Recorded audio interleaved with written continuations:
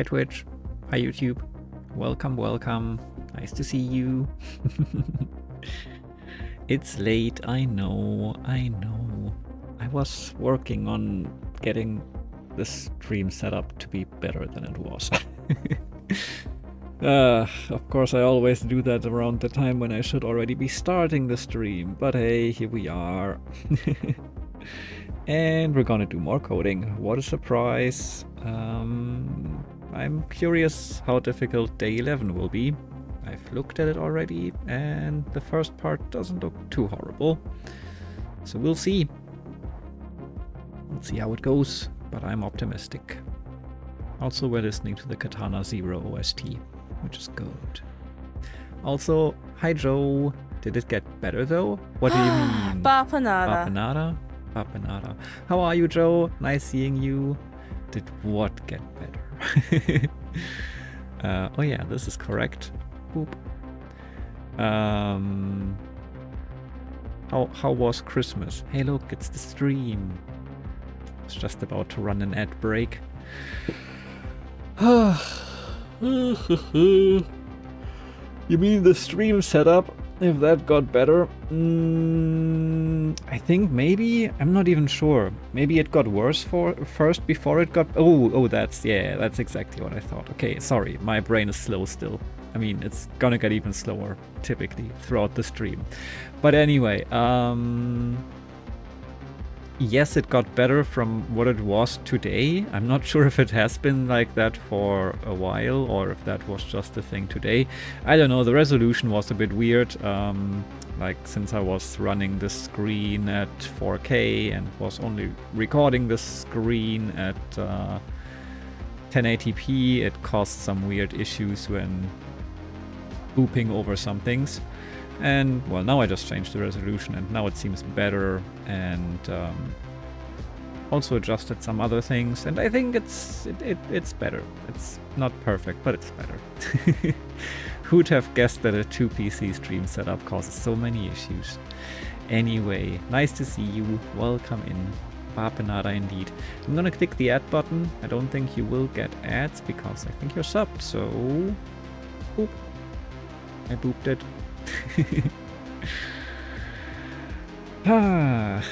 Yes, the ads are running. But yeah, how was Christmas? How was holidays? Christmas felt weird. I don't even know if it happened or not, but also it was really good. Brain processing, bad at processing, I guess. Oh, that's fair. Yeah. I mean, I'm glad to hear that it was also good. It seems like it was a lot, but that's also normal. I mean, I can relate anyway. These big events with many people and like a tight schedule and so many things happening in such a short amount of time, it's always overwhelming for me.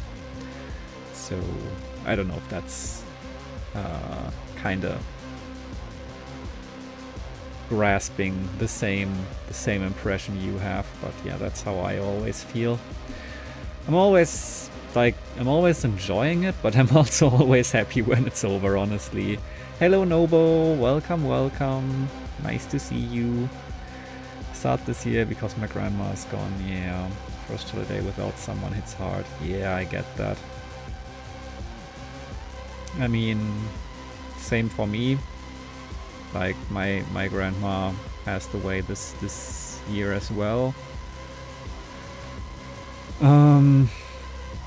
Yeah, it's weird not going there, because that was always part of the routine.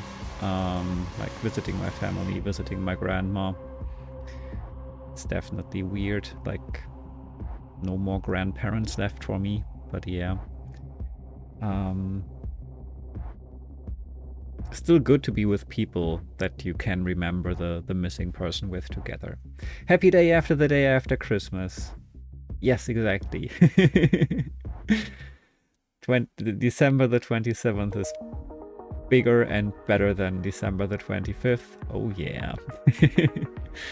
The day after Christmas. I don't even know why it's called the day after Christmas in I don't know. Is it only the US? Is it the US and the UK? Because It's technically Christmas, right? Here it's the second day of Christmas. That's like what it's called. And officially it's a holiday, right?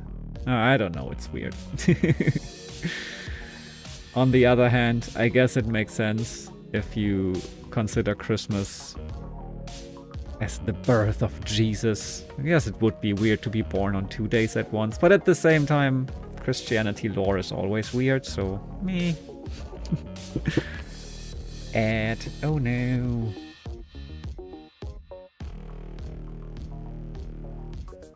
So much space. Space. Do you still have an ad, or are you back? I don't know. Oh, December 26th is not a holiday in the US. Damn. The US is really, really strict on their holidays, huh? Well, here it is. December 24th is kind of like half a holiday. Like usually the stores are open till till noon, a bit after noon. And then they're closed for the 25th and 26th. I mean, this year nothing was open on the 24th. I mean, not nothing, but almost nothing because it was a Sunday. Yeah, we went to work on December 26th. That sucks. 26th is Christmas Eve, opposite of Eve. Oh, yeah. Okay, maybe Germany is just really outgoing with their holidays. I don't know. Yeah, here 25th and 26th are both holidays, and then the 24th is like half a holiday. Stores open till maybe 2 p.m. and the 31st, same thing. Stores open till maybe 2 p.m. And then the 1st is again like a full holiday, of course. Yeah. Exactly, yeah. 24th was a Sunday. Anyway, glad to be back. I mean, I didn't really do anything on actual Christmas. Like nothing that prevented me from streaming. I was just tired. I mean, I was hanging out with friends on the 24th. I was spending a little bit of time with friends on the 25th. And yesterday I was mainly sleeping the whole day, so meh. Mobile Suit Baba came out, official spin-off. Oh yeah, I remember. Maybe I'll play it today. I've already downloaded it at some point, but yeah, I'll check it out potentially. We'll see. I need to go do Wednesday things, even though it feels like Monday things, so my phone will watch stream without. Okay, fair. Thanks for lurking, Joe. Calm down with the yawning. Never!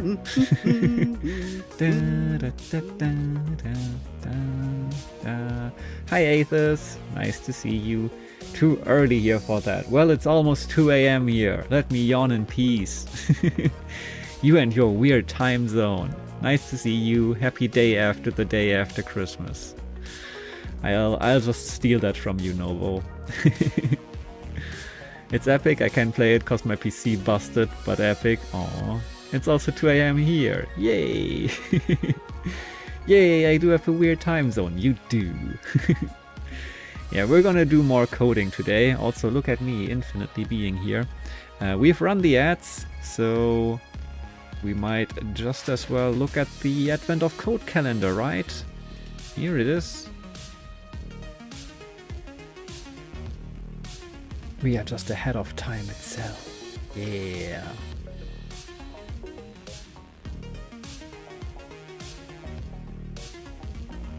Bling. Alright. Shall we look at the code? How are you, Aethys, though? How was Christmas? I hope you're well. Also, cheers. Have some Christmas punch.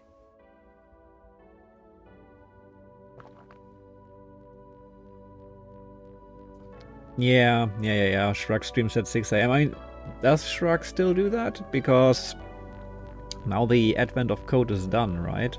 So there's no pressure to stream at that time anymore. Not sure if Shrugs is gonna keep going with that. I mean, I didn't check the last couple of days. It was already done on the 25th, so...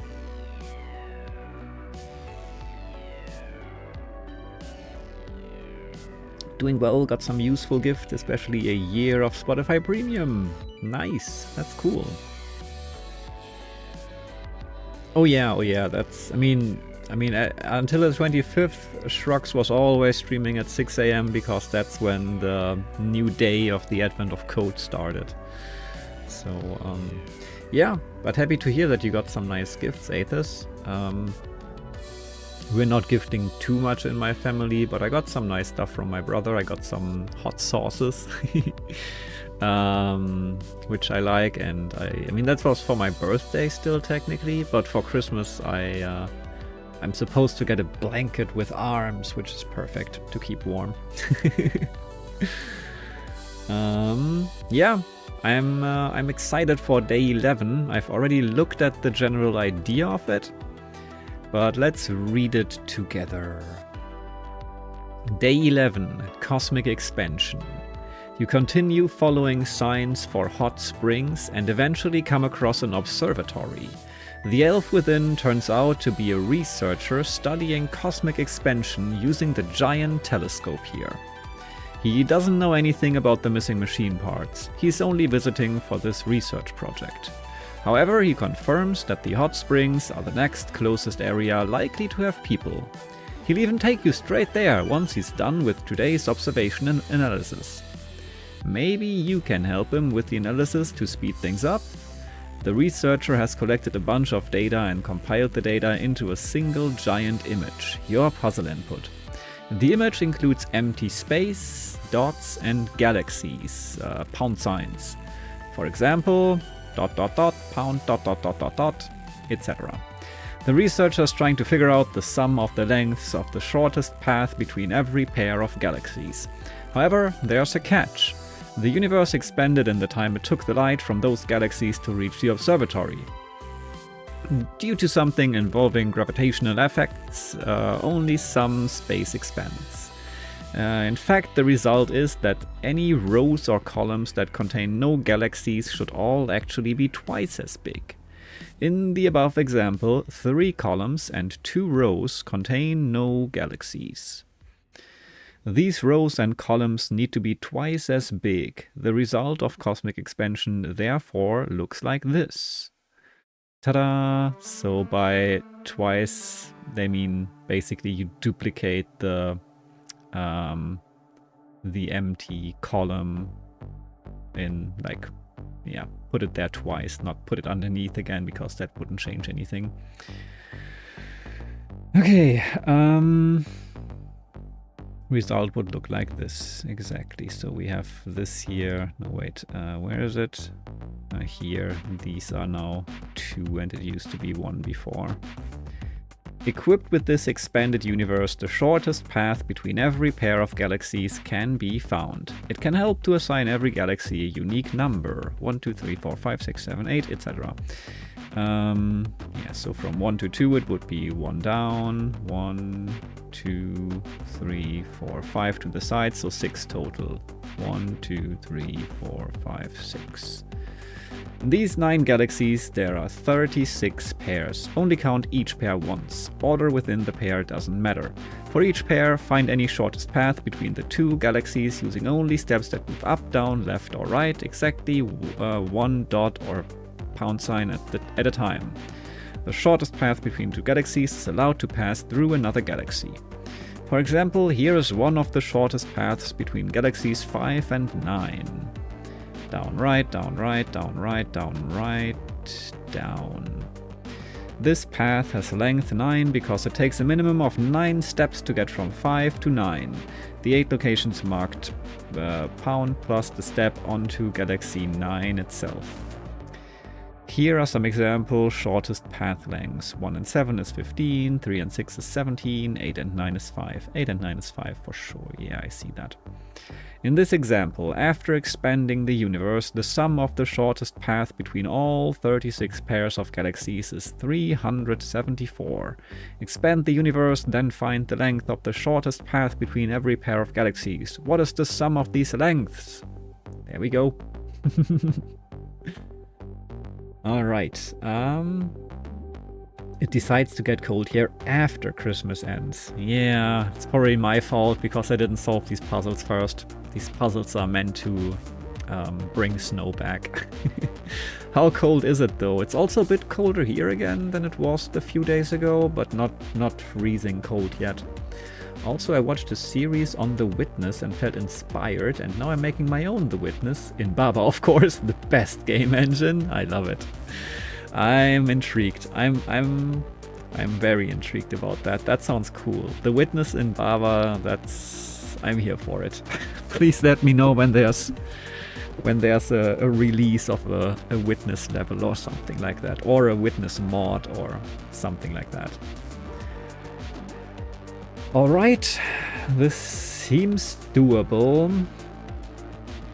Honestly, I feel like the hardest part for me right now is probably setting the whole thing up again as usual, because getting the distances between two things is not that difficult. Technically, you would just have to check in which location this is. It's like 1 to the side. That's like in the grid, I mean, 1 to the side, and 1, 2, 3, 4, 5, 6, 7. 7 to this side, and you pretty much just need to calculate the difference, right? 1 to the side, and this one is 2, 3, 4, 5 to the side, so that's like a difference of 4, and this is like 1, 2, 3, 4, 5, 6, 7. 1, 2, 3, 4, 5, 6, 7, 8, 9, 10, 11. So 11 minus 6 is 5. Exactly that. So you get a difference of 4 and 5. 4 in this direction, 5 in this direction, which is a difference of 9. And that's exactly what you're supposed to get. So you really just need to compare the resulting positions of these things, and horizontally and vertically, and calculate the difference, and then you're fine and you get the distance. So that should not be that hard, calculating the distance then, but the expansion is a bit tedious potentially, especially like first, like finding the rows that only contain dots is not that hard, but finding the columns might be harder. We'll see. Someone already made The Witness in Baba as a level pack, like custom puzzle and some Baba mechanics, and some point probably.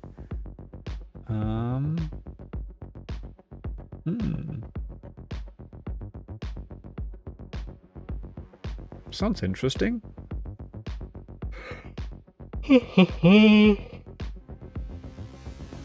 I should check that out then. But also curious about your take. Okay, we don't want the final puzzle input yet. Let's try to work with this right here and figure things out from there.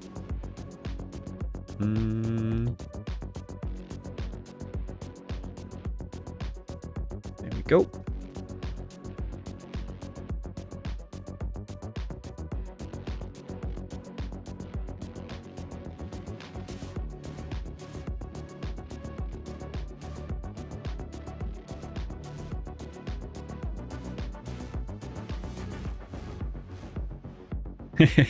That was my commit message, by the way. Day 10 is solved, but you won't be able to read my code. This was such a struggle. There we go. Let's do that.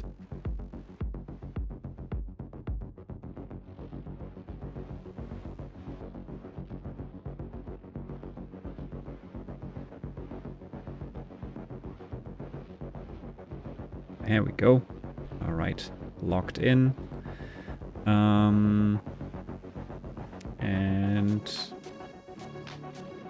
all right, I guess we can check things out now. Yeah,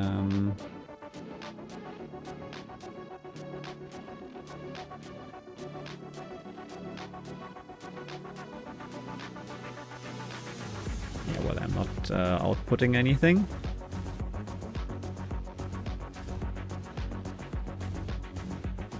don't even know how I'm splitting. I'm splitting in a really weird way with mapping and such, but whatever, let's see what it does for now. Maybe it's useful. Huh. We actually get every single thing as a thing in our array. That might not be the worst thing, honestly. Because like this, it should be pretty easy to find the ones that are without any galaxies in it. Should be fine. Hi Minotaur! Nice seeing you. Howdy, howdy. How are you? How were the past couple of days? Not sure if you did any Christmas things, if it means anything to you or not. But if so, how was that? If not, just how were the days? Hope you had some good ones. What I'm doing is not really the witness, is more of a custom puzzle thing that I have actually done at a lower scale of levels. For Halloween I made a Sokoban variance based around possessing objects. It was really fun. The last one I have finished is about booms and explosives. It's so very fun indeed. Sounds intriguing. Yeah, there's so many more Baba things I want to check out. It's just like I did a deep dive into coding right now.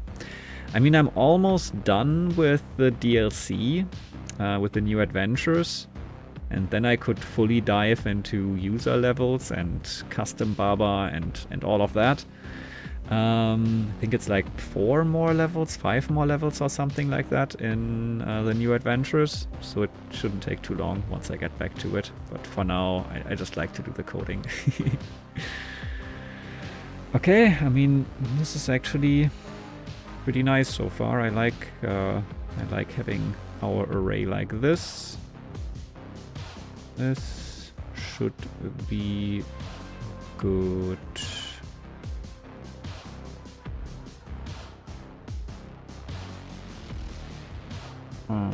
I wonder if there's a way to easily work with the rows.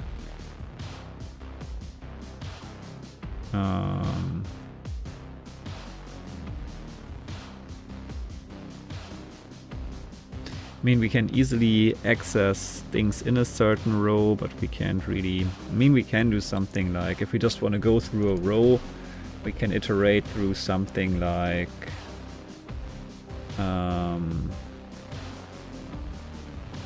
something like this. This will always give me in each row the first element, for example, if I now loop through this. Which should be doable, I can work with that. I just feel like there should be a more elegant way of doing this. But whatever. Since we're doing it like this, I mean, we could just, on the rows, we could just make it a set and then make it an array again and check if it has more than one element or not, which would be kind of elegant. But since we can't do anything like that for the columns, at least I can't do it, why not make some loops to figure out which rows and columns don't have or do have duplicates.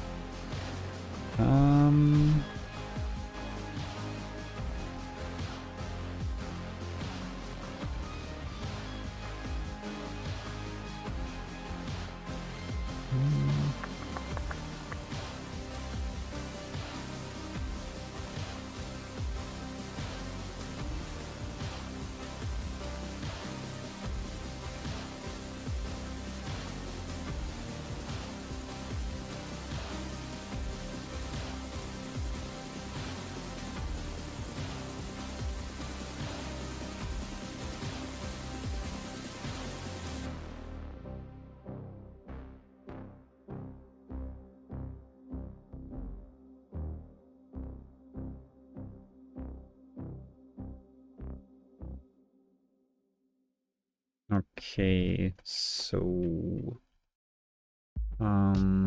this should be good to check. Okay, sorry. Should be good to check what's going on in the columns. We need to do the same later with the rows, right? Yeah. So if this is a galaxy. We need to do something. Not quite sure what yet, but we'll figure that out. Figure that out. Doing good. I've been visiting my sister in Virginia, and we drove to Massachusetts to visit my mom's side of the family. 10-hour drive. Oof, everything is so huge in the US. I had a really good time visiting with all my aunts and cousins. Nice. Sounds awesome. I haven't been able to travel in a long time because I broke my back early 2019, so it's been awesome being able to see everybody. Oh, I mean, I was gonna say I can imagine, but honestly I can't. That sounds rough, but I'm really happy for you. How has no one redeemed that yet? 3 is bigger than 1. Yeah, no, that sounds amazing. Sounds also very exhausting, like 10-hour drive and then lots of socializing, but yeah, I like it. Oh yeah, oh yeah. Not wrong, but day 11. True, true. We can fix that.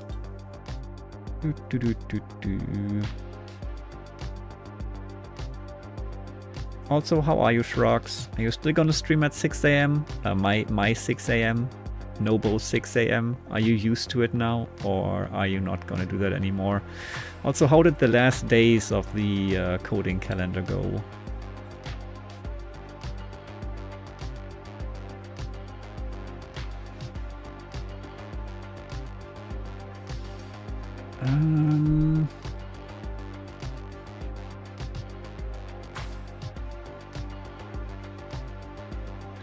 Also probably do something like this. That seems better. Oops. There we go.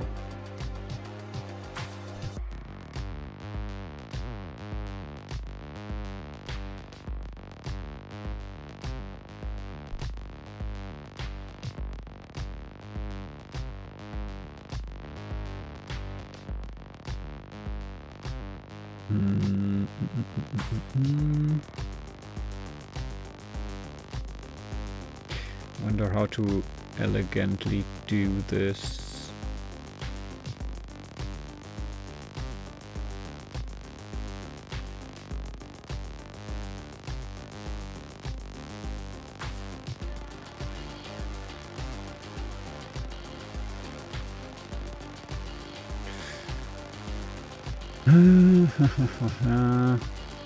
Okay, I have to wake up. How do we ideally do this? Maybe I should work on the rows before I work on the columns.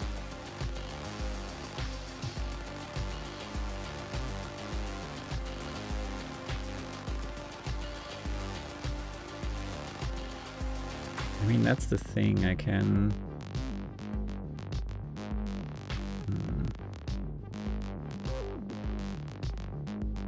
Ah, okay, wait, that's actually a good idea. Yeah, okay, I have an idea of what I can do. That's actually a bit more elegant, potentially. I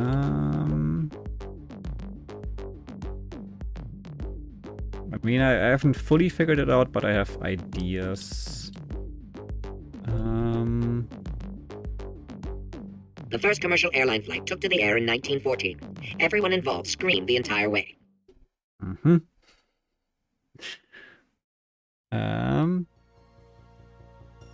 Well, it's 2 AM, time to sleep, deprive myself from sleep by doing Baba or literally anything else. Alright, thanks for coming in. Thanks for hanging out for a bit, Nobo. Good luck with Baba or literally anything else. Okay, hi Thwomp. Yeah, there's been a lot of socializing, but everybody who knows me knows that I'll sometimes just leave to recharge my batteries. That's nice. And my sister's spare room is in a quiet area of the house. That is great. That is good circumstances. Yeah, love it. Not leaving, I'm lurking, baby. Alright. Thanks for the lurk. I appreciate that even more. Thanks for being here. Enjoy the 2 AM Baba. Day 25 went terribly. It was the only day where I didn't even start coding. Oh no, that sounds rough. Day 24 went better than most days, and that is to say, Not solving part 2. Okay, fair enough, fair enough.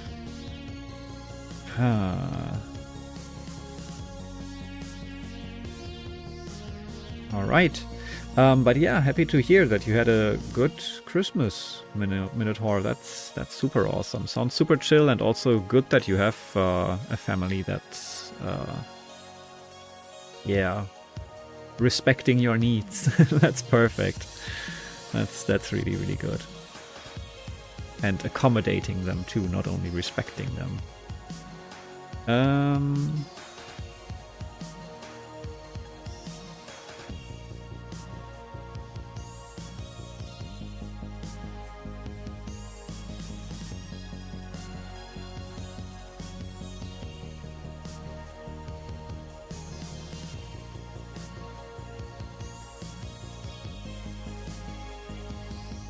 How do I make something a set?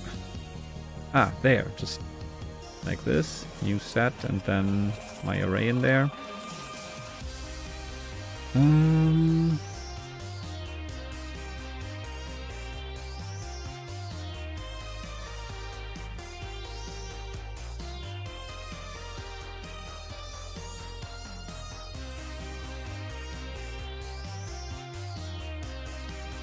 Cool, that didn't work. Number 0 is not iterable. Cool, that didn't work at all. Why though?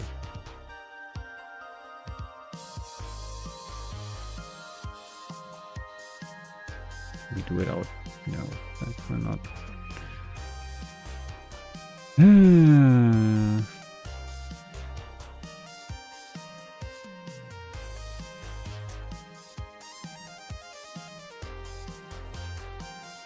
What does this mean?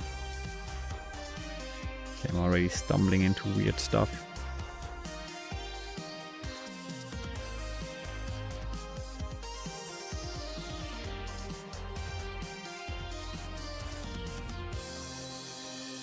If we define it here already.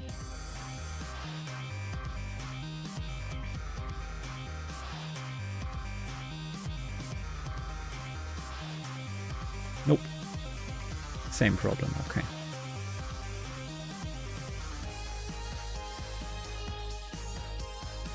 Let's see if just what they wrote works.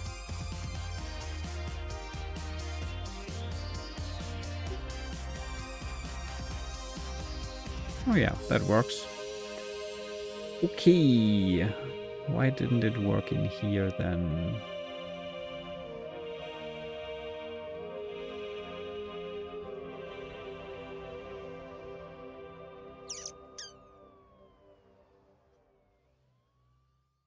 That's a bit meh.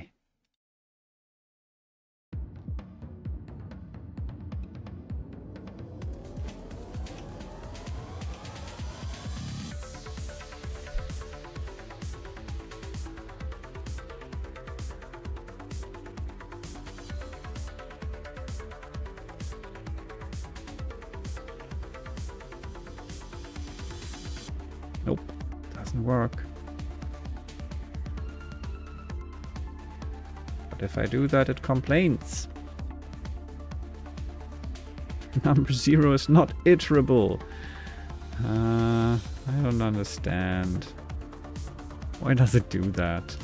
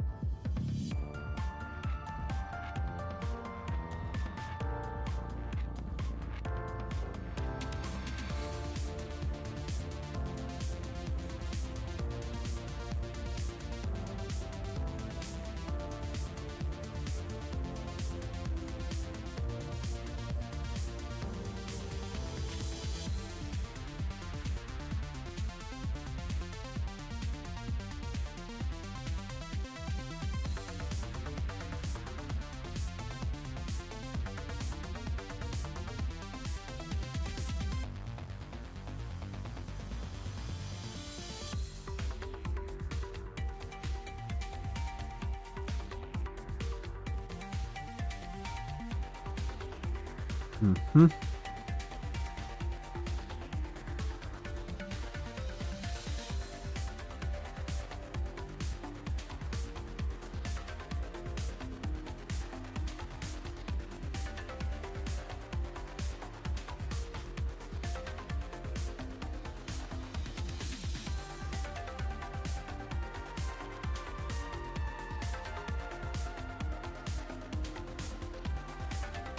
Okay. So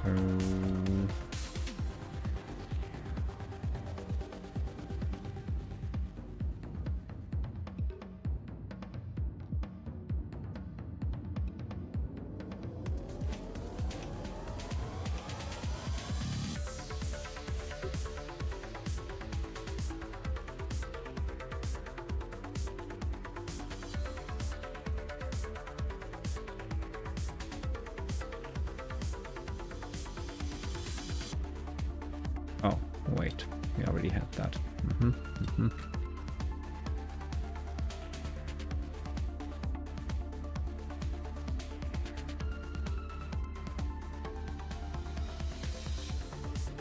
Okay. Array is not defined. Oh. Wait, that's split file.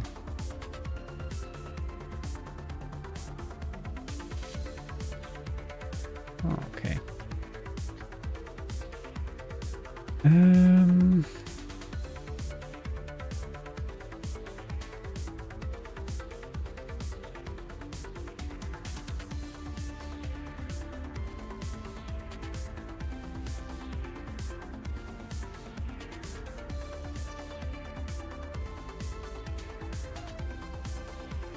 Shouldn't a set only contain one of each? Did I not save? I did not save. No, wait, but that's... Oh, wait. Oh, okay. It's not split-fied, it's X, of course. We're going... Yeah. That makes sense. Yeah, there we go.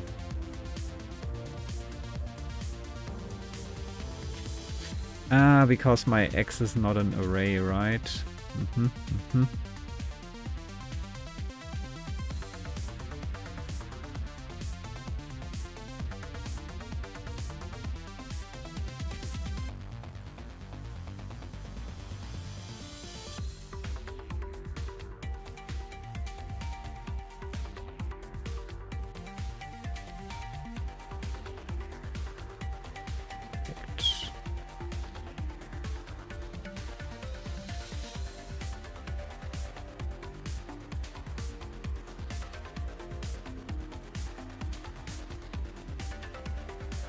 Nope, not perfect.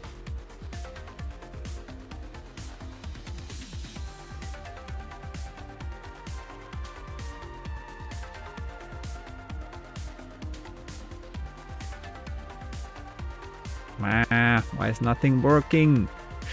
A family that isn't should accommodating not only of my physical health but also of the fact that I'm gay. I don't see them anymore. That's wise. That's wise. It's sad, but smart. It's an absolute grade A assholes respond to my coming out when I told the family, and I was like, cool, I'm not going back in the closet, so if you don't like it, you don't need to be in contact with me anymore. And I was lucky enough that I was in a safe place to be able to do that. Oh yeah. It still sucks, like, that people are grade A assholes like that, but it's good that you could at least be like, okay, you made your choice. I don't need you in my life anymore. At least you were able to do that and get your distance from them, and also keep in touch with the good part of the family and the supportive part. And I'm glad that it's at least that there is such a part of the family that's worth a lot, I would say. Still sucks that there are so many grade A assholes out there. But yeah, I'm happy for you that you could spend Christmas and just like some nice days with nice people, with family, and also friends in one. It sounds like, which is perfect. Okay, I'm struggling here. Why are things not working? Hate it when things aren't working.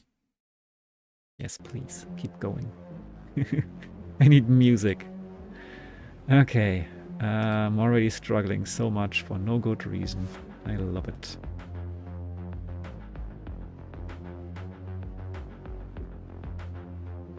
No, it still says X is not... No, X is not iterable is another thing. Okay.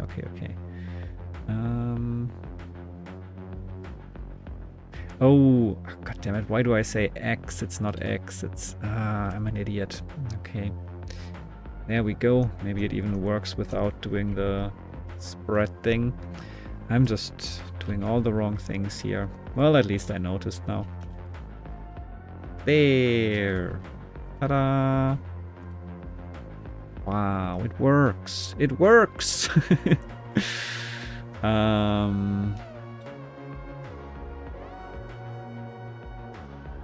Does that work on a set? Undefined, okay.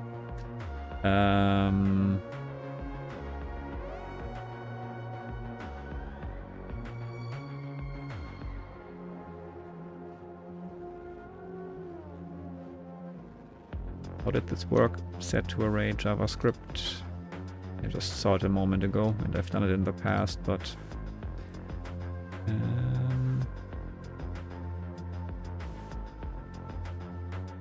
okay.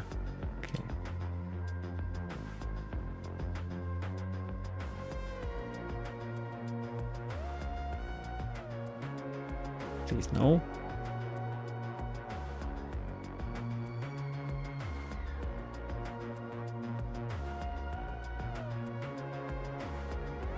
Perfect. I love it. This is good.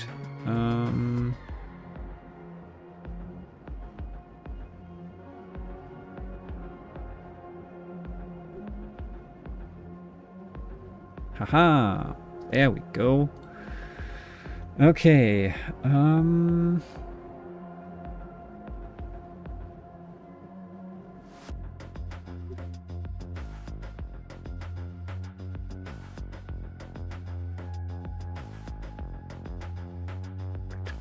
Console.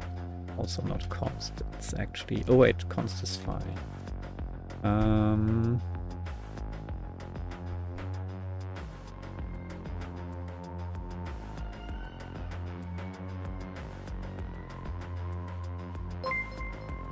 Larry! I am in a Chipotle and cannot hear you, but hello Reiko's heart. Hi Larry, thank you for the sub. I appreciate it.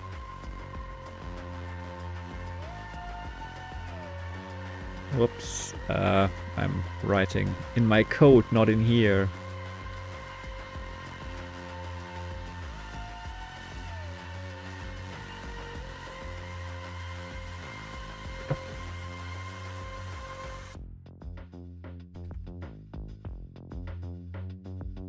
There we go. Also, hi Mr. Cat. Nice to see you. Okay, we're getting somewhere here. So... oof. Hi there. Oop. Hi Larry.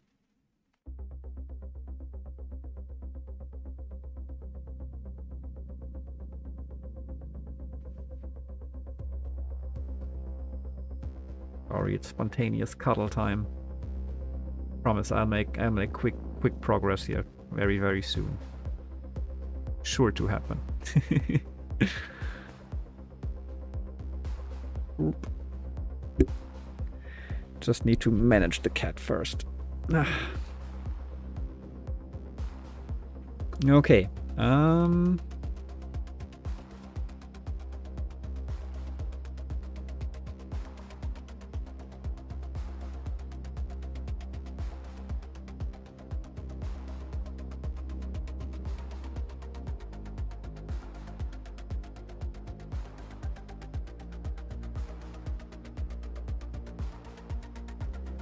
Let's call it universe.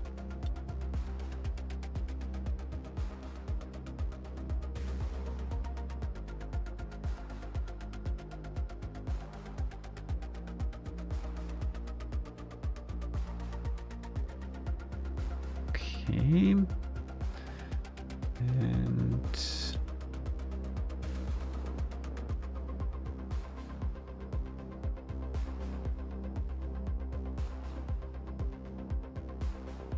then we do it again, right?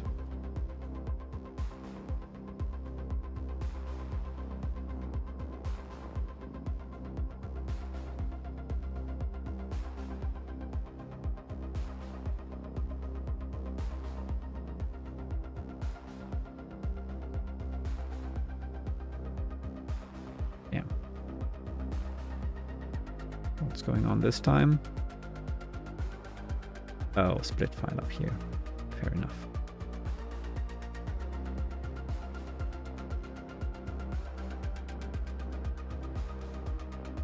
Ha, there we go. Okay, this should duplicate my... Yeah. We have maybe too many even.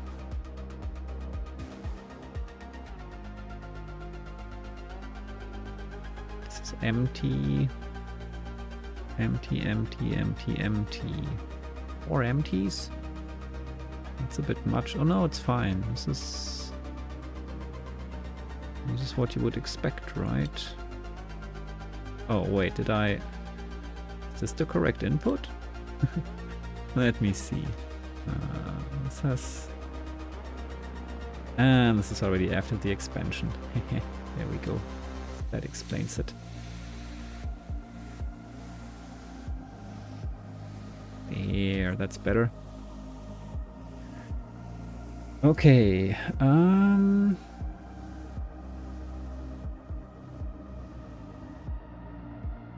But hey, it does what it's supposed to do. Yeah, this is expanded now here. That's cool. I like it.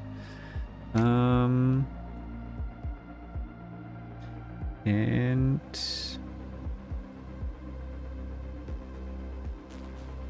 now we just need to do the same for columns, which is gonna be a bit more difficult. But we'll figure it out.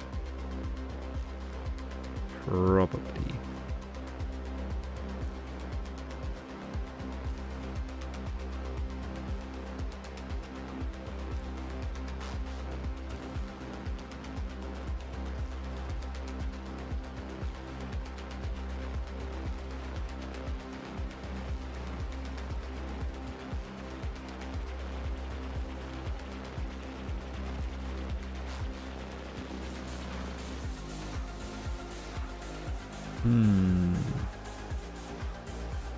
I mean, it's a bit of a weird approach, but what if we just work with two different arrays and don't just make one output but two outputs and just like get the necessary information from two different arrays? That would possibly work.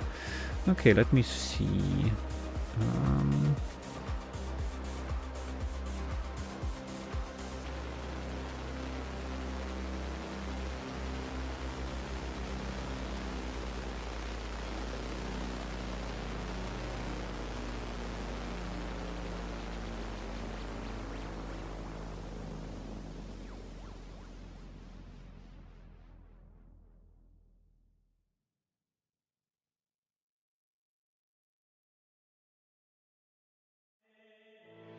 Okay.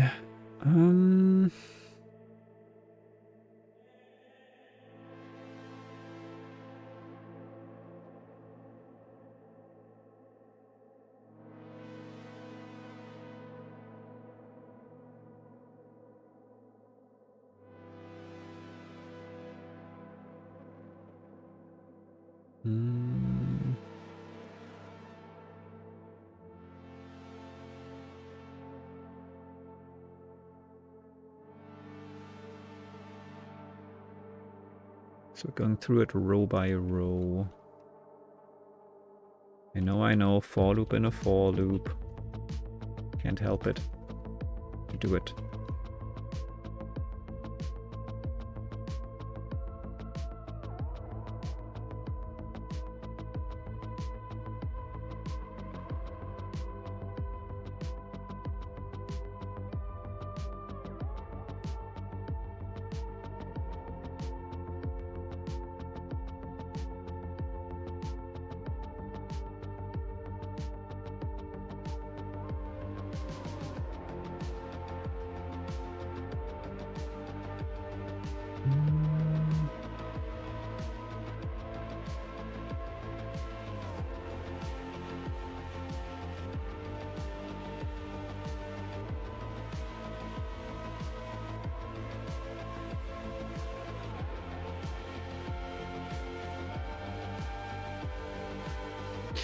I'm already coding stuff that I will already like completely lose track of what I'm doing here eventually, or I'm starting already to lose track of what is going on here, which is not a good start, but okay.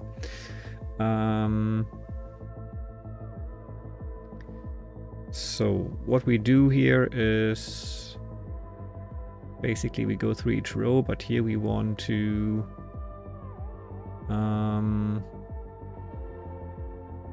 basically want to create an array where this is a row and this is a row and this is a row, etc. I think there's better ways of doing it than what I'm doing right now, so let's find the better way of doing it. At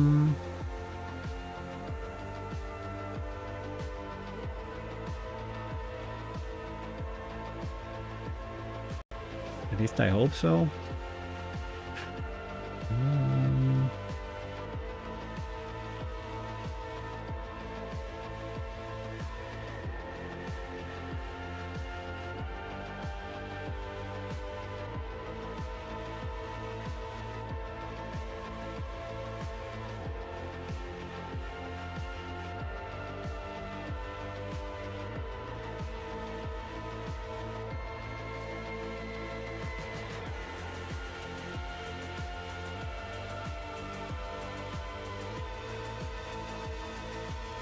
I basically had it before.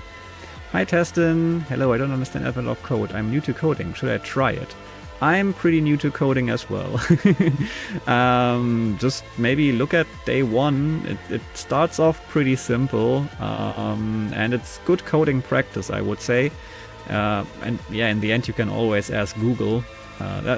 Also for everyone on Twitch. Testin is on YouTube, so that's who I'm talking to. Yeah, I would say try it. I just started coding again recently. I have learned it a long time ago, but yeah, hadn't coded in a long time, but here we are again. I'm struggling a lot, which is fine, but it's also like I'm learning. I'm getting better. It's okay. So I would recommend doing it. Just try it and see how far you get. There's like no pressure really. But yeah, nice to see you. Welcome in.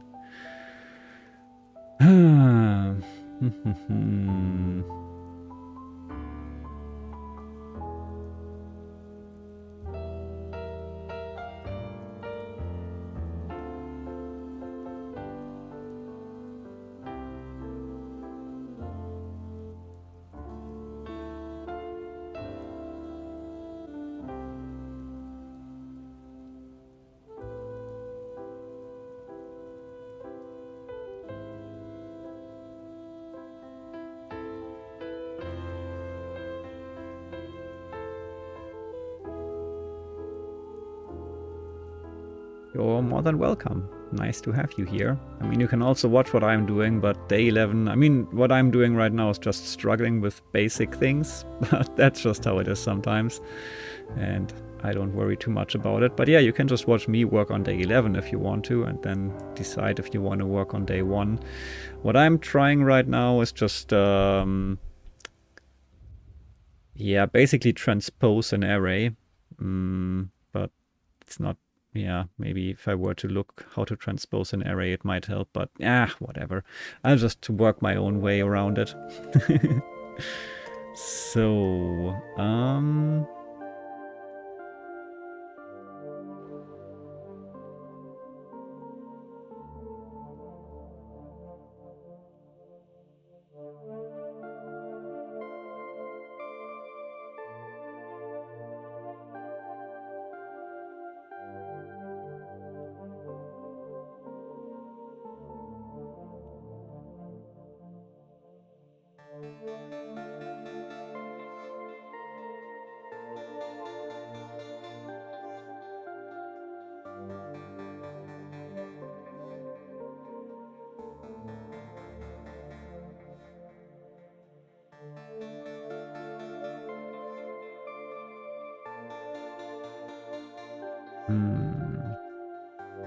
or do we just want to push empty arrays for now, just to have something to work with? Does it work like this? even? No, it doesn't like this.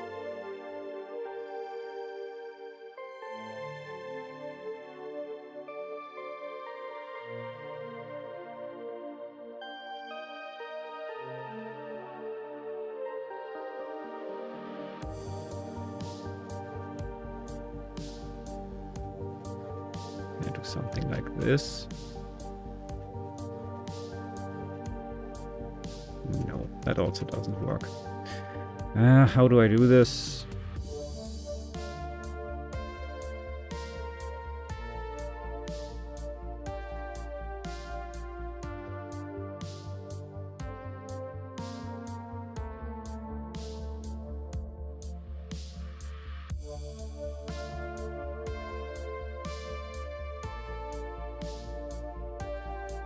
This would probably at least work for that part, right?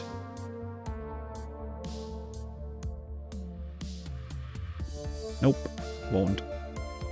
Unexpected end of input. Oh, of course, now I see the problem. That was always the issue to begin with. Okay, maybe stuff I wanted to do would have worked. Technically... Oh, it does work. Okay, cool.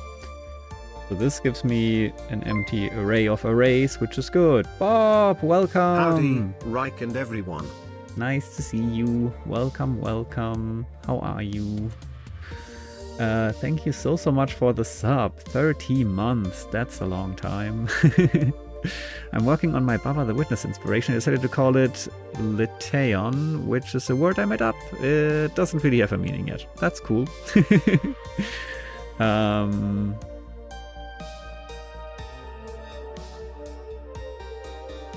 I was thinking if I can make sense of it and see something that it could mean, but I'm not sure. Been doing well. How's coding going tonight? I'm struggling for no good reason, honestly, but that's okay. Pronounced Leton. Okay, okay. Leton, I see. Or Leton. Still, even like if you write it like that, it's not entirely clear. Leton or Leton. But yeah, good to hear. I hope the last couple of days, le as in leg. Okay, Leton. I see, I see. Yeah, I'm struggling for no good reason so far, honestly, but we'll figure it out. It's fine. Maybe actually now I can do what I wanted to do here originally, which is, I don't know, probably gonna work. Because now we have the empty array, so I can access specific positions, which is good.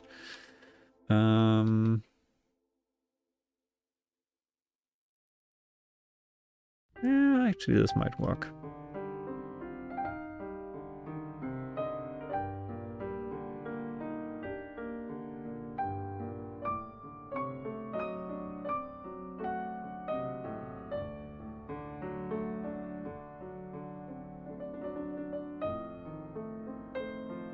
Now here I have an array of 10 arrays,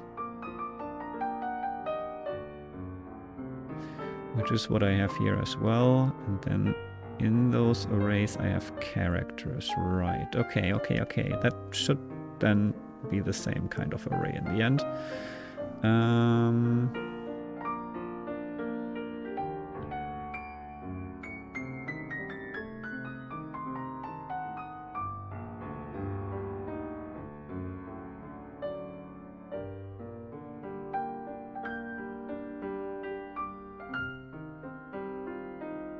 Let's see.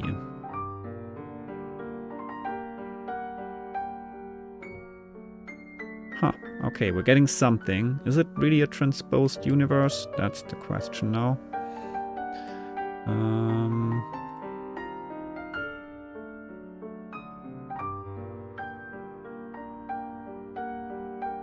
Can always compare.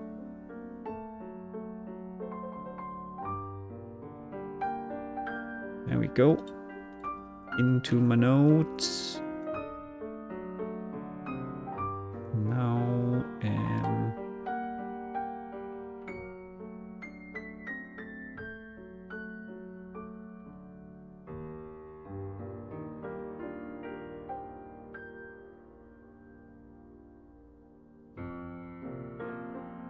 Guess it doesn't work like that. Okay, fair enough. Well then, we can always do it. Ugh, that's annoying.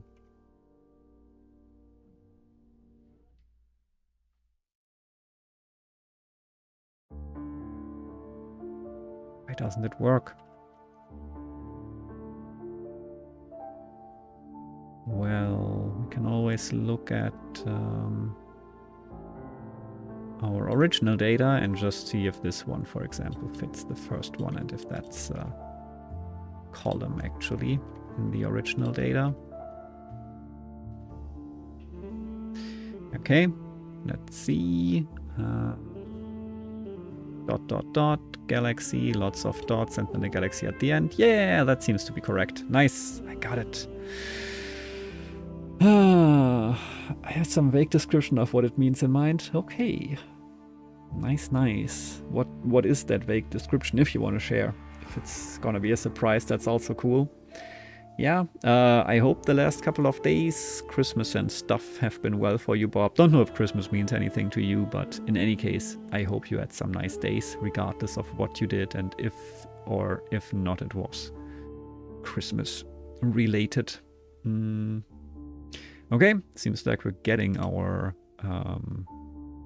not quite yet expanded, but definitely existing vertical one. And well, we still need to expand it, which is what we had in here before, but for the other one, right? Okay.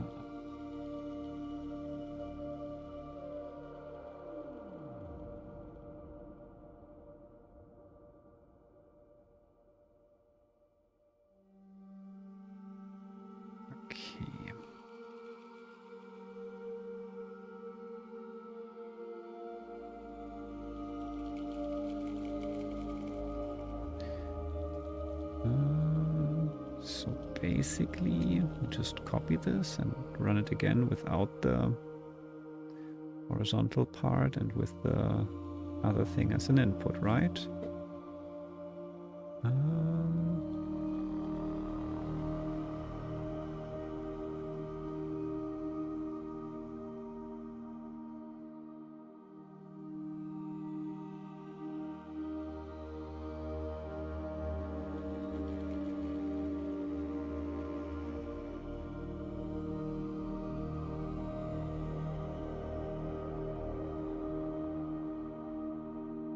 We don't need the console log.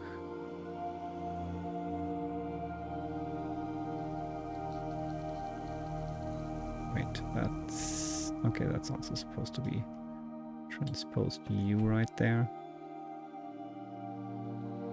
There we go. Okay. Hey, there's a siren going on in the hallway. I'll have to check Tiggy in a second. Maybe she's low, have to check her blood sugar. But first I want to get this kind of sorted out. And get my 2 expanded universes.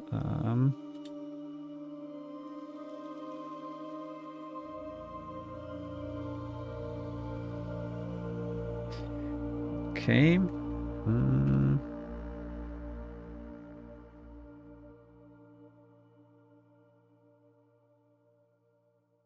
So we don't need to do this. Also, we don't go with the universe. We go through the transposed universe.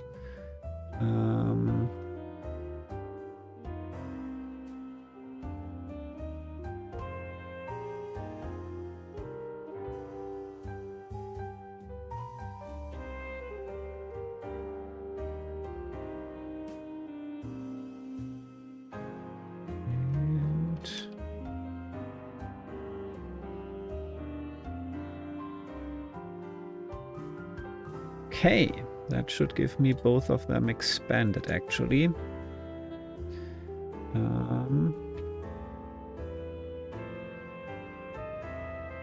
Is there any way to get a nicer output than console logging like this? I mean, I know there's ways. I could just write it into a file or, I don't know, do stuff, but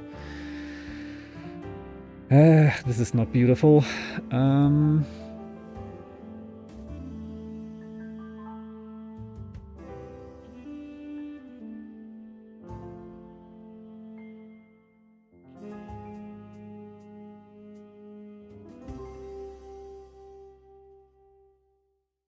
does it even do a line break here already? So unnecessary.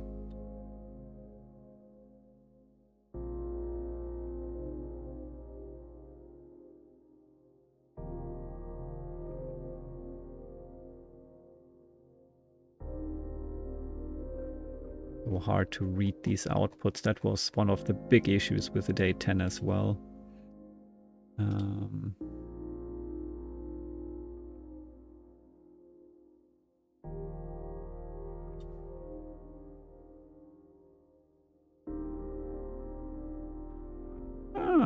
That works. Ha! There you go.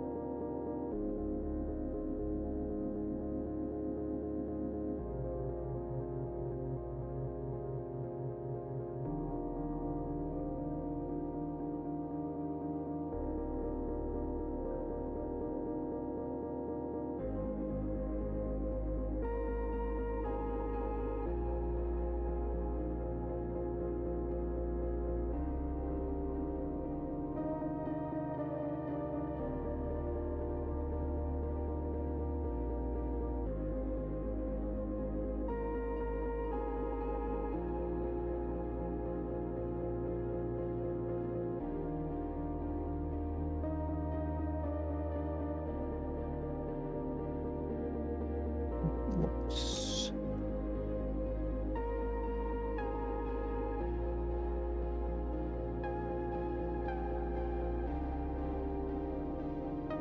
Okay.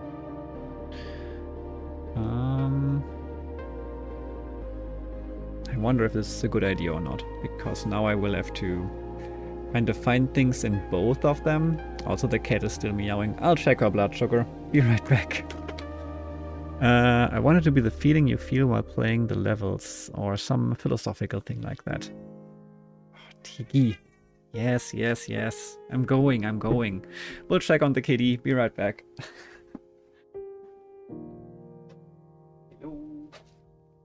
Siren.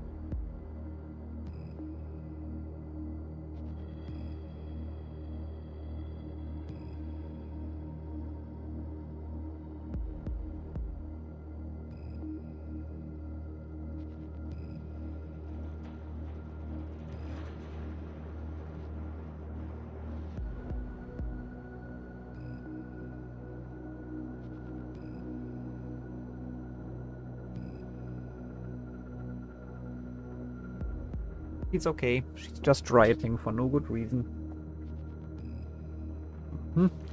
That's what you're doing. Just rioting. Ah, Tiki. No fruit punch left.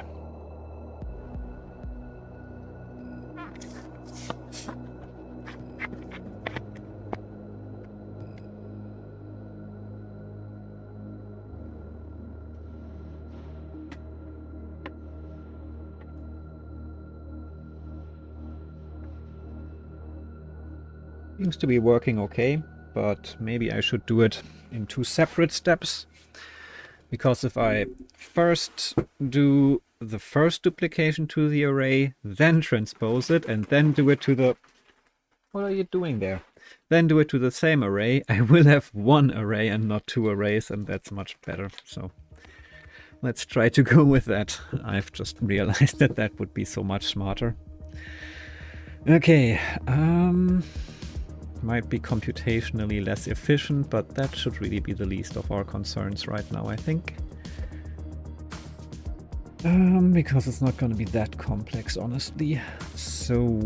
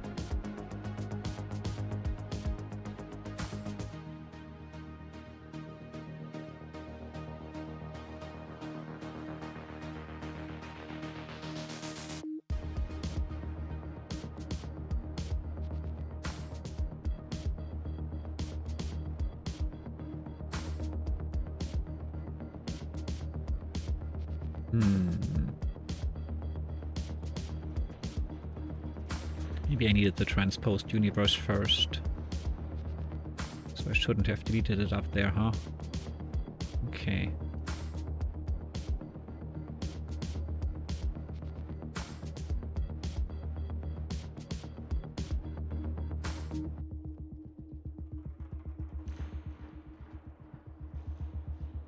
There it is. Okay, so this can go now.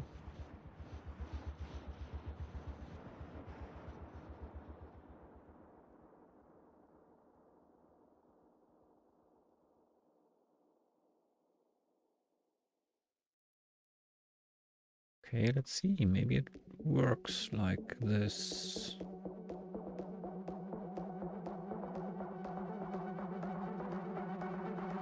At least nothing obvious wrong with it.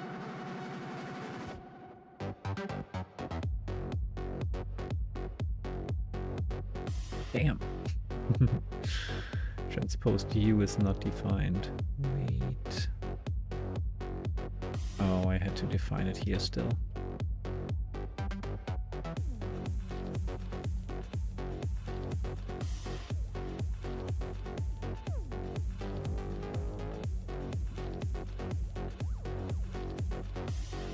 There we go. Okay. Let's see. This should be our final universe with everything in it. Like it should be transposed, but that shouldn't be the issue, right? I mean, just need to have all the distances and they won't change from the transposition. So...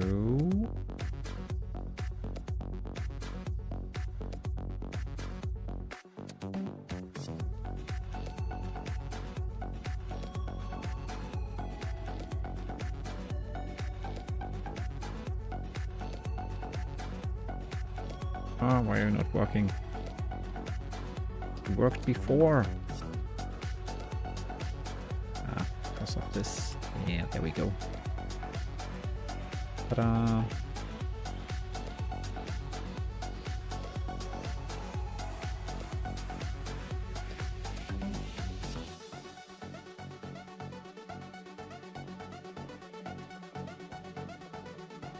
Oh. Didn't mean to make this a regular expression at all. Do something like this. Oh yeah, I can. Wait.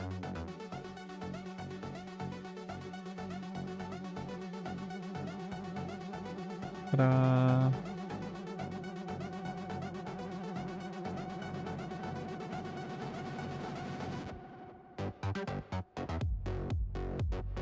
Oh, damn. Didn't mean to do that.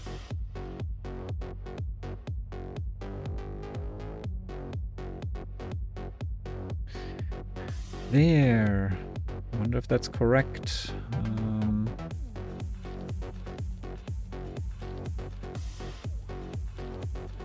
Let's see.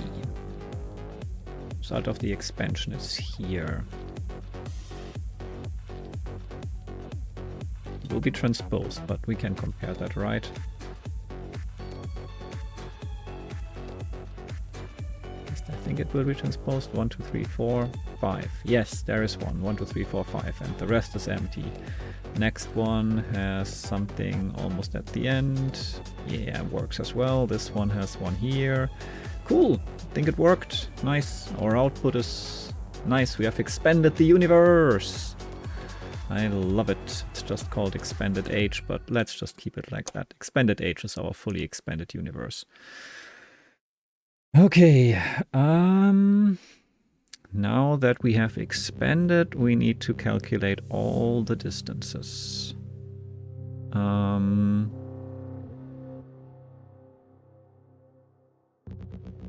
I did not, because I was so stuck on day 10 that it took me far longer than I wanted to stream to get day 10 done. And then I was wondering, like, I saw Shrugs has posted a solution or something, like at least some code on my Discord. And then I asked on my Discord if that worked or not, because I didn't get to it. But if it's not fully solved yet, then I can still, or if it's not just about solving it, if you want me to just try it, then I can still try it today. I just wasn't sure if Shrug solving it was already satisfying, or, but yeah, I would be curious to check it out still. Did not make it last time, sadly, because too stuck. Okay, now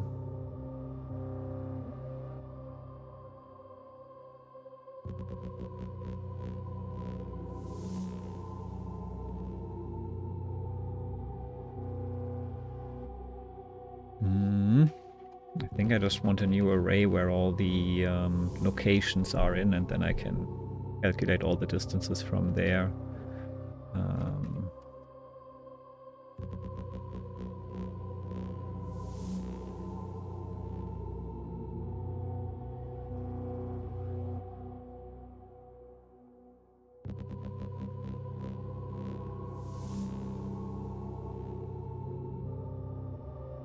Or can we not just... I think we can just do...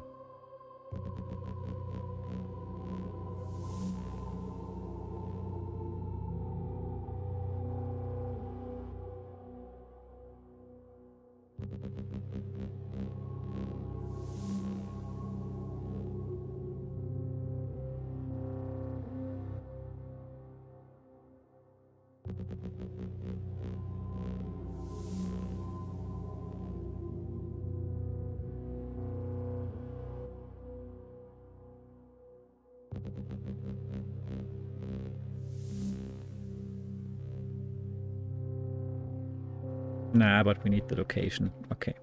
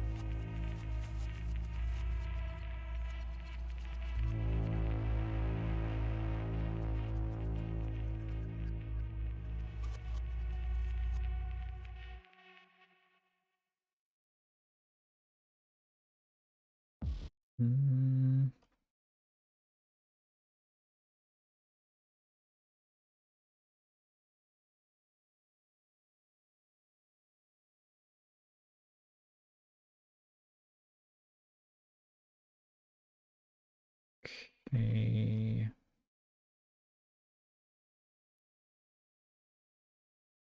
Comma doesn't seem to work here.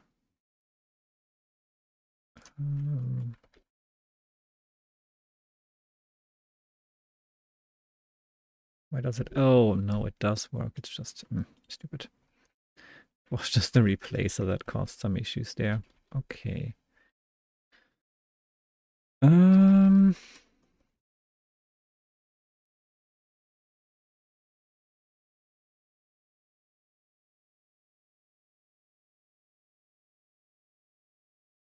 can you just keep playing?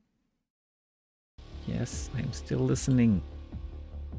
Okay. Let's see if something happens. Empty.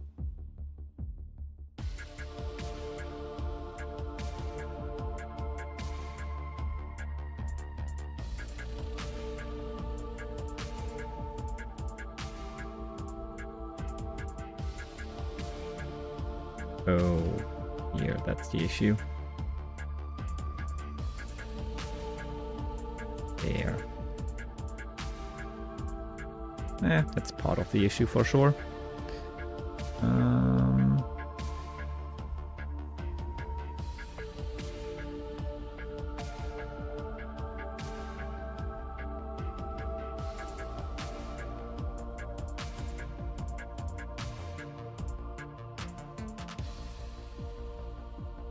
There we go. X length, that's the next time where we have to do actually this. Expanded h of x length, that's what we want. There we go. Nice. That's a bit much, but okay. That is probably part of the issue. There we go. That's better. Nice. So these should be the locations. Let's see if that's true. 02, 02, 011. Cool. That seems to work. I got all the locations. Nice. I'm still on day 10. Haven't spent enough time on it to solve it yet, though. I think I know exactly what I'm going to do, which is to implement breadth first search.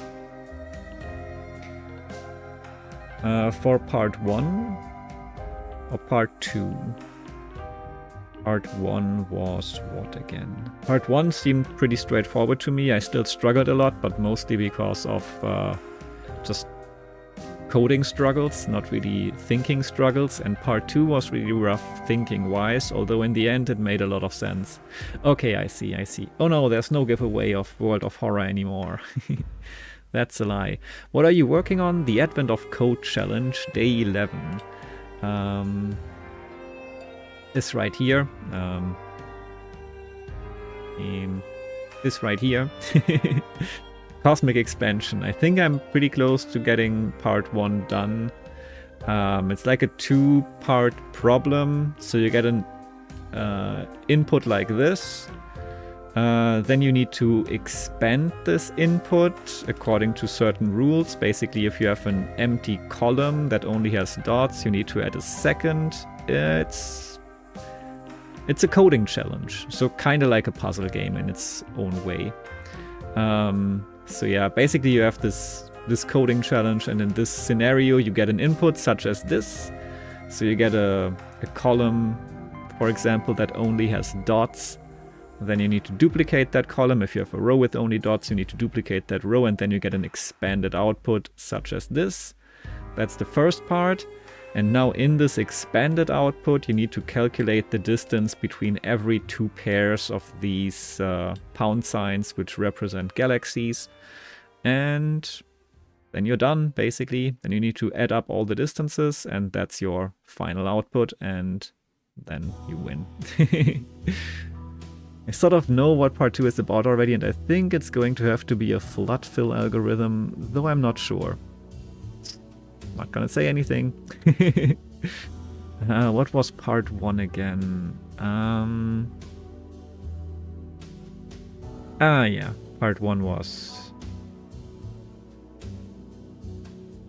Yeah, I can see how that would be similar to a breadth first search, although there is only one search direction, right? I mean, there's 2 search directions pretty much. And you go both at once, and then at some point you collide or overlap, and then you're done pretty much, right? That's how I did it. Haven't done search algorithms in a long time, but yeah. Okay, cool. We got our... And we have actually, so far, our current status, we have managed to expand this. We have managed to extract the locations of the galaxies. Now all we have to do is calculate the distances between every 2 galaxies, and then we're done. So that's pretty neat.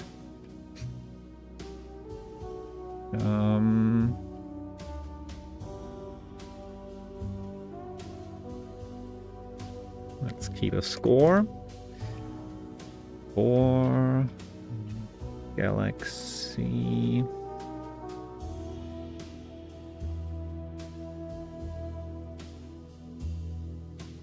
Meh.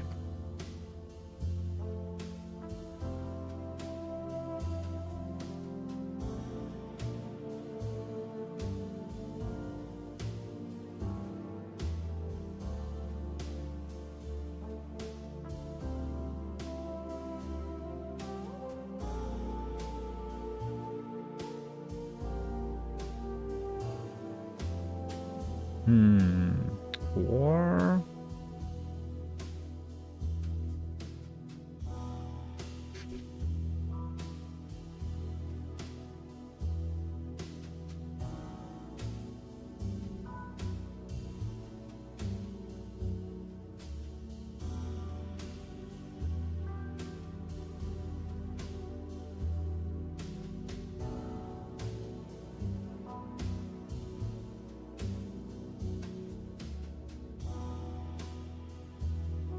just to see if this popping approach works.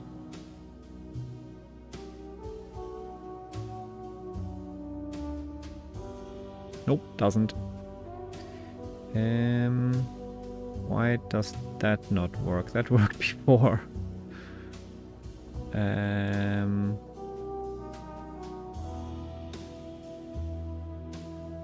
What?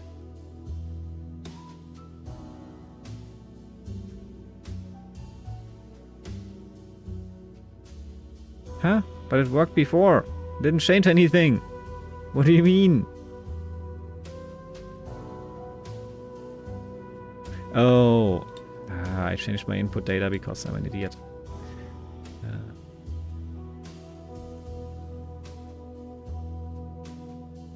No, actually in that scenario, did I even do it correctly? No, we'll see.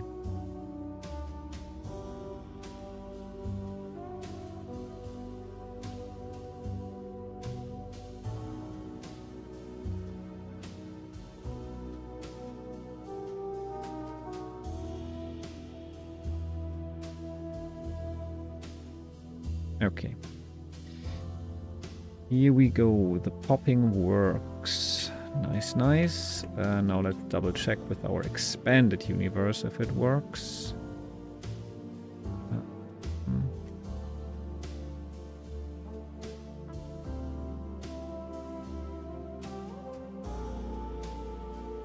I think we have X and Y mixed up, but again, that shouldn't make a difference as long as it's consistent for every single one. So yeah, 12 and 0, 1, 2, 3, 4, 5, 6, 7. Yeah, cool. So row 12, element 7 is 1. Row 9, well, we started 1 here, but whatever. Row 9, element 1, and element 10. Perfect, cool. So still works, nice.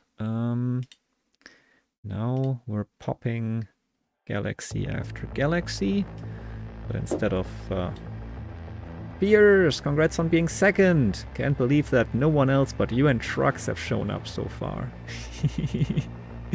How are you, Piers? How was the holidays? Hope everything was nice and chill. Happy day after Christmas. It's over.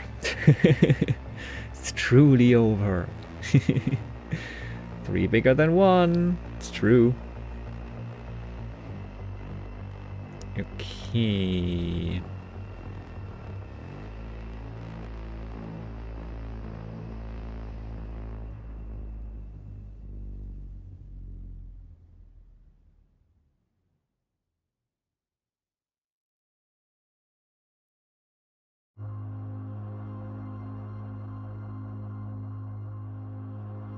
bit shorter.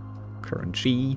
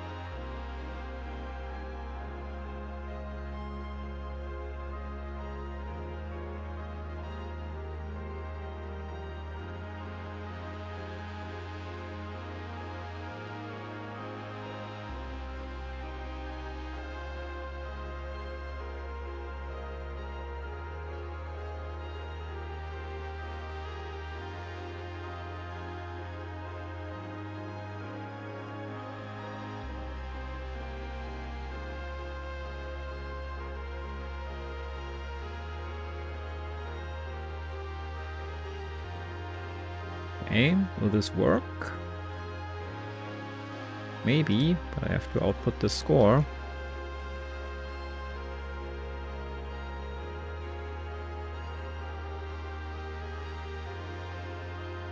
Ha! 374, I think that's what we want. Yes! 374, nice! Yay! Where's third? I don't know, should be available. I can see it. Can I? Yes, I can see third. Maybe you need to refresh. Maybe you need to open a different browser. Maybe you need anticlimactic confetti. Nice and chill indeed. Nice. That's perfect. How have I been? Pretty well. Didn't do much on Christmas because I already visited my family the week before. I still was hanging out with a small selection of friends over Christmas. On the 24th, we had like a little dinner together, nothing super fancy. We had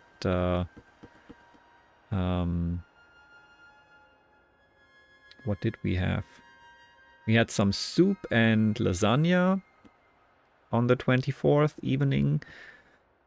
On the 25th, I went to a queer get-together brunch kind of thing with 2 friends. We weren't there super long, but spent there a little while. And on the 26th, yesterday, I mostly slept throughout the whole day. At least I think that was... Let me think. 25th was the brunch. 26th, I don't even know anymore. I slept a lot. Yeah, 26th I mostly slept. I think I also met with a friend for a while to eat something together and go for a walk and stuff. But yeah, nothing super special. Spending time with friends is always nice. Sleeping is also really nice and important. Yeah, I needed the rest. I wanted to stream yesterday as well, but I just was too tired. Couldn't do it. Had to sleep. And that's alright. Now I'm streaming. And Nobo, I'm sure you can find third. I can see it. It's there. Promise. We got the right result for now, but we need to do it with the actual puzzle input. Let's see if it works with this bigger, better, horrible big input. Sure, it's gonna work, right? Can't be that bad. Boop. Boop. And boop. That's the result. And it was pretty quick. Can work with that. Let's see. That's the right answer.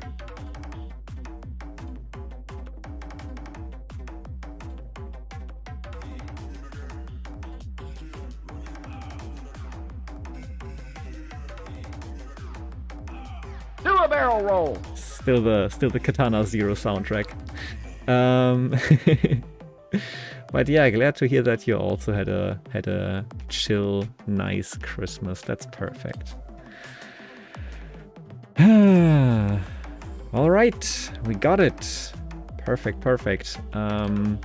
Well, continue to part 2. I'm sure that's gonna be nice and easy, right? The galaxies are much older and thus much farther apart than the researcher initially estimated.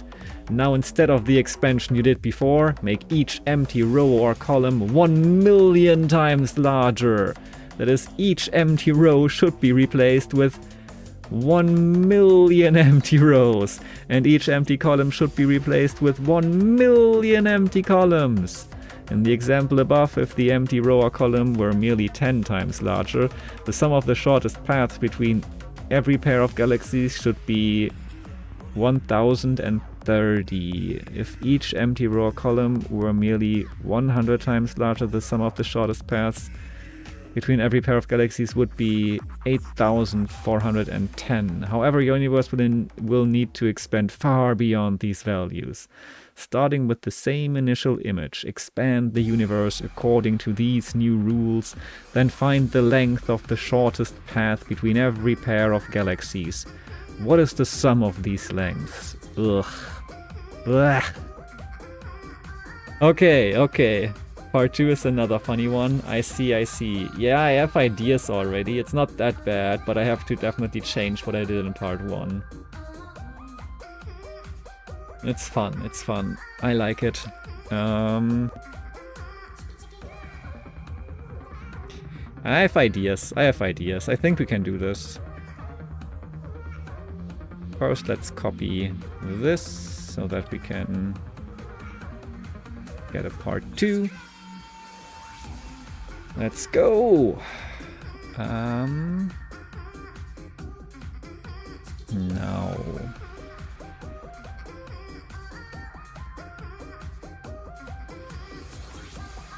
I feel that here, where I just pushed the line twice, the empty line, I just want to push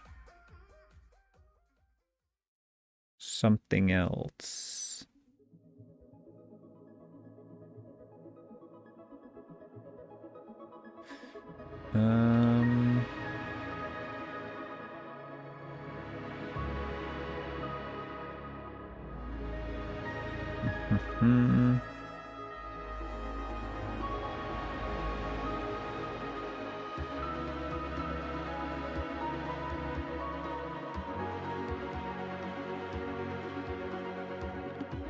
Have to look at the mapping function again. There we go, okay.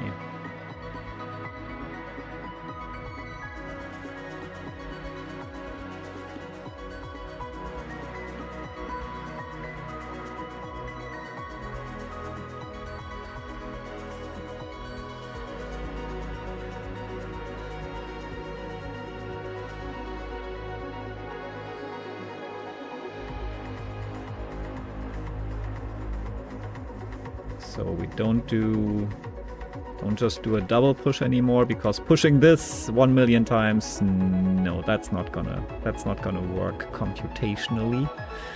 So we either just push the line if it's a regular line, not an empty line. But if it is an empty line, we do something else, I think.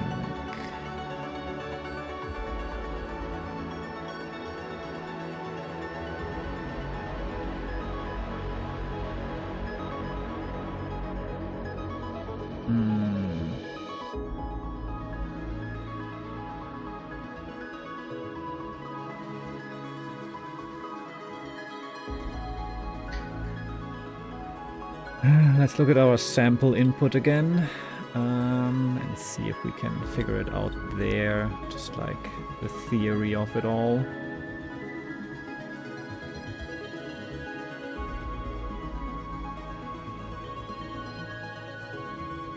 Basically what I was thinking right now was to replace this empty line with something that marks that it's 1,000,000 apart. But the thing is, I may still go down here, right? Like, down is not an issue, just like passing, like crossing it to the right side is an issue.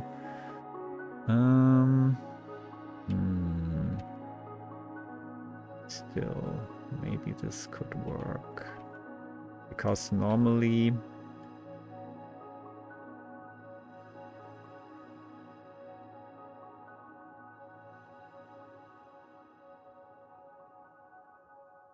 Yeah, I want to do something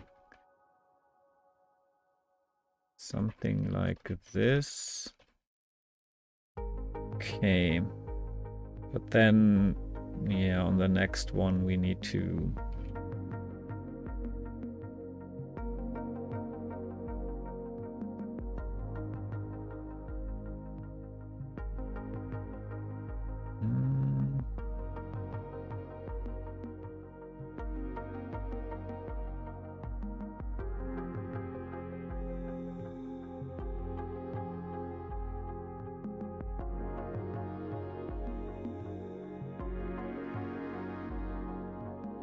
Yeah, something like this is what it would look like.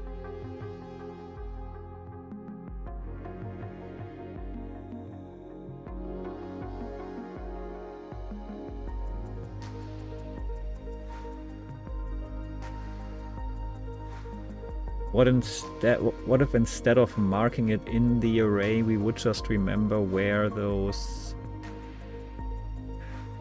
crossing lines are?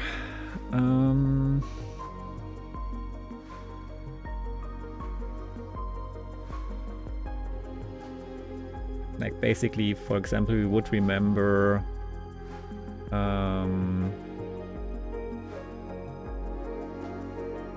so like H barriers equals in this scenario 3 and 7, because it's line 3 and 7 if we start counting at 0, and vertical barriers is 2,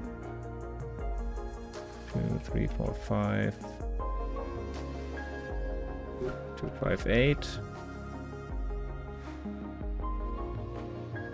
Something like that. And then we would just check, for example, if we had 0 and 5 and 0 and 30, we would check which barriers, for example, lie between 5 and 30. I don't know if we're looking for horizontal or vertical barriers right now, but we can figure that out later. And then we can just add that to the distance, basically. So if it's like 2 barriers at 2 times 999,999 or something like that. That could work potentially, right? I think it could.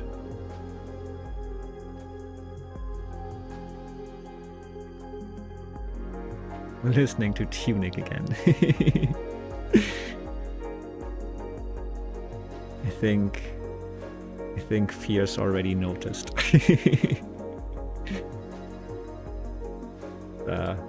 It just switched. Well, 3 hours. 3 hours of Tunic coming up now. Yeah, good choice, YouTube auto playlist. All right. This is interesting. So let's get back to the coding part and figure it out from there. I'm sure we can do this. And I disconnected my headphones, got stuck there. Tiggy is still meowing in the hallway, but I checked her blood sugar is fine. She should be okay. Maybe I'll give her some insulin in a moment anyway, and some food. Might calm them all. Okay.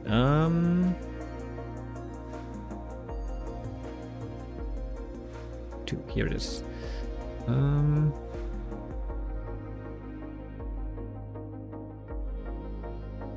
So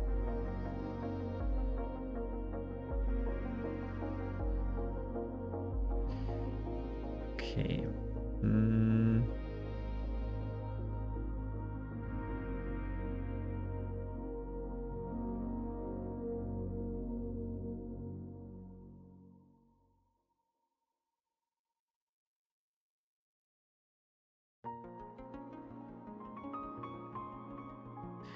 Okay, since we're not changing our original input array,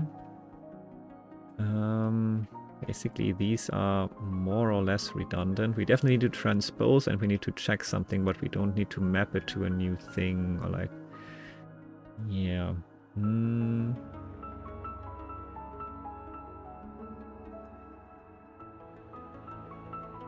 Okay, but this is still important. We need to check if there is any. Infinity years in the serious room. I know. Did you find third yet? It should be there, really.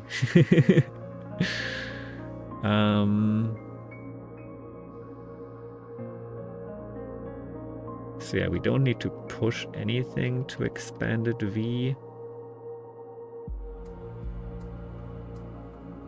So this can go. Still looking for it. Okay, okay.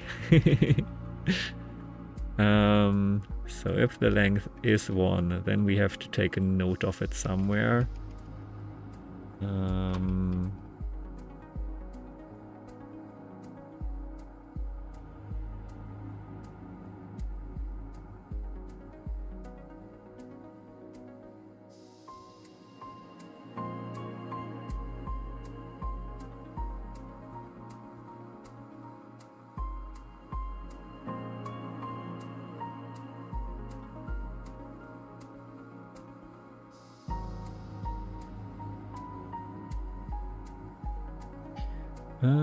So first we go in row by row. If we find an empty row, it would be a horizontal barrier, right?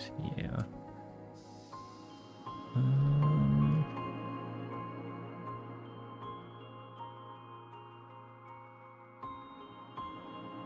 Okay.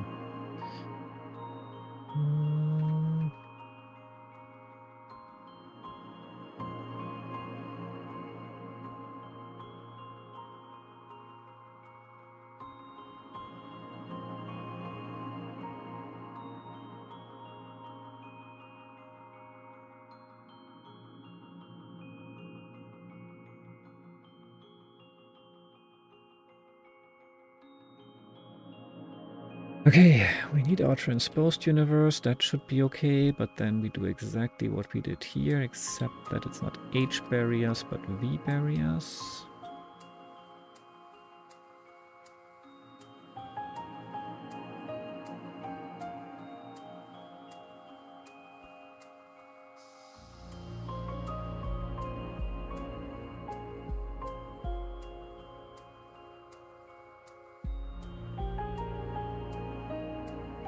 This we just comment out for now.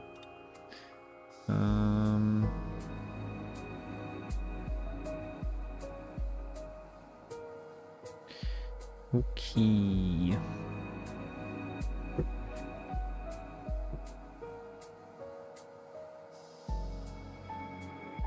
Perfect. These were supposed to be unused at this point, and they are. So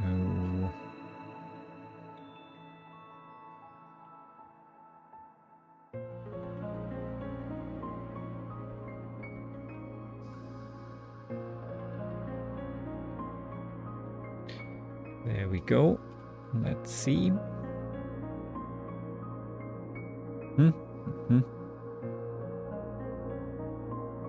Yeah, something in my input data again. No. Okay. Why is it not working then? Oh, I didn't save the input data. There we go. Nice.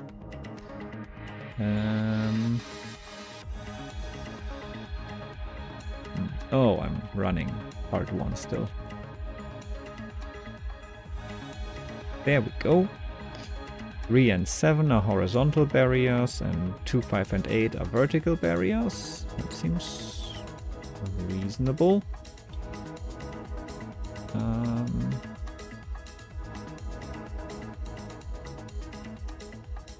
Yeah, 1, 2, 3, 4, 5, 6, 7 fits.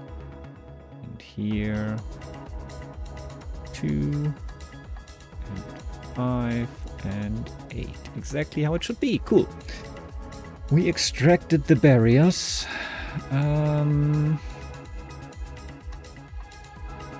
Nice. So for each crossed barriers, we add 999,999 to our distance, basically. Yeah, seems doable, maybe.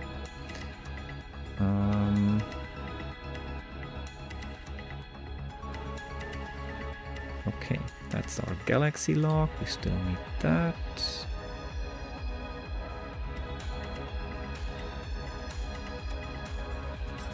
And we need to keep score in the end. We need to change the scorekeeping function. But for now, just let it run like this. Okay, still works so far. Galaxy log is...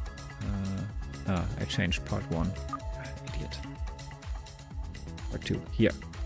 So...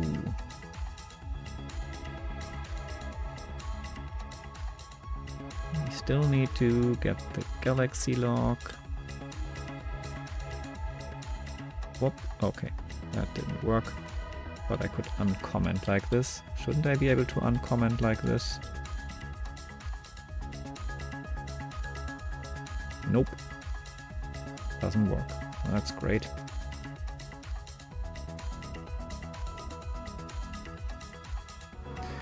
Okay.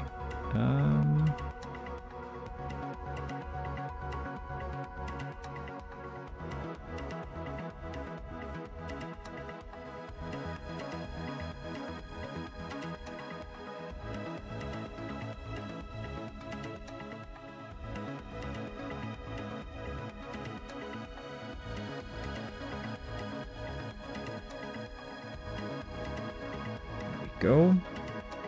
That should be in our non-expanded universe, our original input data. 0, 0, 1, 2, 3.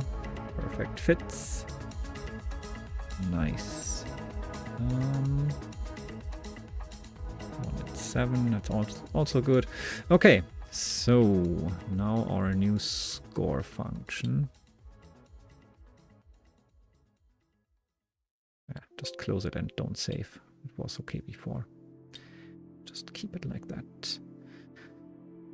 Okay, part 2, our scorekeeping function. Now it gets interesting.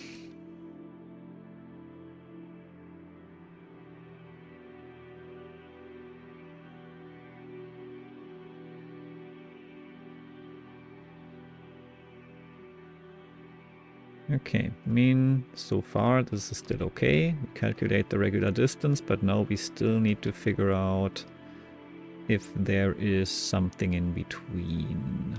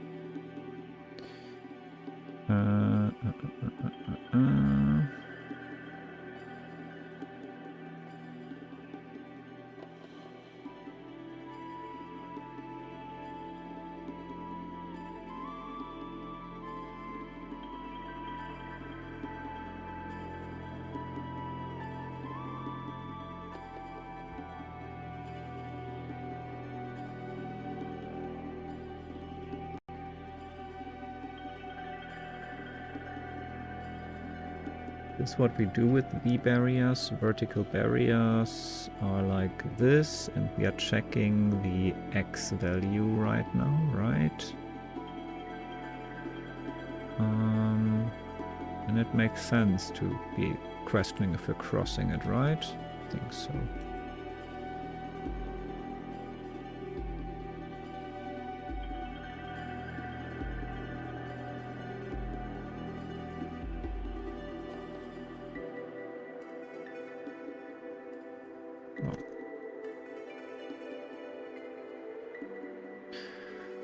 Okay, that should work. The problem is we don't necessarily know if it's sorted in the right way. That's why we used the app. So let's just do it again and do it the other way around.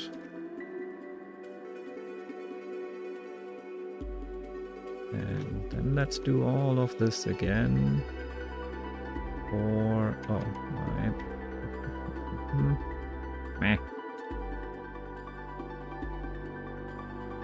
There, that's better, right? Now let's do all of this again.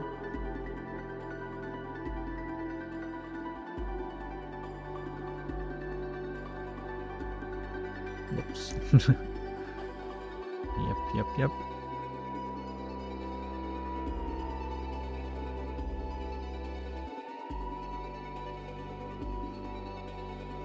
Let's see, maybe it works. Who knows?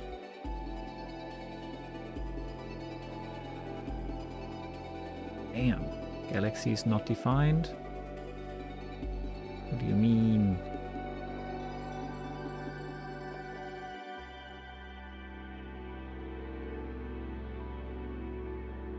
Oh, this is closing too soon.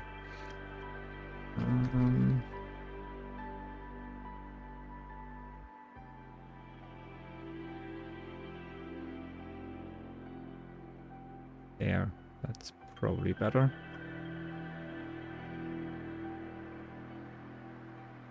Huh. Got a result. So they told me the results if I were to just like extend it by 100 or 1,000, right? So 10 times larger, it would be 1030. Let's see if that is our result if we just set it to 10 times larger.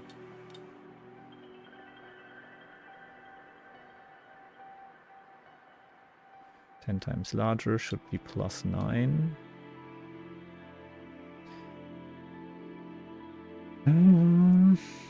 Yeah, not quite. Why is that? What if I say +10? Maybe they made a mistake. Nope, +10 is also wrong. Okay, fair enough.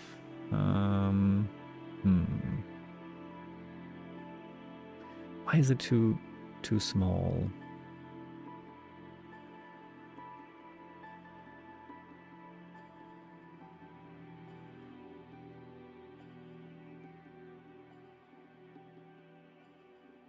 That's weird.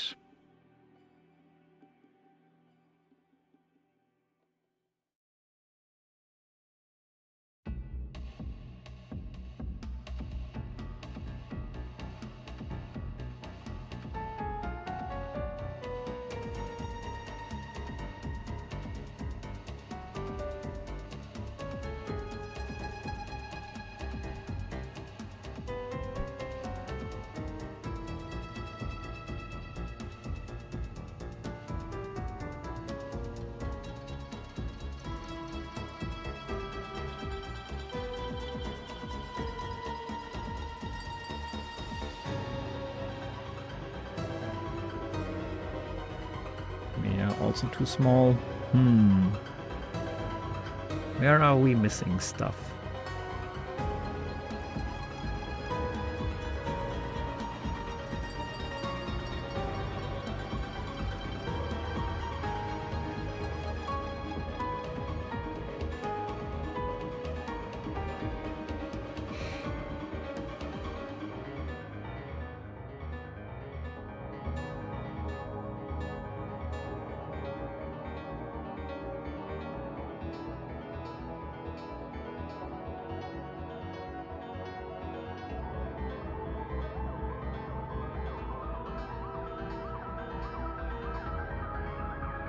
Why am I dealing with galaxies? That's not... Oh, wait. I know where.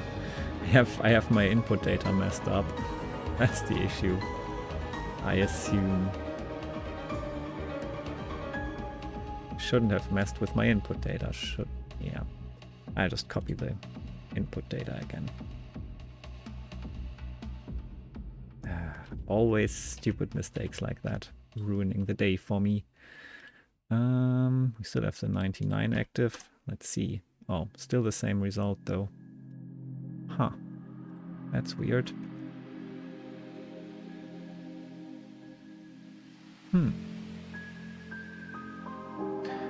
Okay, damn.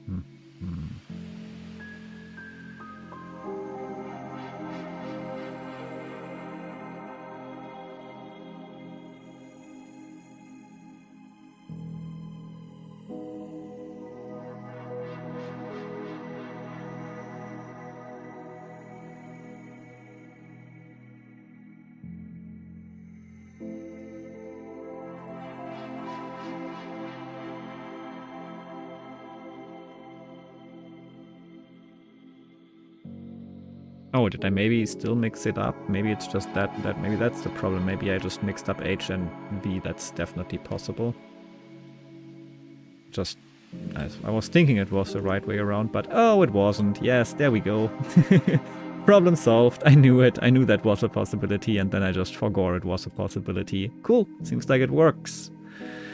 Nice. Okay, no big mistake. Just switched up horizontal and vertical barriers, but the thinking was right. I knew I wasn't gonna be able to keep track of what is horizontal and vertical in my brain, and I didn't.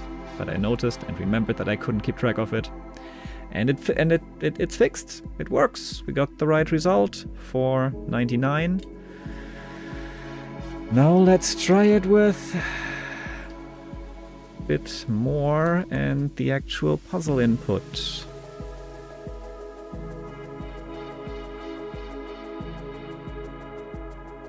There we go. Give me my puzzle input.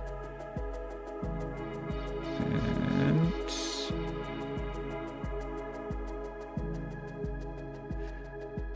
see, that's larger.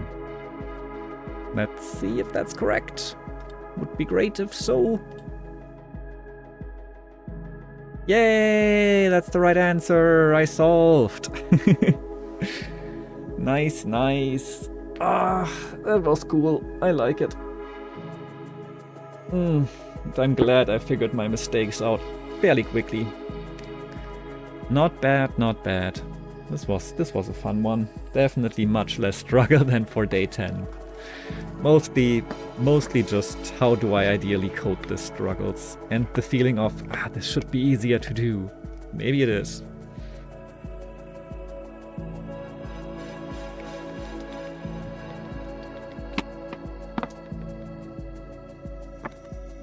But we managed.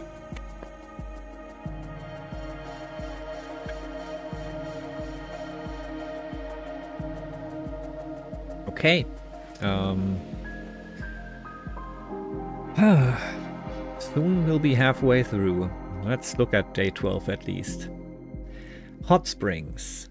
Finally you reach the hot springs. You can see steam rising from secluded areas attached to the primary ornate building. As you turn to enter, the researcher stops you. Wait, I thought you were looking for the hot springs, weren't you? You indicate that this definitely looks like hot springs to you. Oh, sorry, common mistake. This is actually onsen. The hot springs are next door. You look in the direction the researcher is pointing and suddenly notice the massive metal helixes towering overhead. This way. It only takes you a few more steps to reach the main gate of the massive fenced-off area containing the springs. You go through the gate into a small administrative building. Hello, what brings you to the hot springs today? Sorry, they're not very hot right now. We're having a lava shortage at the moment. You ask about the missing machine parts for Desert Island. Oh, all of Gear Island is currently offline. Nothing is being manufactured at the moment, not until we get more lava to heat our forges and our springs. The springs aren't very springy unless they're hot. Say, could you go up and see why the lava stopped flowing? The springs are too cold for normal operation, but we should be able to find one springy enough to launch you up there. There's just one problem. Many of the springs have fallen into disrepair, so they're not actually sure which springs would even be safe to use. Worse yet, their condition records of which springs are damaged, your puzzle input, are also damaged. You'll need to help them repair the damaged records. In the giant field just outside, the springs are arranged into rows. For each row, the condition records show every spring and whether it is operational or damaged. This is the part of the condition records that is itself damaged. For some springs, it is simply unknown whether the spring is operational or damaged. However, the engineer that produced the condition records also duplicated some of this information in a different format.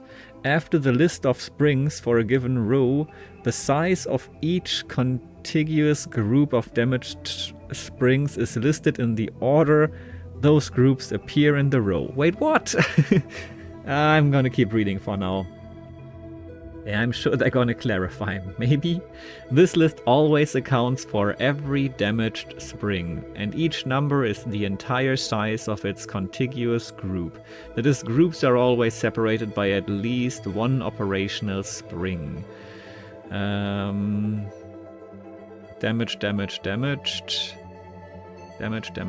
Damaged would always be 4, never 2, 2. Yeah. So condition records with no unknown spring conditions might look like this. 113, 113, 1316. Okay, I understand now what we're actually getting as an input. However, the condition records are partially damaged. Some of the spring's conditions are actually unknown. For example, question mark, 113.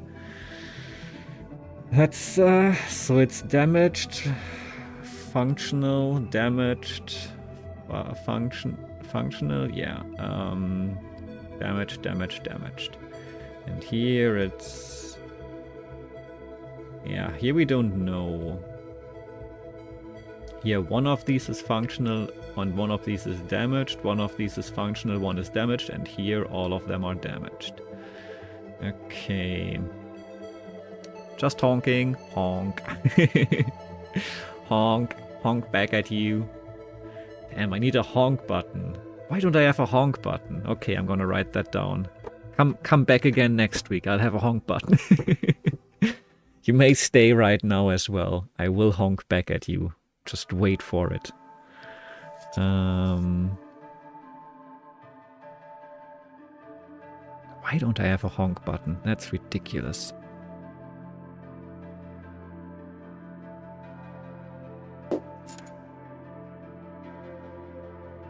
Congrats on being third, Nobo! You found it! 3 is bigger than Q, yes. As long as Q is less than 3. You found it! Yippee!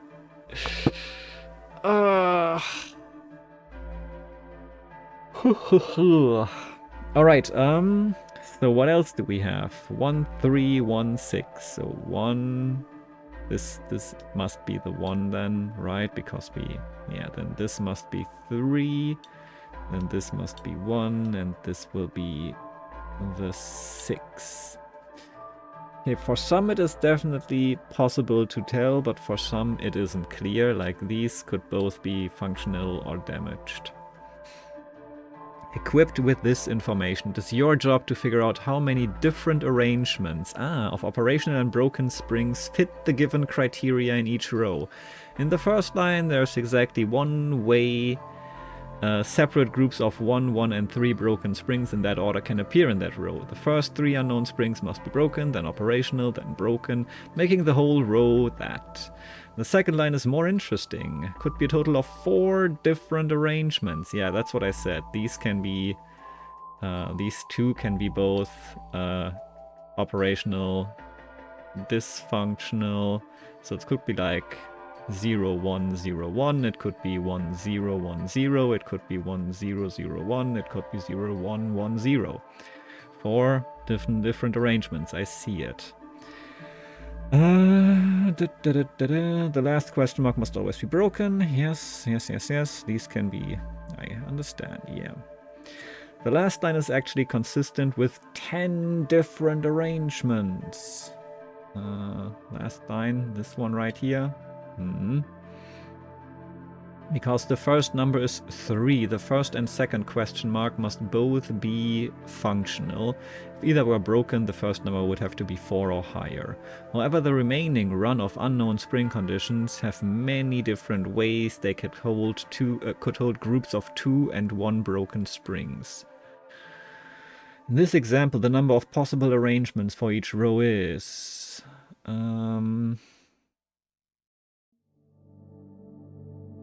one arrangement. Pants were invented by sailors in the 16th century to avoid Poseidon's wrath. It was believed that the sight of naked sailors angered the sea god. Yep. I mean, who wouldn't be angered by the sight of naked sailors? 3 is bigger than Q as long as Q is lower than 3. Yes, that's what I said. And I stand by that statement. I'm pretty sure it's accurate.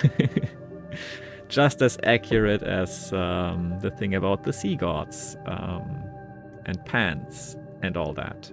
Right? Right. Let me have my redundancy. Adding all together is 21 arrangements. For each row, count all the different arrangements of operational and broken springs that meet the given criteria. What is the sum of those counts? This sounds painful. This is definitely tough. Are you here? Oh, so Q equals 1. Ah, yeah.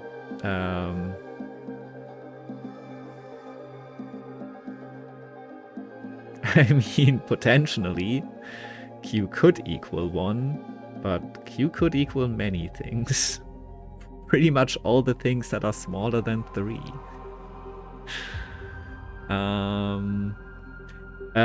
How did you fare in this one, Shrugs? This one, like, just looking at it seems... I mean, I can certainly look at the lines and make sense of them, but coming up with an algorithm that can make sense of it doesn't seem that trivial.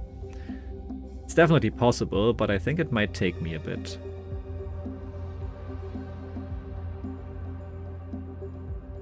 I think you listed at some point which days you solved and which one you didn't, and for which one you only solved part 1, etc. But I'm curious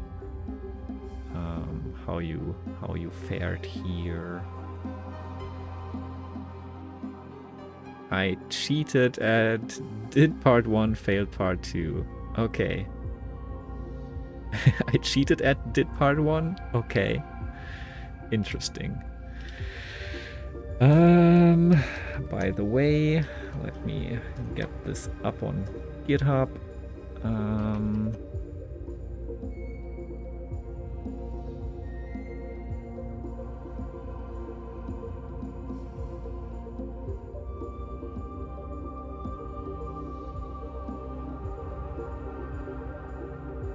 Ta-da! Enjoy my code. Okay.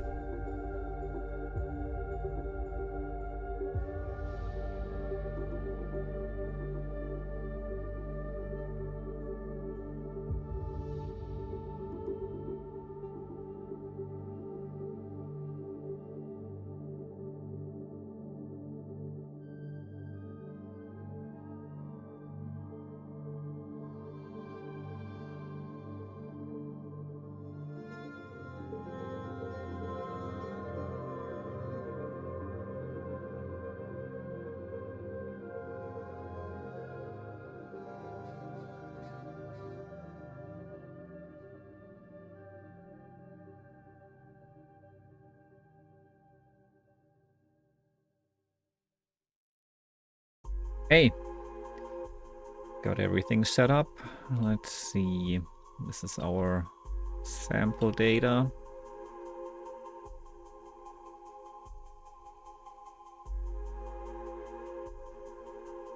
Still called universe, that's okay. We might need a different oh.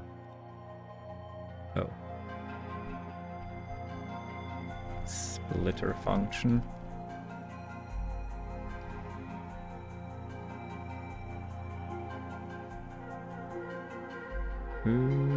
Why are you doing this?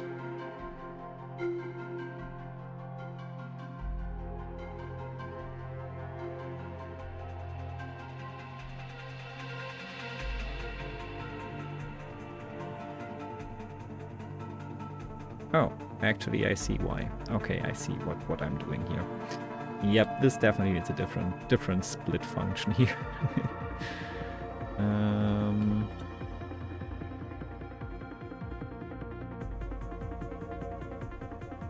That's better. I like it. Okay.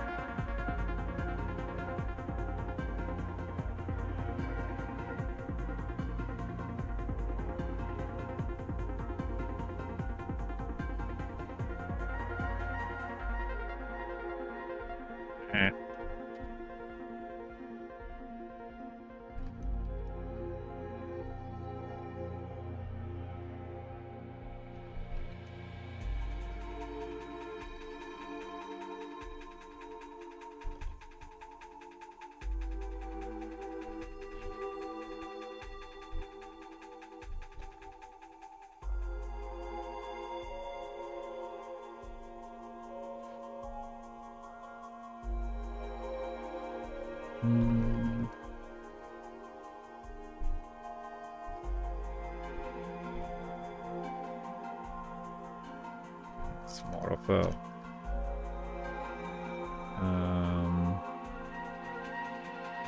what's it called?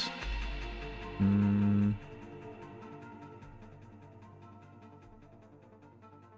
was gonna say map, but map is so many meanings here. So I was whatever. I'm still gonna call it spring map because it's kind of a map. And broken springs there.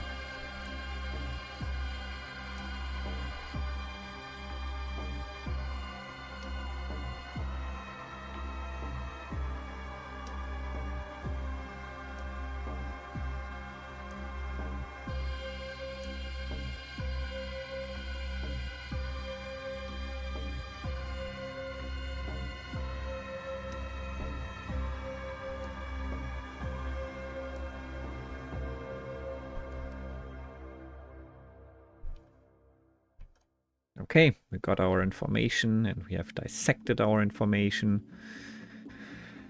I like it. Do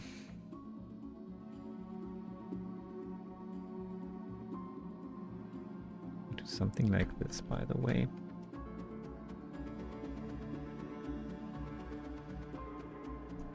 Ah, that's interesting. I don't know if it's that helpful to do this. Now we just have a very long array. Probably not that helpful, but okay, good to know that we can do that. We can also do technically this, right?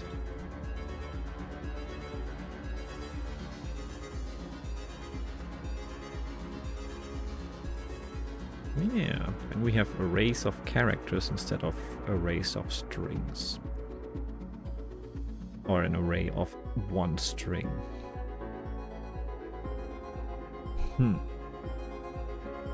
Have to think about this. I'm actually getting a bit tired, so I'm gonna go sleep. Falls back into chat. Welcome back, Joe. Good night, Nobo. Sleep well. Don't do my code thing while I'm not here. Okay. We'll schedule it for earlier than next time, so that we can do it. My Baba level fever chain has now fizzled out. I have no more ideas for levels. I mean, I made like 12 levels today. Whoa, okay, that is impressive. Alright, good work. Rest well.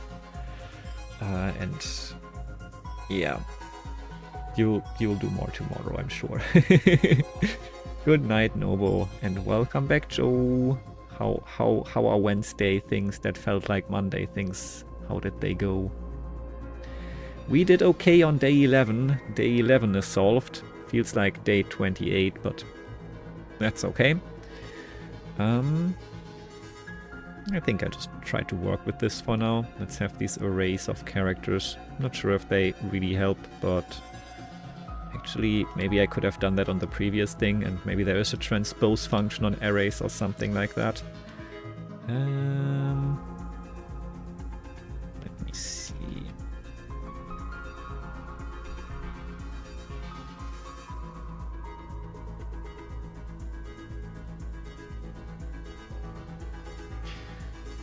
Okay.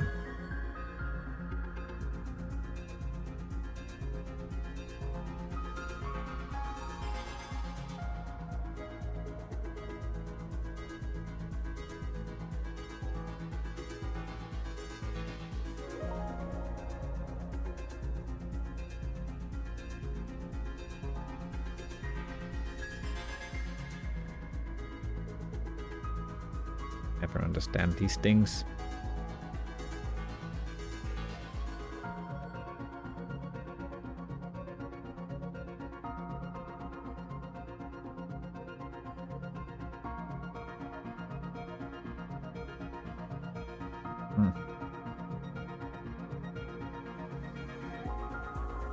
Okay, there is no super elegant way. I'll just live with what I've done.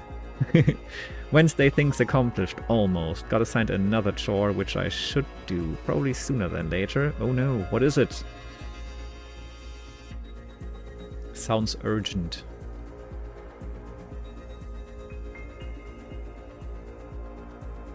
There, I can close that. Okay, now that we have our input, let's just work with it. I think I'll roll with it the way it is. Oh no, these are strings. That's horrible.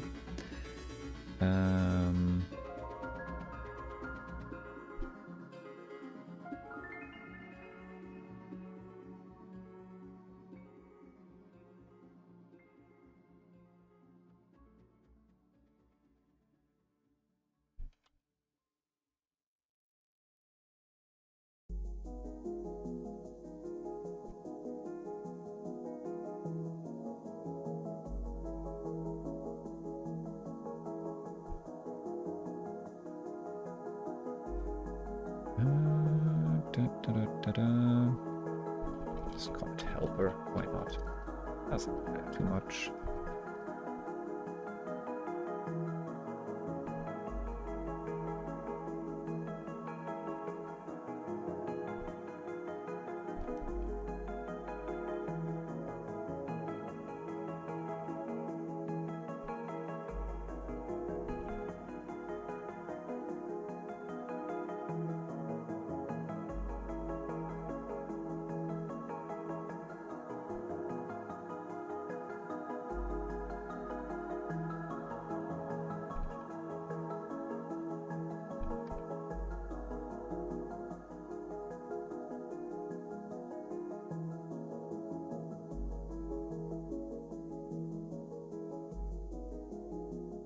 Oh, okay. That still includes the commas, which I don't really want in there.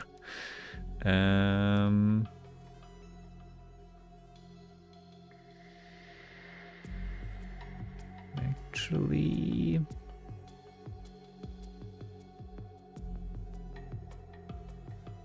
we could just...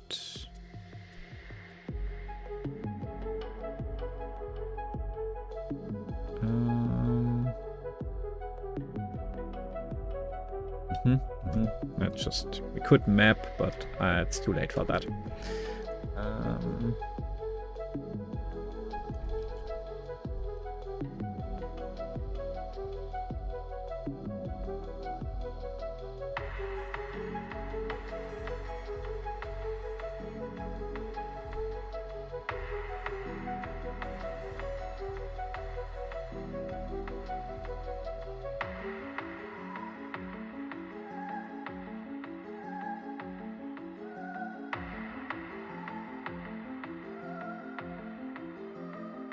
Is Nana. Okay.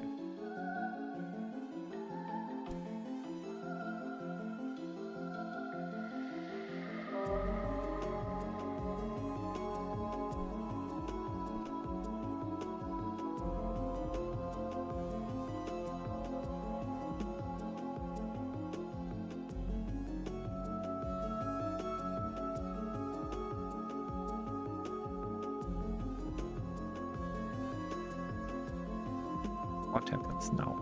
Damn. Why is that not a function?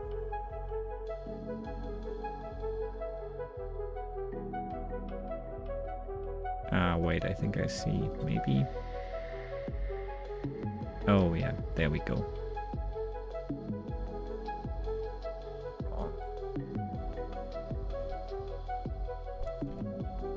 There. Okay, it's not a function of the number, it's... yeah, okay. Okay, there we go. Nice, that's what I like to see. We have a proper set of number arrays. Beautiful. That's great. Okay. Now we have a reasonable set of input data. I like it. Also, I lost my note already. That will not help me remember to set up the honk redeem.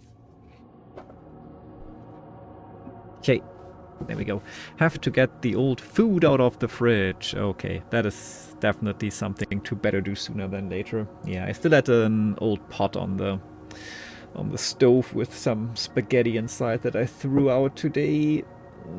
Should have done that yesterday. Was definitely smellier than it should have been.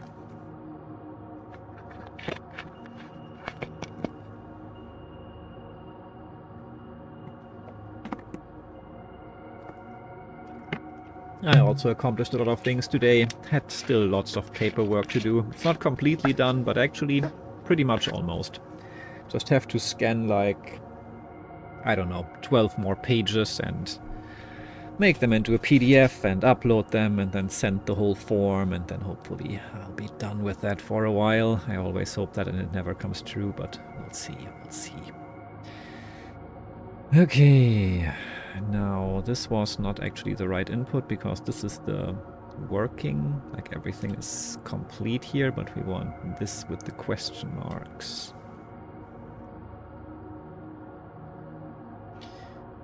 So here we go. All right, lots of question marks.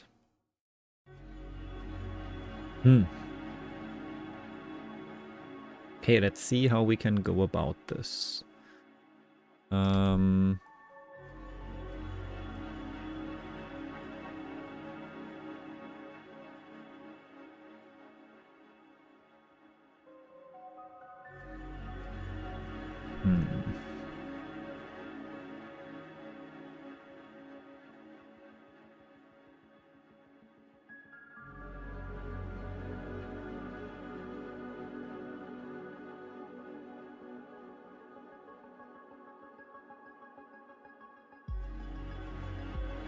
Okay, what if we start like we have basically these question marks here, right? And basically we start going through the line from both from left to right. So we start with the question mark and we have a 1, and I guess we could always just go and assign it and make it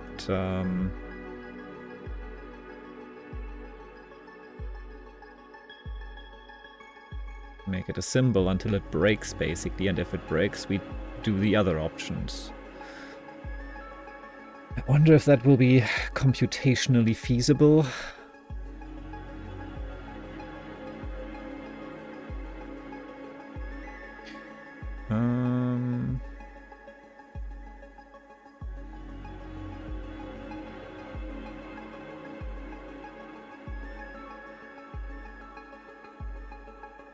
This is not trivial. So let's assume we go about it like that. Then we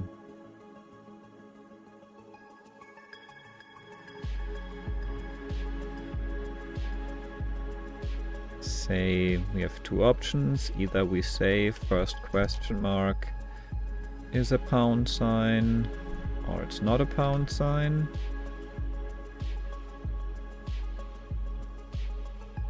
But we know the first one is a 1, so if we make the first one a pound sign, we know the second one must be a dot. So that means also that the first one is taken care of. Then we have again the option in the third part where there's a question mark. We can make it a pound sign, we cannot make it a pound sign. Here we have also the option we can make it a pound sign, we cannot make it a pound sign. So this would again lead to this option and this option. This would take care of the 1. Here we have this option and this option. Bad Cop! Welcome, welcome. Thank you for the follow. I appreciate it. Welcome in. How are you? Nice to see you. Hope you're doing well. Hi, hi. Title wrong, by the way? Wait, what's my title saying? Oh, because we're at day 12 now? Probably. Is that it? Or is my title even wronger than that? Oh yeah. It's not wronger than that. It's just that wrong.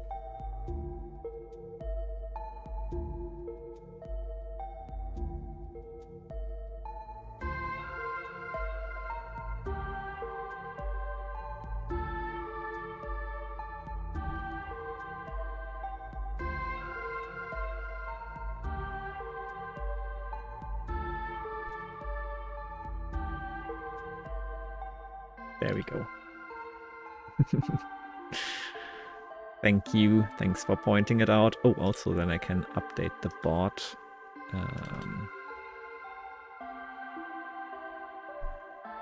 Before Shrugs points out that it's incorrect. It's supposed to be a strike-through thing. I see, I see. Okay. How did you cheat though? I wish I would be able to cheese it. Okay, so here we have these two options. This would take care of the next one. I mean, it's obvious what the result here is, just seeing how we could computation, like algorithmically solve it. This would still just take care of the 1. This would still take care of nothing. And after this, here we would have to do this, and then we eventually notice that we can't resolve all the numbers, so that would be fine. Because if it ends, so this would end in this here automatically, and this here it would break and would say, oh no, I was supposed to find 1, 1, but I found 1, 2 already, so this is an X. Here it stops. Same for this one. Because this also finds 1, 2. This is an X. Same for this one right here, because this will also end up in 1, 3. Here say X. As soon as we get there, it can abort. Something like this, I think, should be good. Okay. Let's try to write that actually.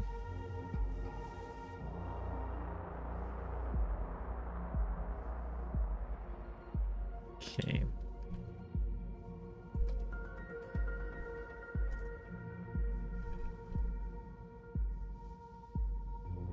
Maybe I'll just do it for line 1 for now.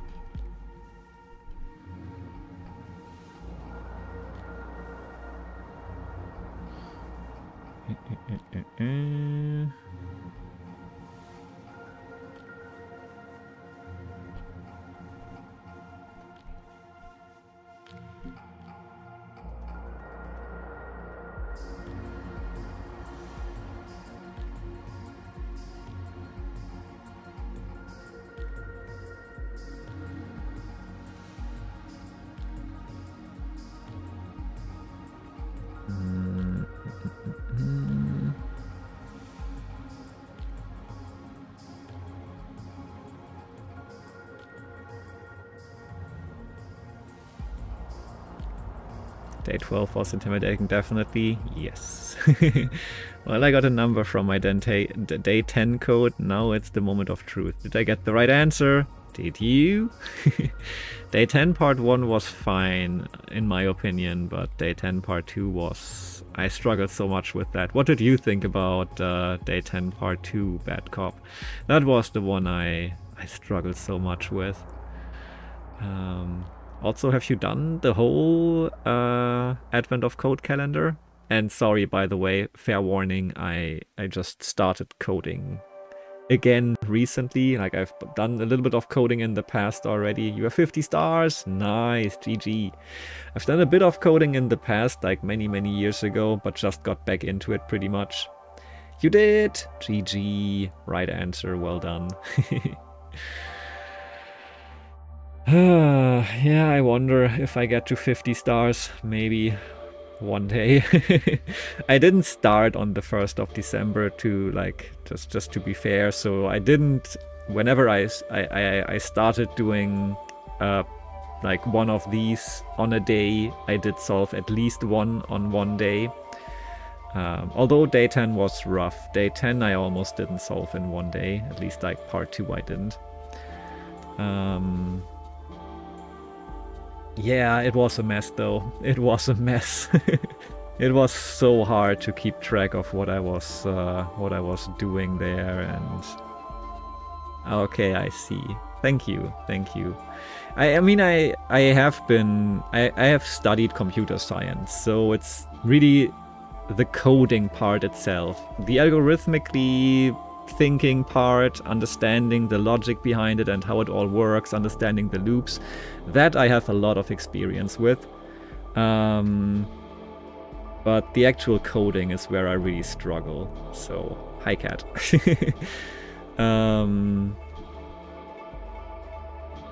Yeah, the hardest part really is for me the actual coding.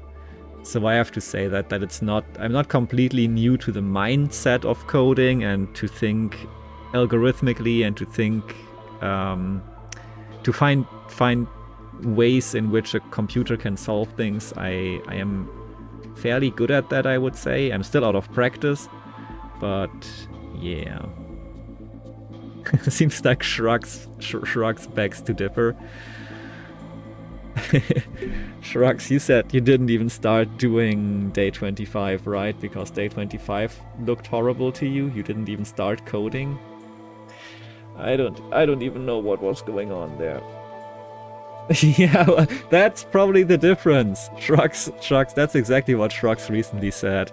I probably, like, Shrugs was doing really well on some of the puzzles where others did not, and getting like a place on the leaderboard. Because Shrugs did say that he's good at the maths part, which most people aren't. Got a decent way into it. I see.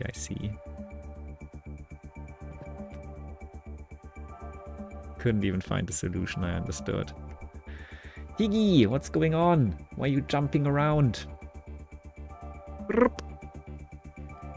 Wanna help me code?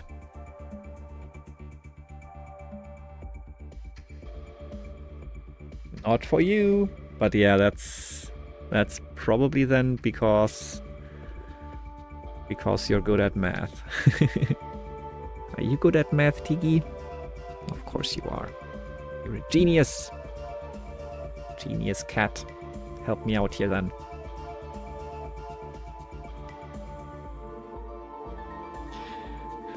Okay,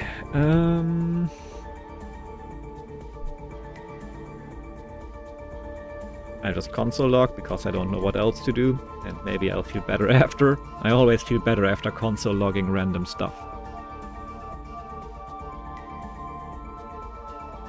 Yeah, there we go. It doesn't even work.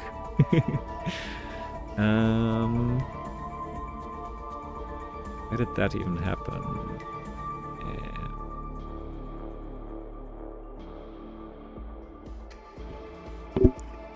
Why didn't this work before?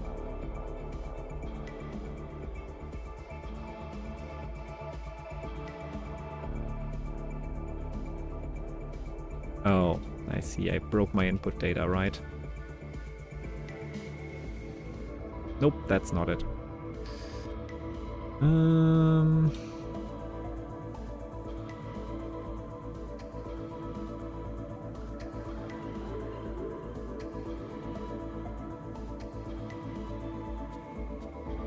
How did I break it? It just worked. I had my... This is the new part. I hate it when stuff breaks and I don't understand what happened. I must have not saved something in between and now saved it or something. What do you mean that one is not iterable?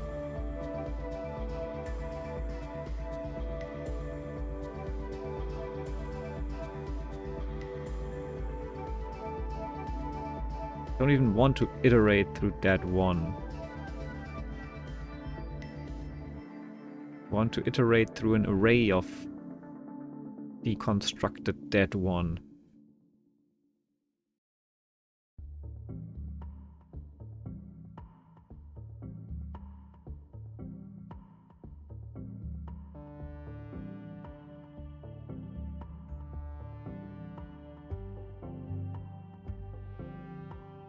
It worked before.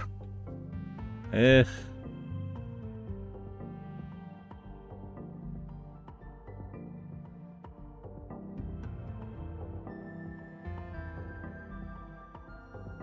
Save this and see if it works.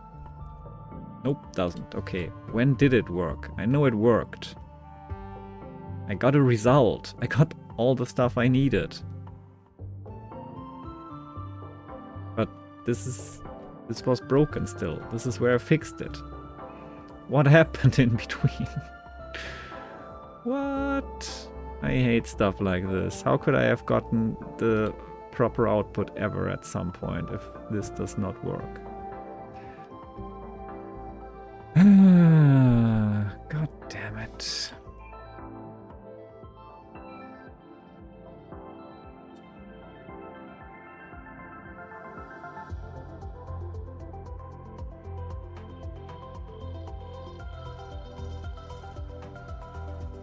Okay, let's figure out what's going on here.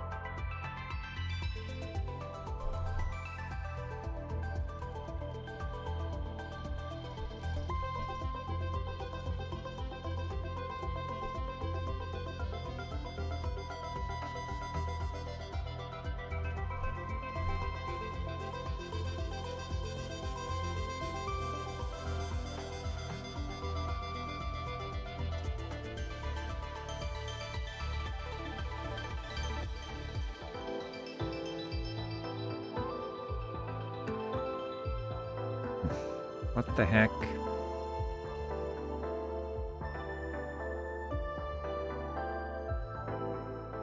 So you don't even want to do that.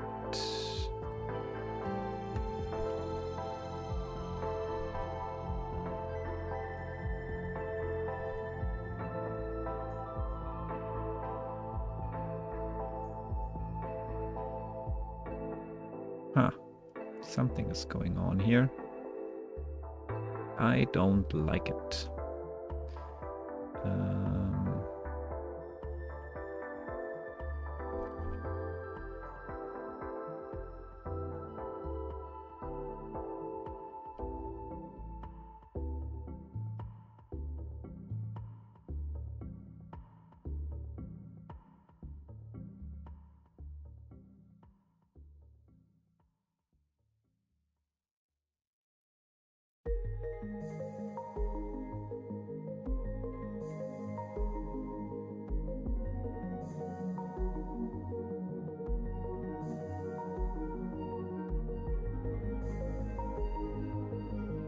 What is this undefined here? Oh, I have an empty line at the end, that's all. Ah, god damn it.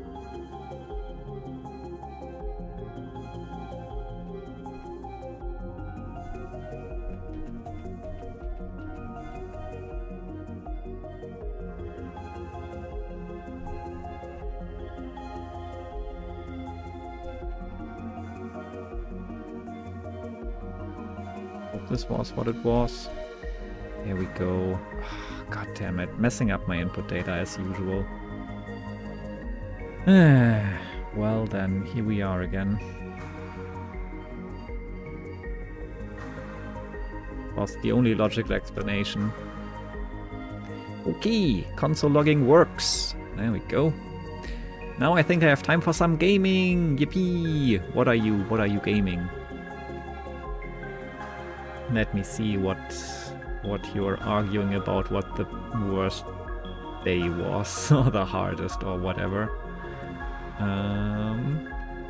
I could try more Shotgun King. Ooh, Shotgun King is something I also want to play. Have that on my to playlist. Looks interesting. Or I could try to beat a single room in Celeste 8B, or I could play a bit of Moonleap on my new Steam Deck. Ooh, new Steam Deck! Awesome! Is it an OLED or a regular one? I have the regular one here, but I'm happy with that. Worst day was day 6. Okay. I don't... Oh yeah, day 6. I barely even remember at this point. Was definitely a long solution. And that's for A and B more or less. Part 1 and part 2 kinda. Was hilariously easy, yeah.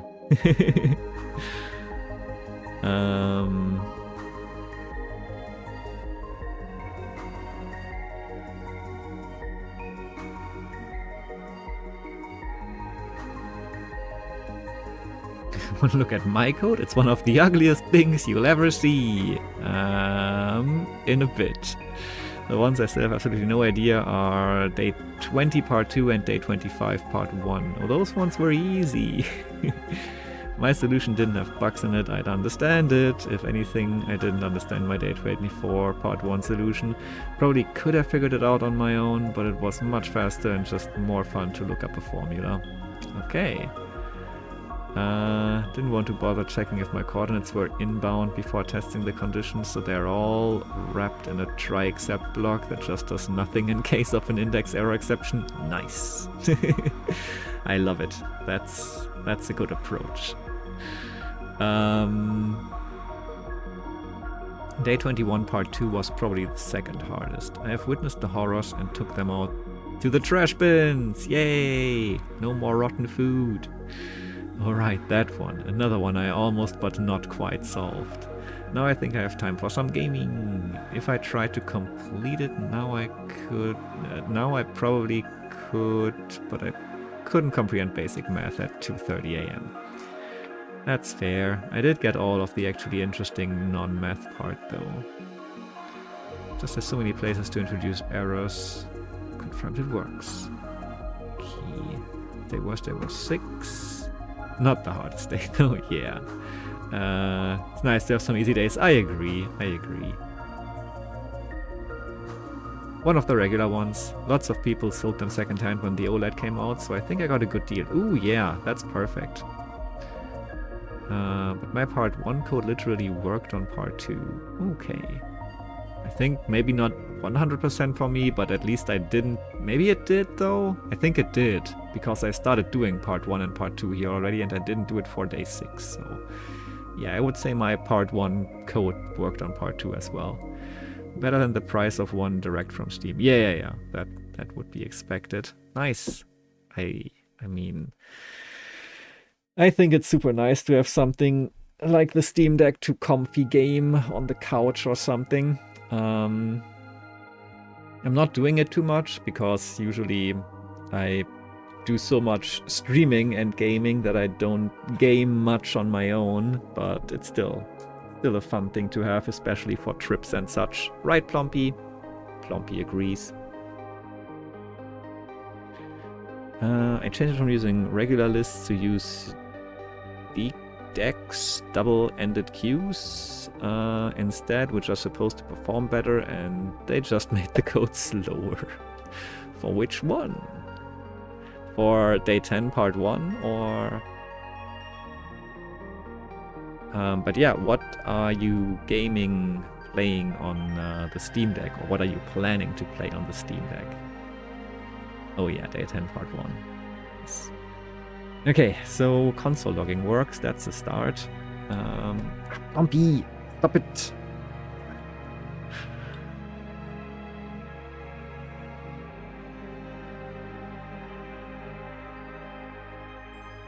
Okay, but here... Can you not? Kicking stuff down, that's rude. Just come here. I don't accept this. I don't accept this rudeness. Don't accept this rudeness. No, accept the rudeness. Ow. Ow. Chompy. Chompy. Don't chomp my fingers. Look at this. He's chomping my fingers. Ow. Rude. Rude. Chomp, chomp, chomp, chomp, chomp. Very rude. Patrick's Parabox. Nice. Parabox is fun indeed.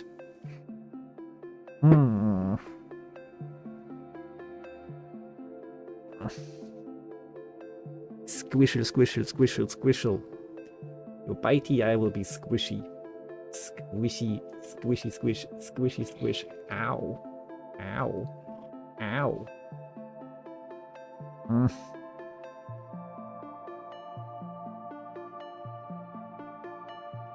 Nap. Rude baby.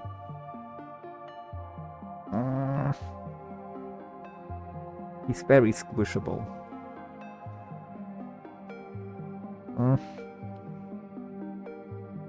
Very squishable baby. Yes, you are.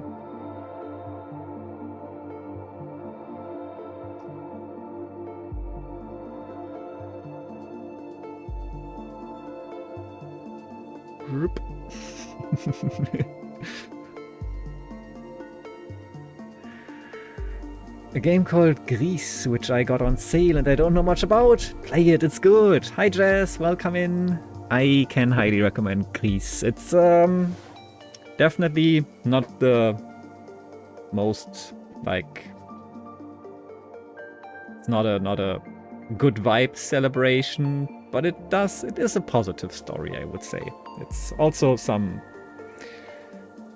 sad story, but it's very well done. It's super, super good. I don't want to say too much. It's an experience and a good one.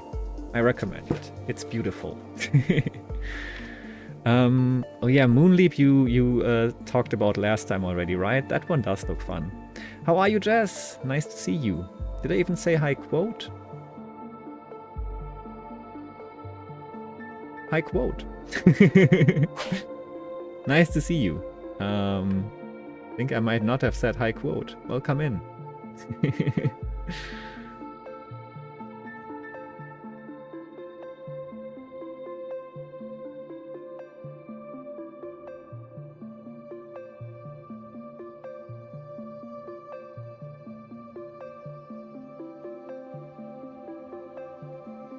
You've been here for a while, but I feel like I didn't say hi to you.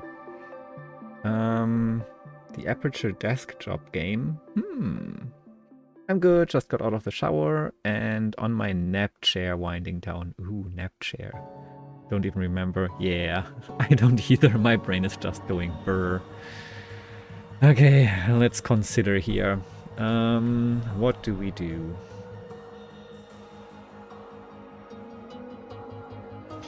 Maybe we want to write a function or something. I think we want to write a function for this.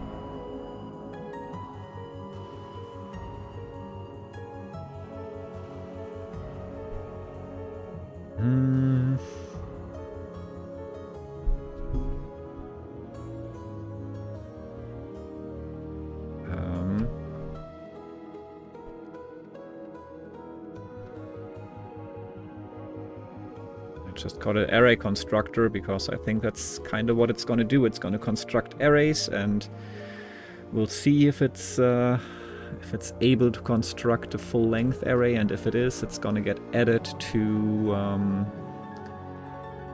yeah, an array of arrays basically that's keeping track of all the possible solutions or something like that.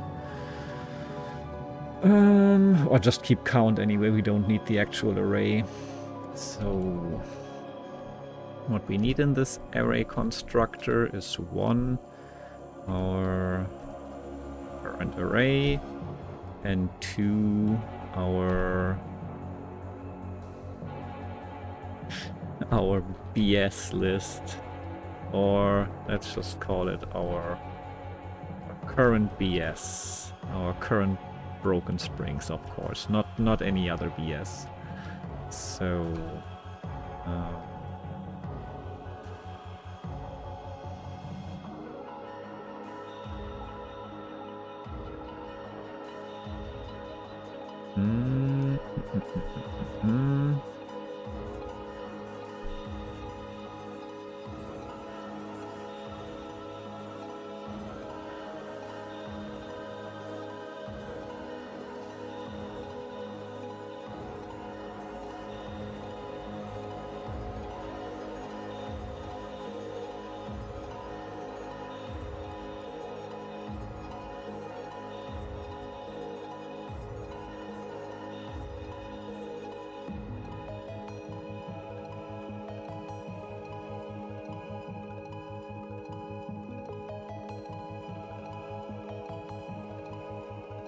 I'll just create a new array. I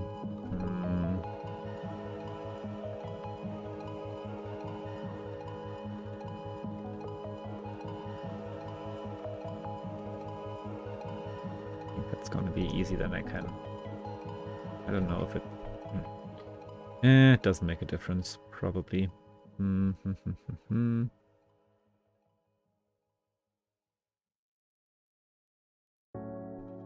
Whatever. We'll just work with it.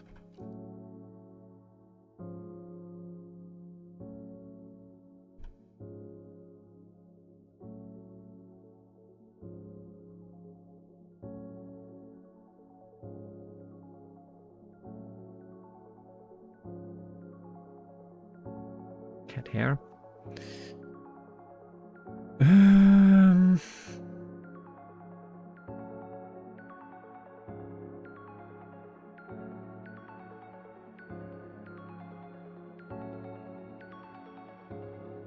We need more information in the array constructor.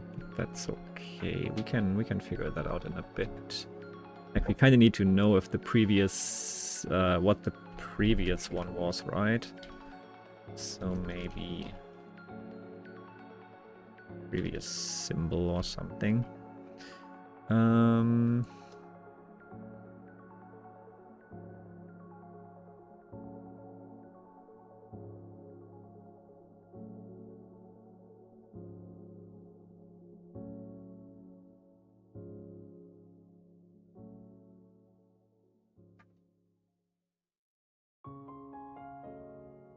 Okay.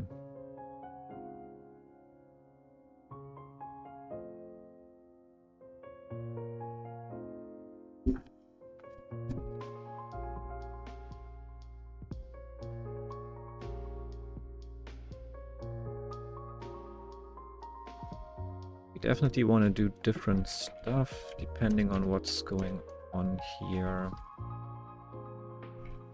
If the symbol is the thing for... Oh no, change the language settings again. Okay, there. Piggy! Okay, okay. She's throwing stuff down again. What's up with you? I checked your blood sugar. You're fine. You don't need to riot. Blood sugar is fine, but still hungry. Alright, I'll feed and give her insulin. Did you see my first message of games? Ooh, I didn't, apparently. Sorry.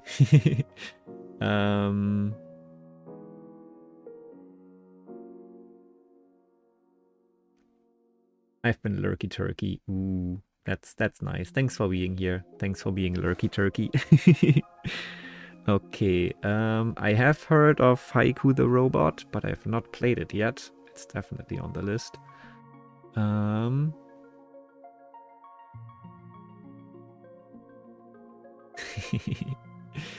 Cat babies, yeah. Stuff like Web, the spider game that Rube played. I don't know that one. Metroidvania called Haiku the Robot, which looks cool. Yeah, I've heard of Haiku the Robot. I've not played it yet, though. Definitely want to. I think I own it. and a couple of puzzle games. One called Understand, which I don't really understand because that's the point. I might have heard of that as well, but probably not enough to understand it either.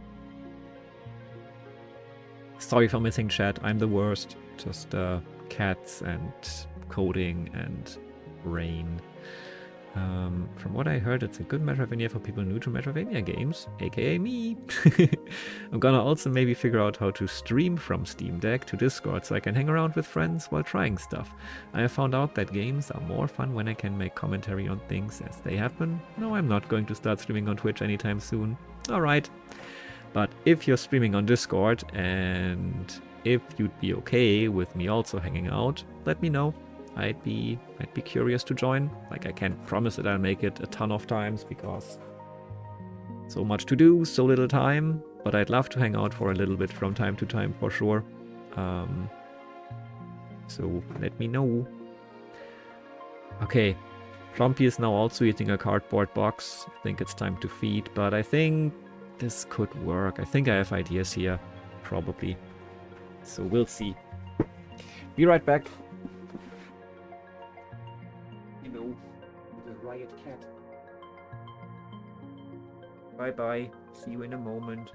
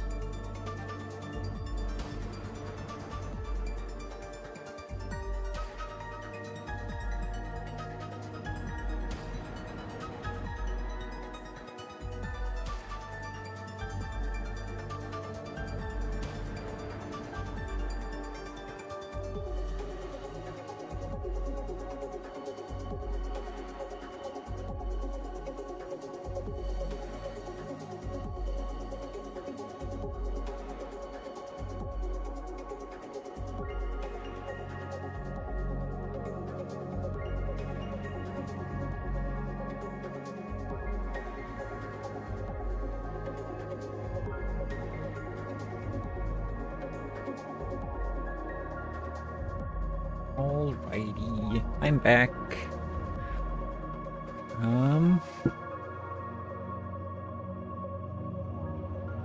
Cats are fat, cats are happy, I think, hopefully, for a bit. I can drop you an invite to my little friend server if you're interested then. Totally, yeah. If you would be okay with me being on that server, then I might be happy to. Happy to join. Don't always have time for streaming things, and a lot of times I do it at work and have to take breaks to chat with customers, but we have cozy vibes in there, I hope. Oh yeah, that's perfect. I mean, I also don't have, like, maybe I'll be working on something else while hanging out, and so yeah, it's totally no problem if there's not something going on every single second of the stream. That's totally fine. It sounds fun. Sounds chill to hang out there. I like it. Would love to hang out there. Thank you. Okay. What do we do if it's a question mark? If it's a question mark, we check. So,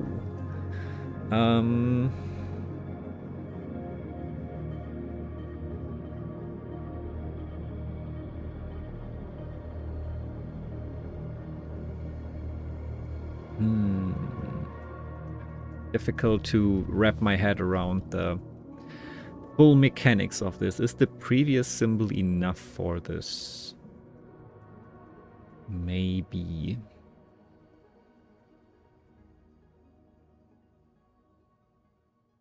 Potentially.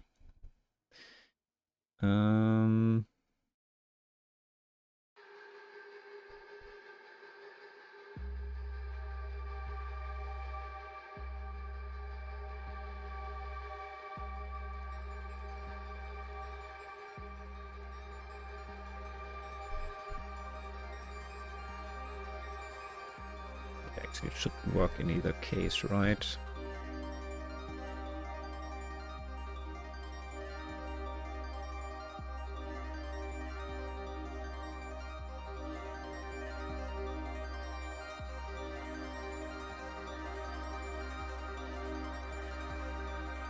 Do we even need this?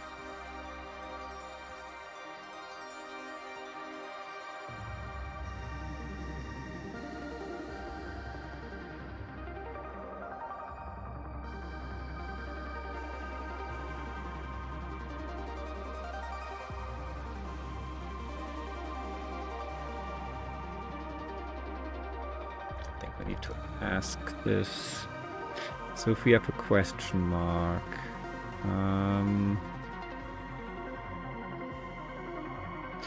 basically, previous symbol was a pound sign. I'm gonna just define that the next thing is gonna be a dot, because I think I'm not gonna add them step by step, but if I know that it's like a 3 that's coming up, I will add 3 at once and just like pop 3 things at once, basically, right?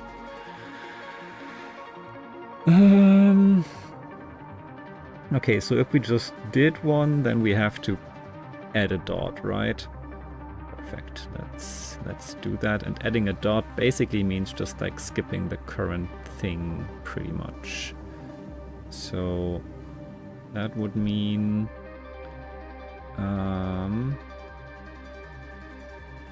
calling the array constructor with my array. The CBS stays the same, and the previous symbol is a dot. Okay. So that's what happens if we have question mark and the previous symbol was a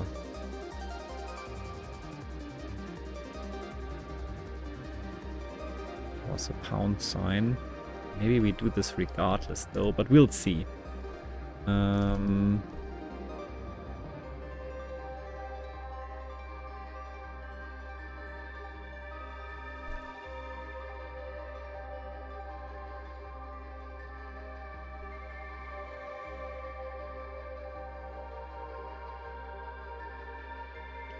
Or, yeah, actually, if this is the case, we only do this. But in the else scenario, maybe we do both.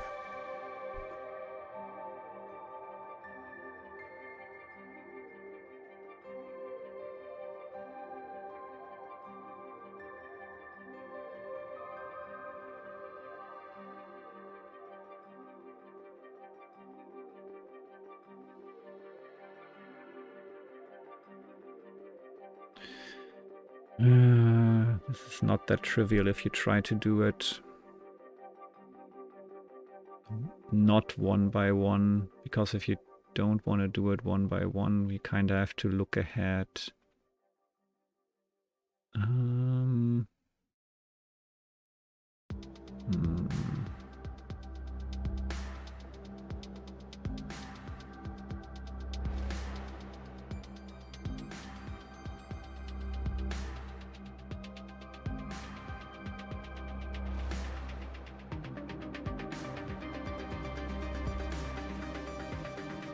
Damn. This is not that simple to wrap my head around, but it's fine. We're gonna get there at some point.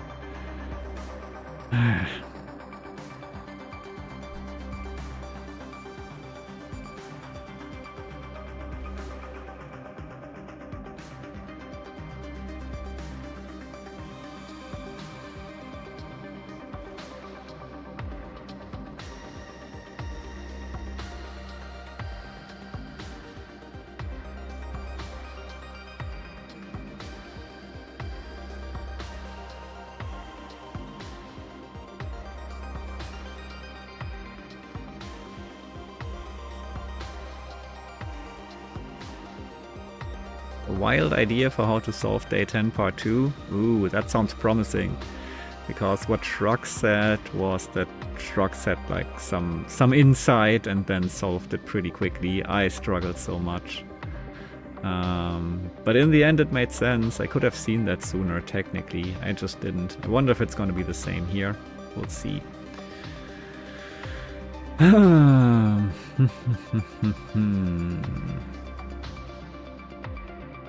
Like, the problem here is if we have, for example, a list of like now 3, 2, 1 or whatever, or 3, 1, 1 for example, then we need either 3 question marks in a row, or we are not allowed to have any dots in the future. Otherwise we can't even start by creating dots. So that's important to consider.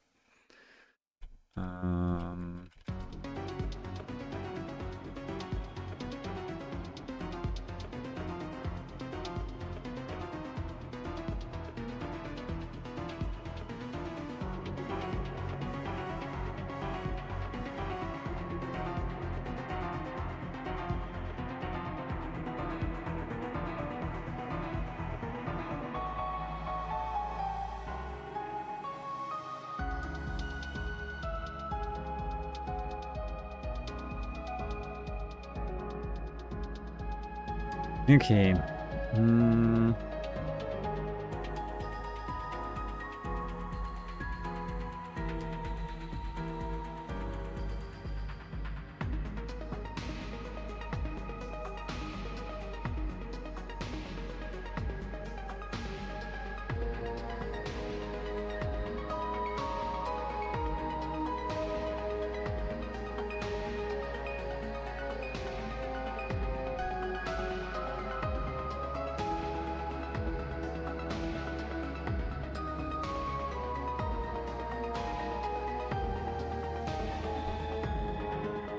-1, I guess.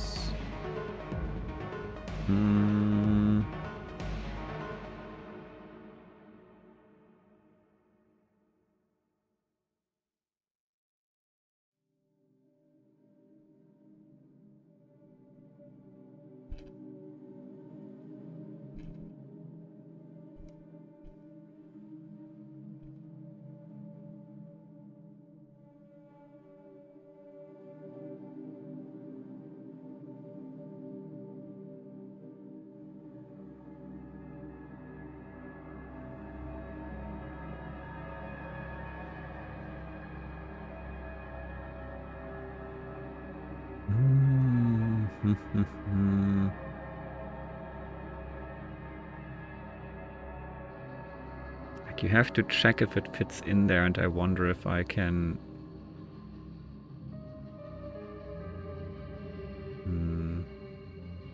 Maybe I should just write another function for that.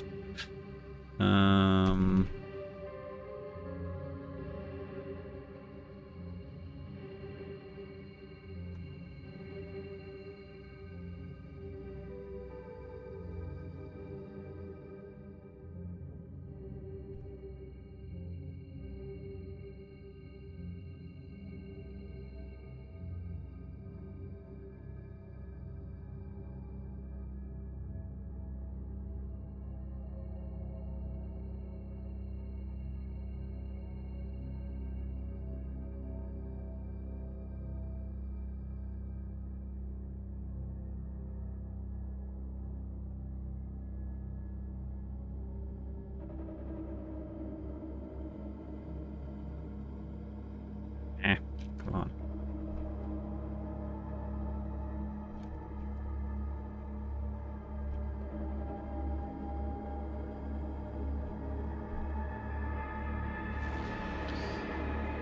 Okay.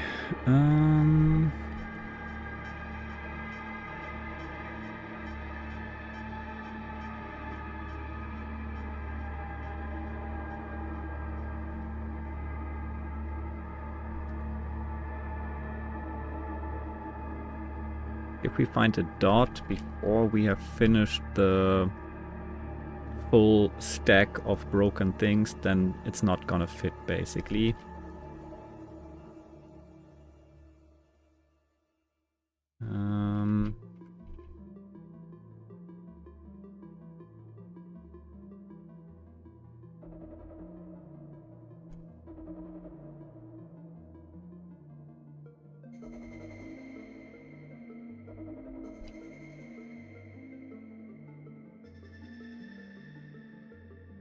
And then also if it's too many in a row.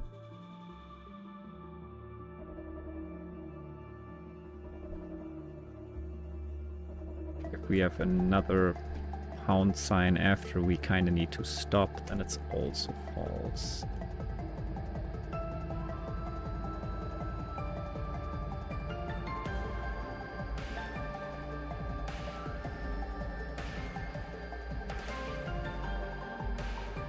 I think that might work.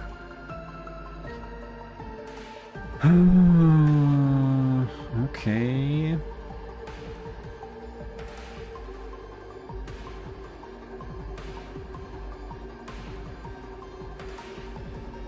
I'll just comment this out for now because I'm confused about this. Let's just make a sample input. So let's see if my array is...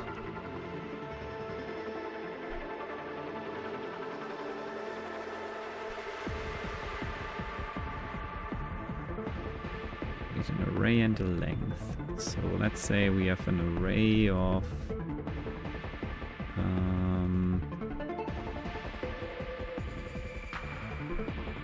question mark...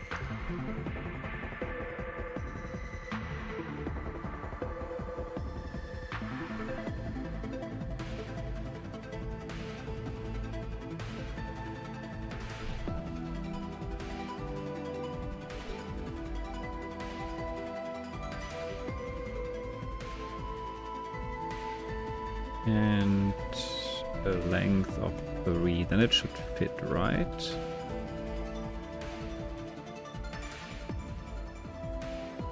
Cool.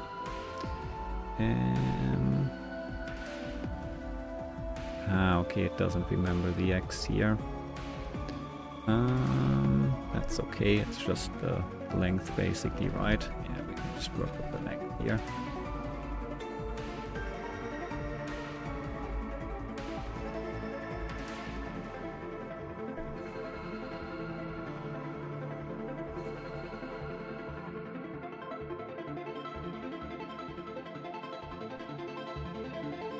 True. it says true. That's good. Now let's say if it says false if I put this there. No, it says true. That's bad. Length 3 should not fit there.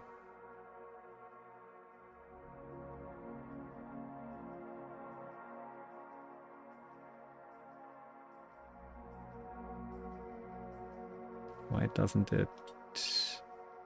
doesn't this return false?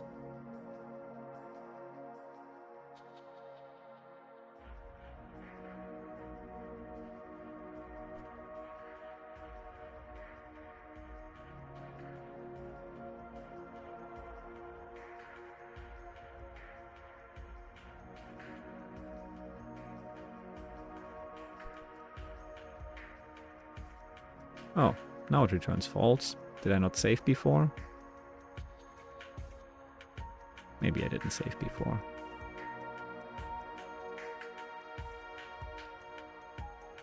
Okay. That's good. False. That's what I like to see.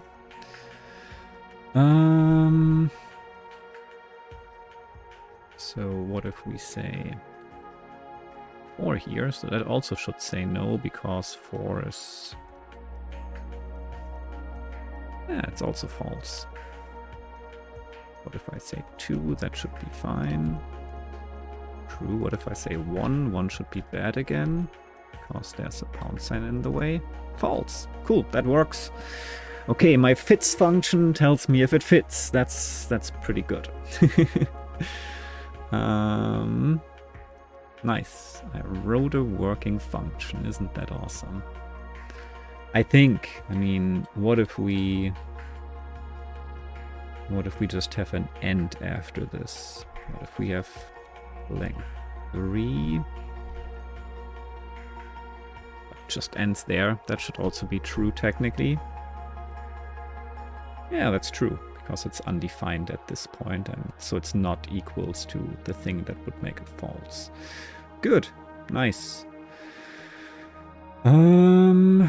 Fits seems to work indeed as it should. Now, let's keep working on this array constructor. I'm coding some janky stuff again. We just use same breadth first search algorithm that I used for part 1 to generate a bitmap. Wait, what? Where all the pipes in the loop are black and every other pixel is white. Then open that in an image editor, fill the areas that are outside the loop with red, and then use another script to count the red pixels in the image. If I can't think of anything better, I might actually do that. Oh, okay. Inside the loop, excuse me. Yeah, I mean, I was thinking if you color outside, you would still have to subtract that from all the pixels that are not loop pixels, but yeah, I mean, that is a wild idea, but why not? Go for it, I say. That's interesting. Interesting approach. Sounds like it should work, but also, it sounds horrible. Go for it. If it works, it works. I am just glad I found a working function. So fits is something we can use now. Lovely.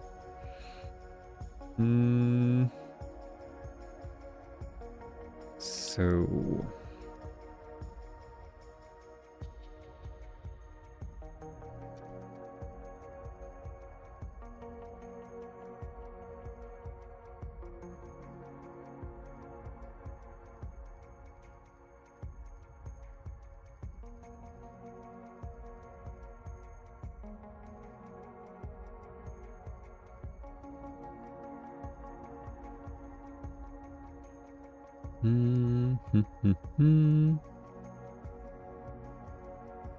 Maybe we check what we do when we find a pound sign, actually.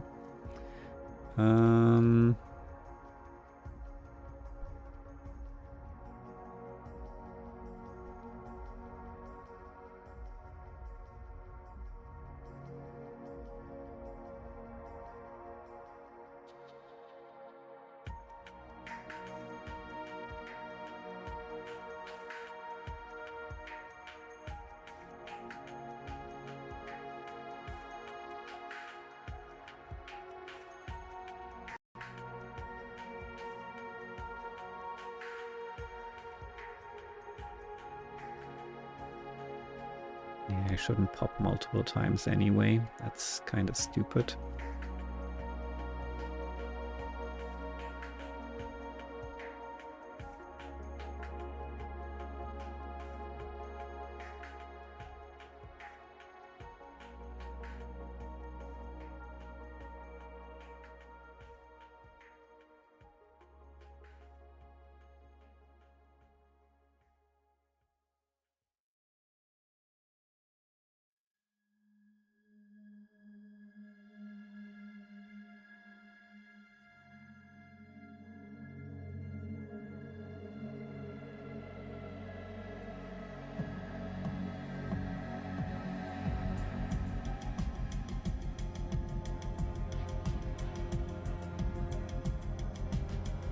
Okay, well, this is on hold.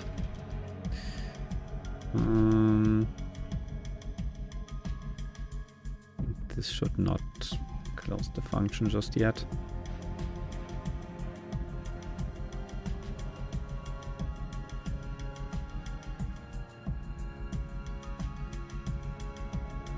I don't even know if I need to create a new array for this anymore.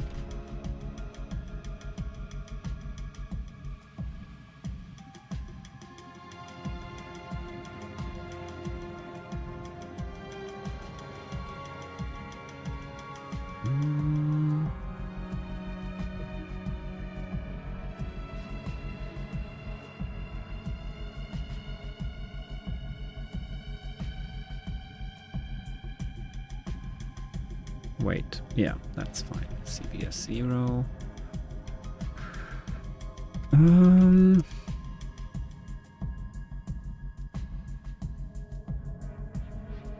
Then we can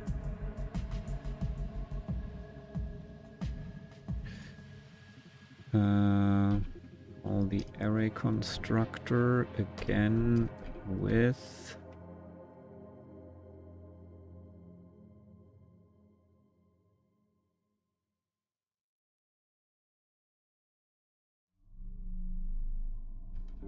slice.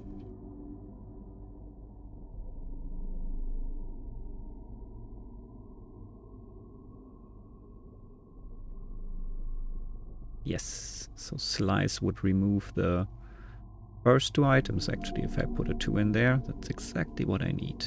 Perfect. So we have my current BS says it's 1, then I need to exactly remove 1 item. If it's 3, I need to exactly remove 3 items. Yeah, perfect. That's exactly that then.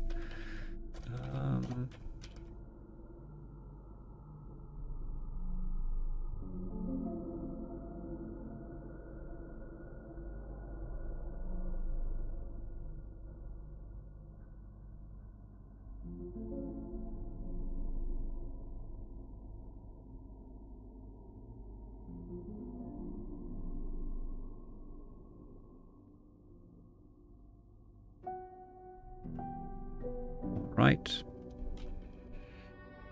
So if it fits, it does that.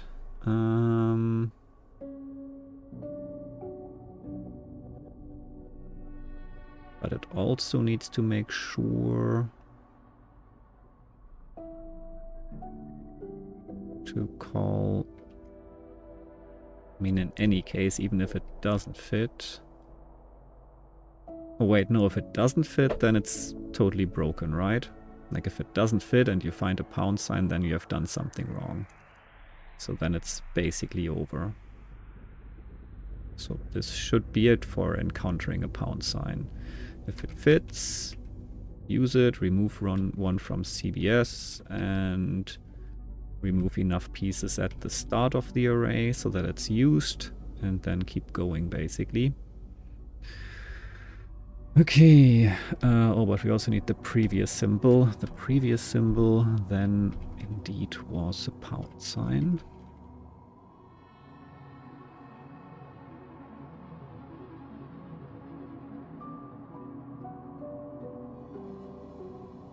So this can only happen if the previous symbol was not a pound sign, right? because otherwise it wouldn't have said that it fit before. Okay, then we don't need to check for that specifically.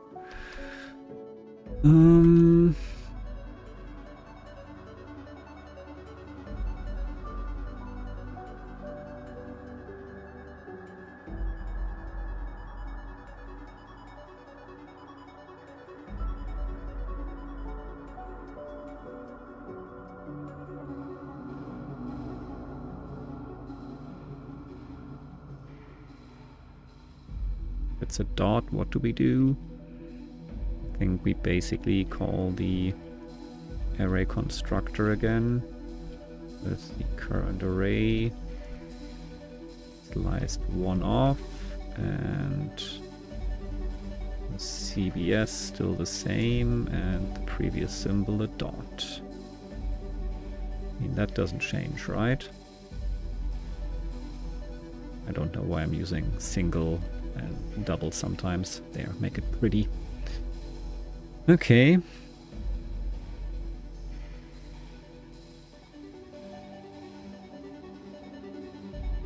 Now for the question mark part, the most interesting part. It's actually basically doing both of those things at once, right? If it fits, boop it in. And if it doesn't fit, like if it fits, boop it in. But also don't boop it in. But yeah, like pretend that it's both at once, pretty much.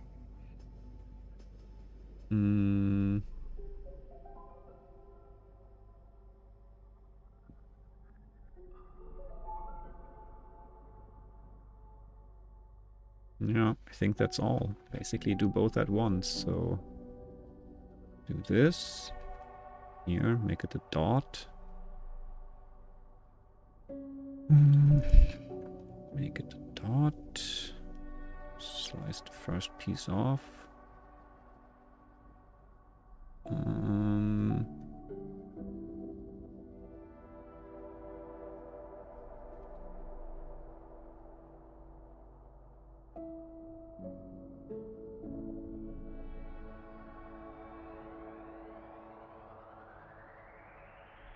And also do this. But I think only do this if the previous symbol was not a pound sign, I would say. Because if the previous symbol was a pound sign, then that assumed that this question mark would be used as a dot and not as another pound sign, right? So we can just put that in here.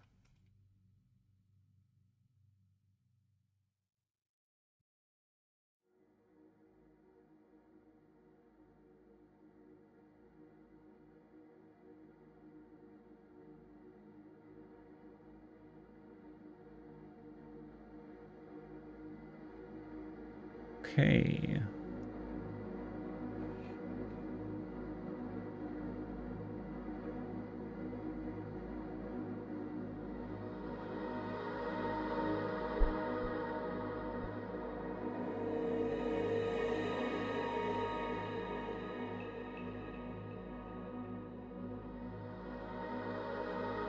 So we definitely go the dot route here.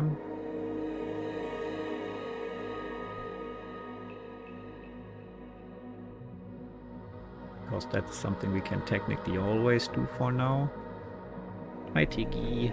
But we also go this route if we can. So we might call the function twice from inside the function.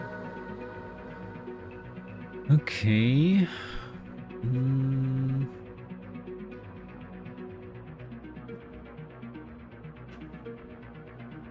All right. It might work.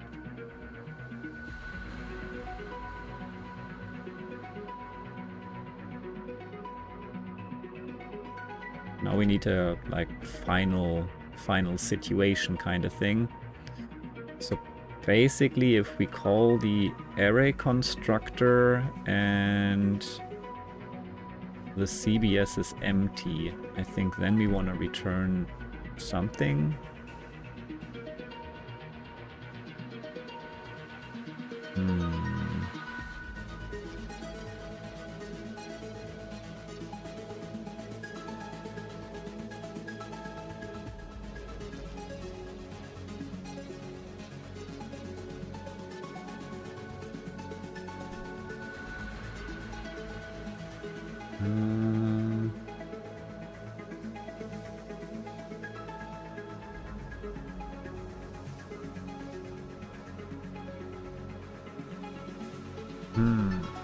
we ideally do this always.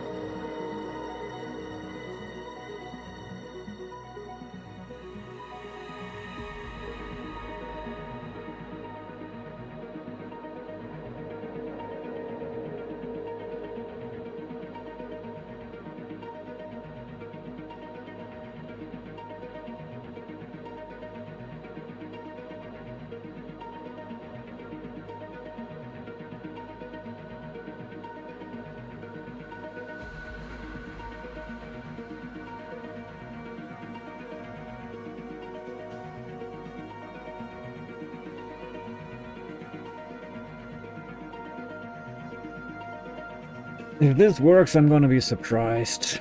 I don't think it's gonna work, but we'll see. So we've written the array constructor function, but we're never calling it so far. So that's great.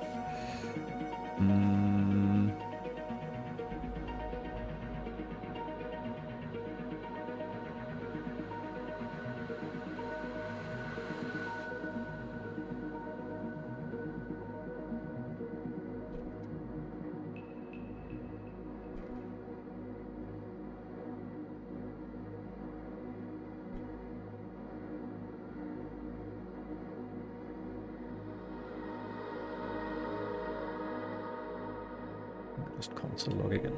Console log the return thing instead, probably, right?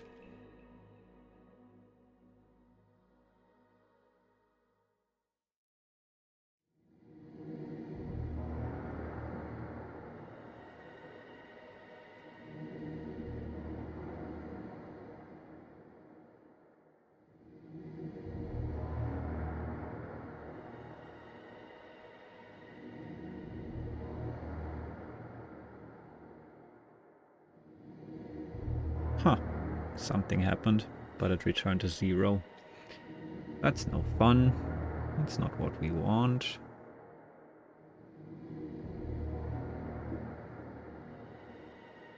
Oh, also, okay, I have to do it for... to do this for this and this, right? And maybe it's still 0. Crap.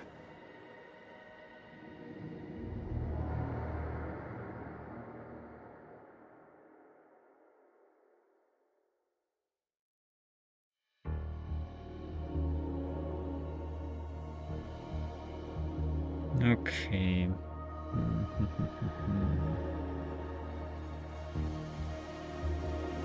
Oh, I didn't even put in the... Okay, yeah, that's the thing.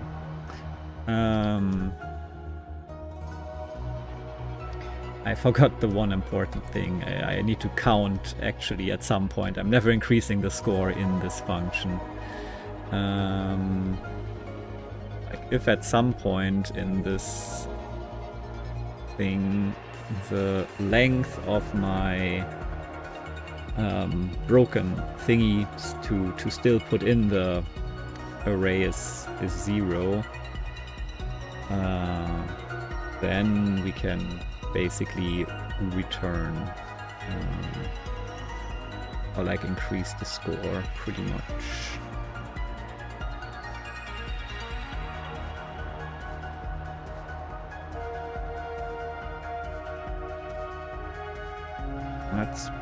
That's important.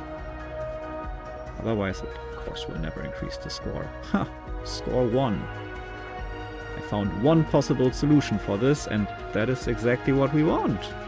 Ooh, will this work? Let's try some more.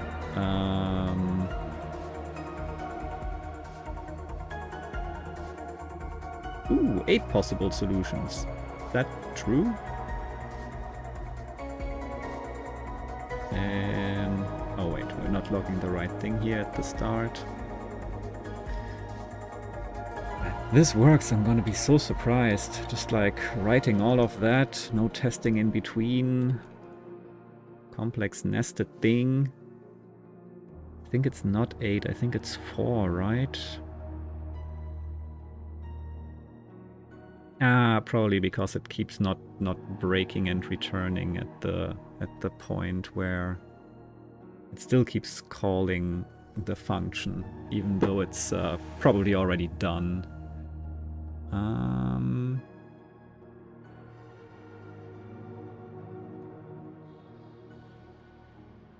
Although no, this only calls if there is something in the C array, right? If something is in the C array with that, if something is in the C array with that, if... yeah, okay, so then we won't call it if the C array is empty.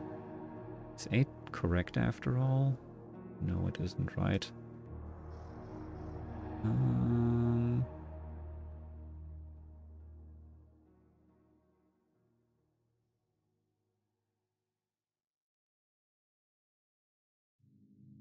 Or arrangements, there it is.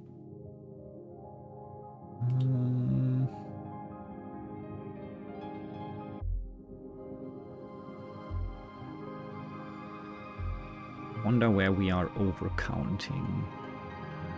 Let's see if at least the overcounting is consistent in some way. Let's try the next one without console logging the right thing.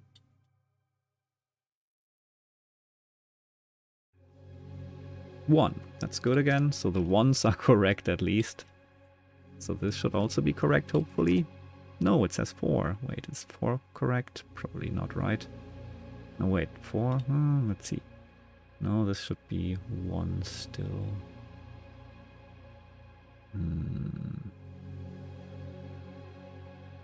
Alright, that's interesting. Why is this 4?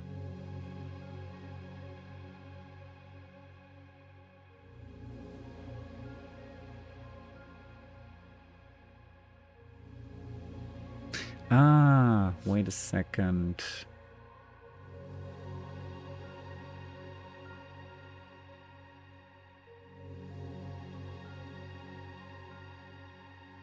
I think in some scenarios the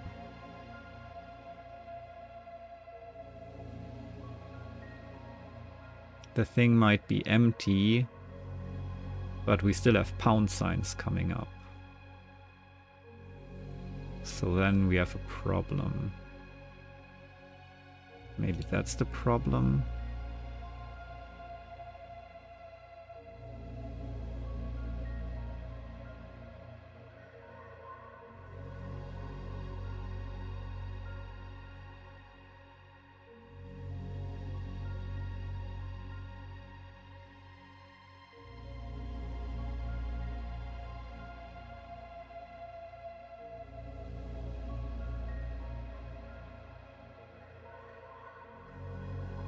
Just to make sure.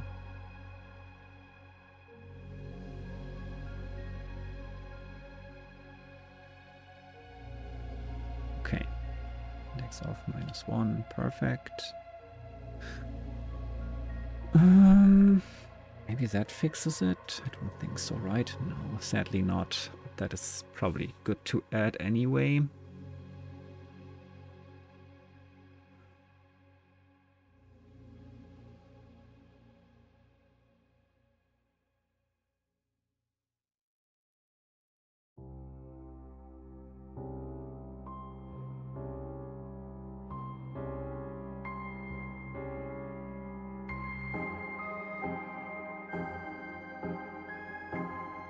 The CDS must be empty, so this won't change much. It will always be 0 in the output unless something is really weird. It will be empty.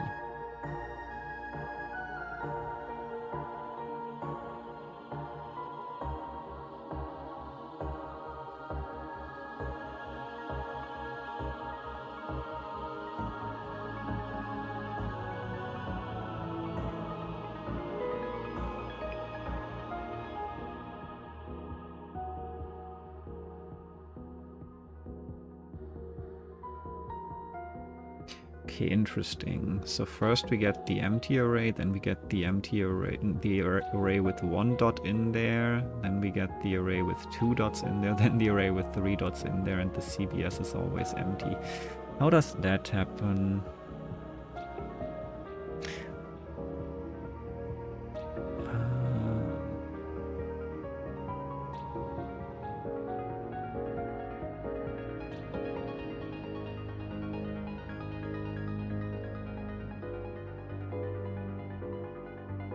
Oh wait, yeah, okay, that's exactly what I thought before, but yeah, it's the C array that's checked and not the CBS. Okay, that's, I completely messed that up. I had the right idea, but then kind of mixed up my C array and CBS, and there we go. Still reading the C array, even if the CBS is already empty, basically.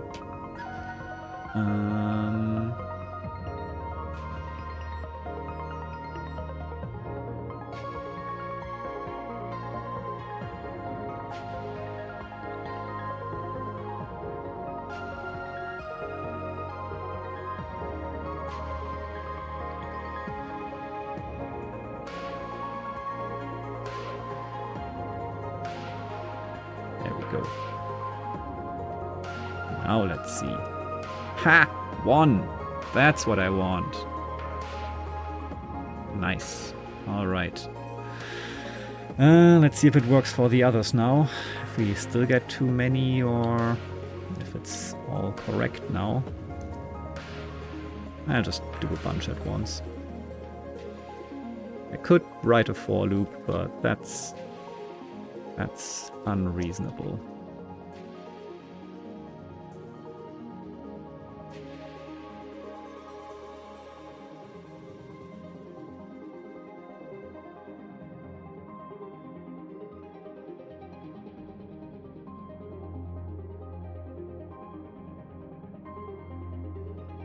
One, 4, 1, 1, 4. That sounds like the right results. 1, 4, 1, 1, 4. I like it. Is there only one missing at this point? I stay 6 open. Oh, there's only one missing. Well, then we can do the last one as well.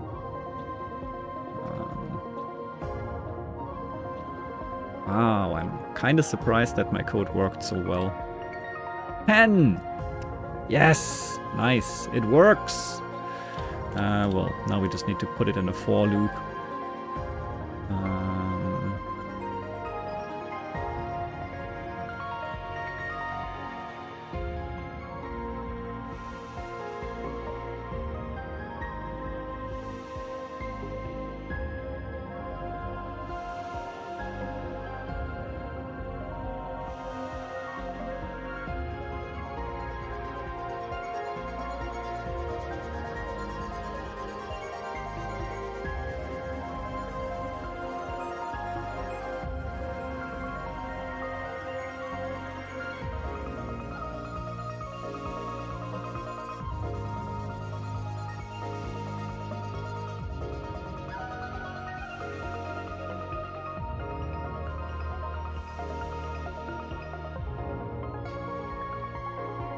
Was it edit the things? I think it was add the things, right?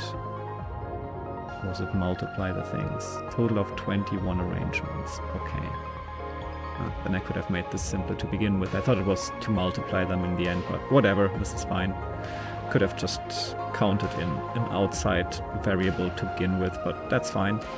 Score be 0.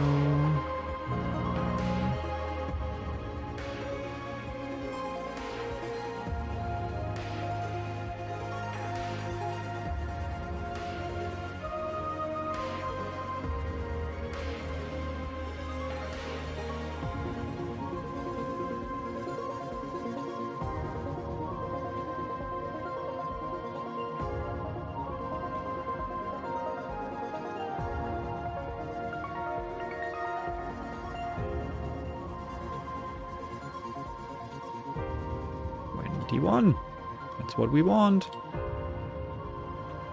Nice.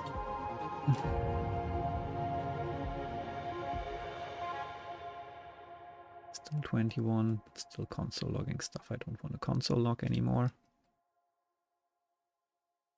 Okay. There, just the 21. Now let's get the actual input and see if it works. I'm excited. Think it might work. Please work. Please don't have some weird edge case that I didn't consider. I know I could have used Control A. This is more festive.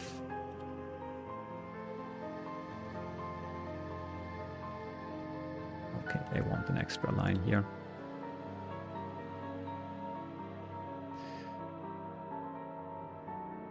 Well, I got a result and it was there pretty quickly. I like it. I like it. This has got to be correct, right?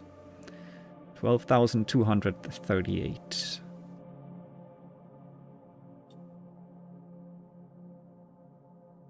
That's not the right answer. My answer is too high. Why?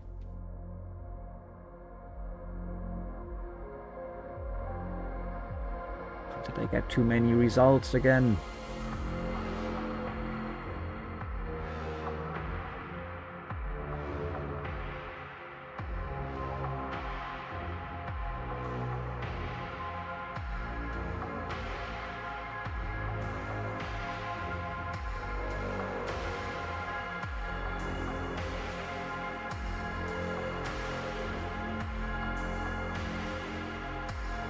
Damn.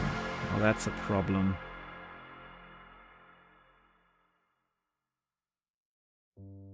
Crap. I hate it.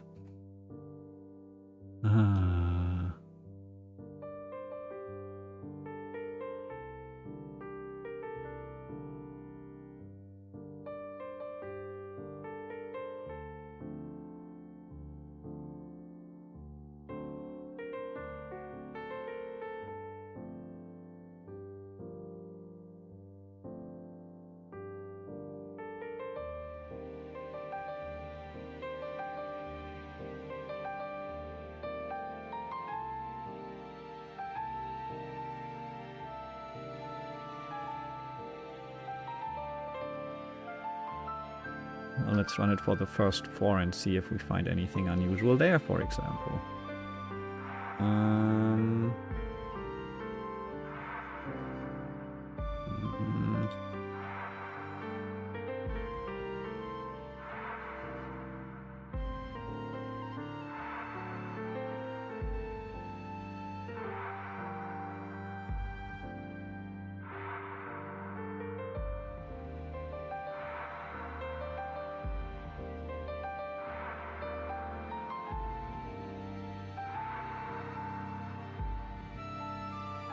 Okay, so we find 23 solutions for the first one already.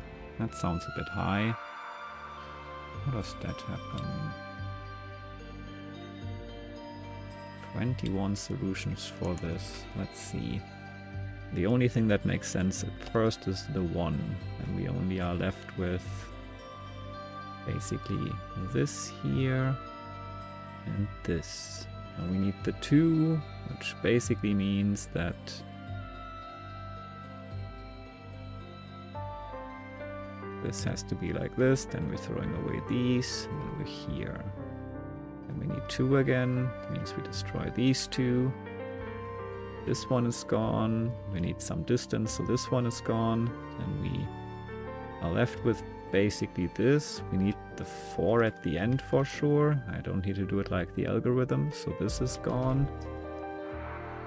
This is all we're left with. And this is 1, 1, so we could have...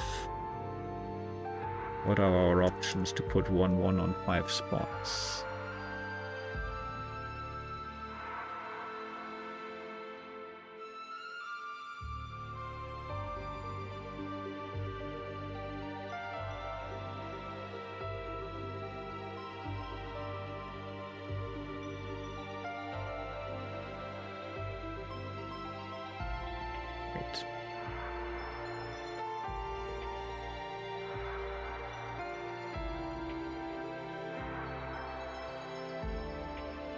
That's all, right? Since they need to be separated, so that's only, like everything else was set in stone, only these are options, so we should only end up with 6 options. Well, Okay, that is relevant. Let's fix it. Still, it's working better than expected, honestly. Like, just that I'm getting outputs and everything, so I'm not mad. This is fine.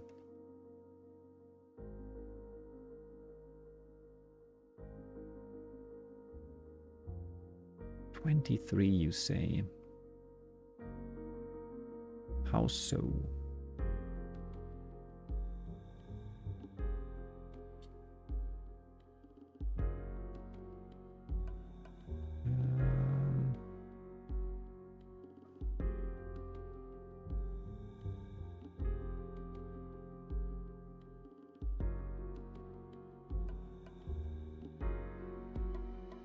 Maybe this helps a little bit. Oof.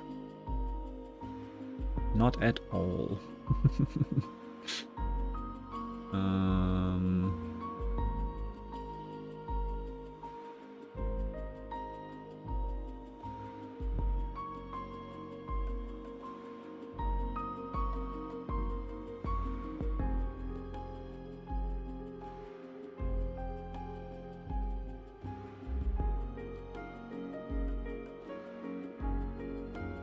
That's weird.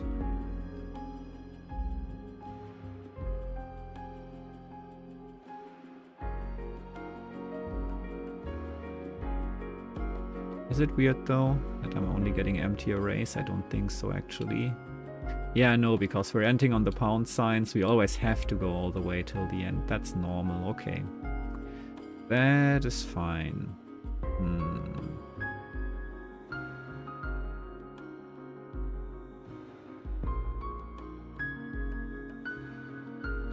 Well, we don't really need it, but let's keep track of the array that we're building, right? That would probably be a good idea. Then we can see...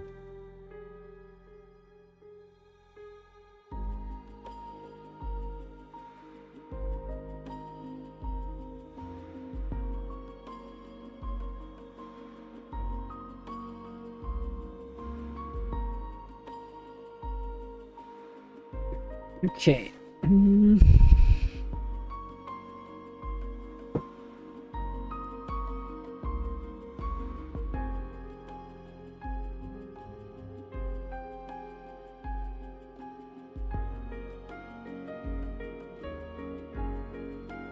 Pixel counter trick did not work. No, I hate it. Why not? I want it to work.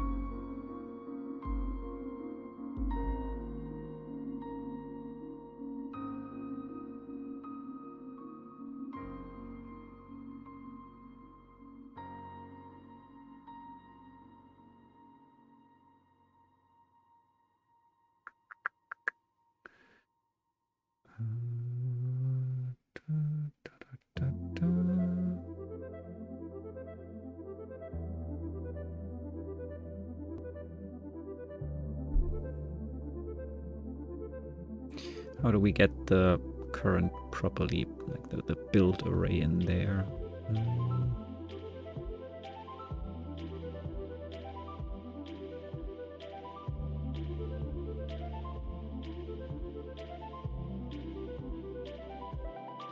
Oh wait, am I slicing enough even?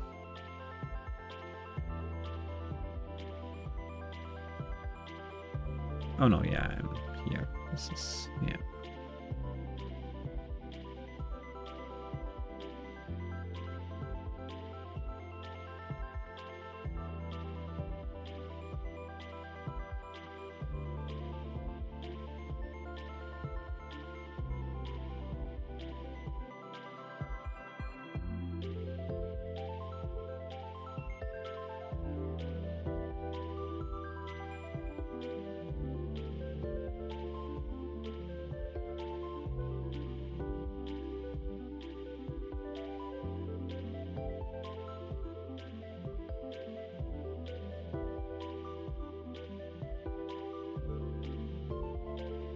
Maybe we just keep it as a string. That could work.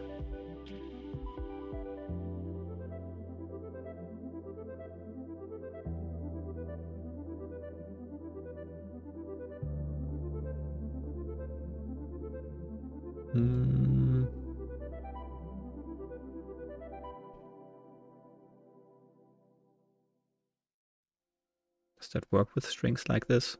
I hope it does.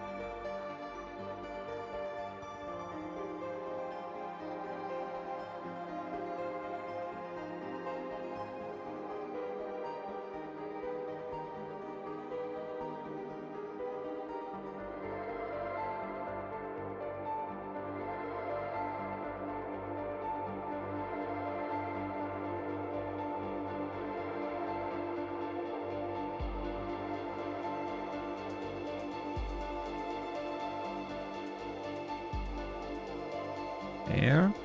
Is this it?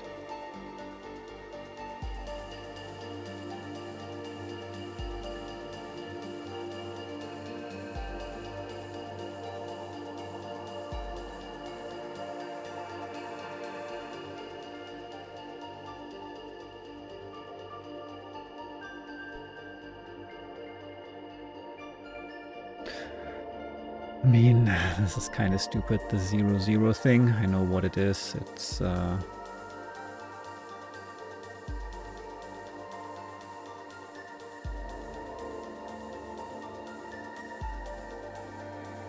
this scenario, just the dot that we add, right? Yeah. And in this scenario, it's also the dot that we add. There you go. Only in these scenarios we need to slice. See if that works.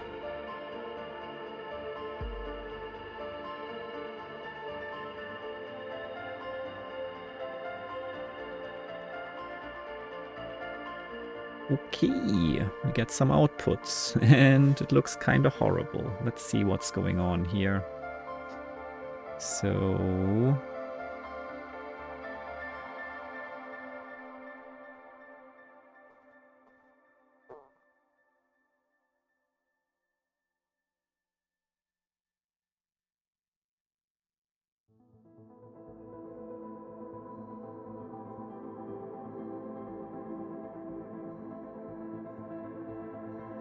why does this here, this build array,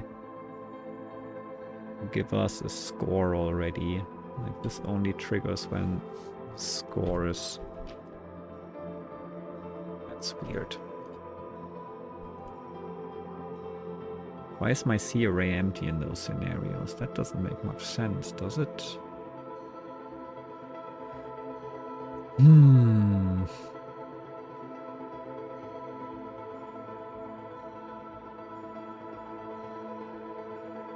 Well, we can add another check.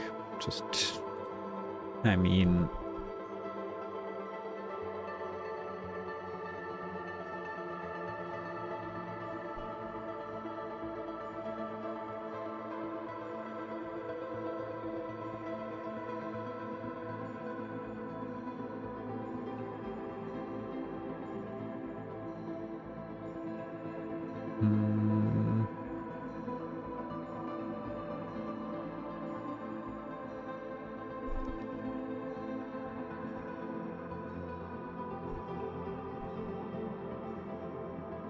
What do we want our length to be?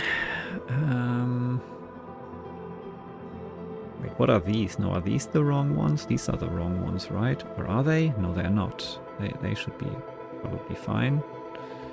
Does this even make sense in general? Dot question mark, dot pound. Lots of dots.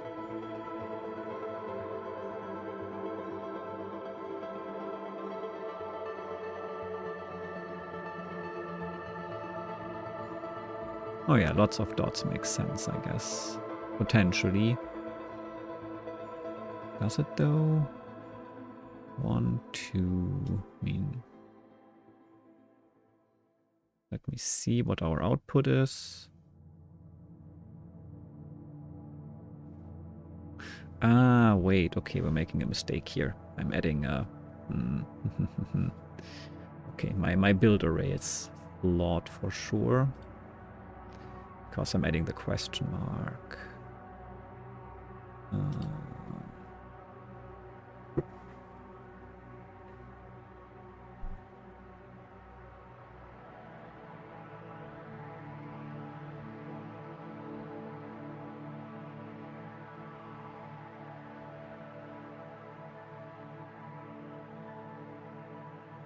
Yeah, we're definitely not getting the right output thingies here.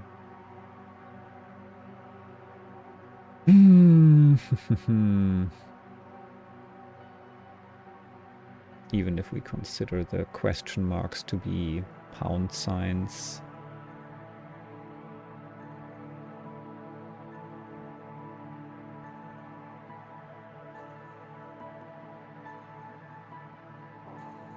Wait a second, I'm double confused now.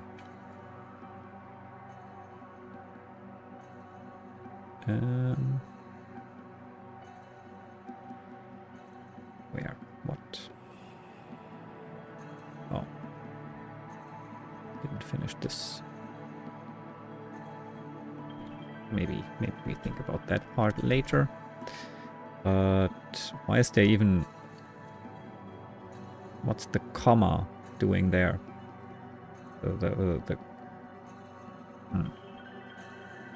That doesn't make any sense. Where does that come from?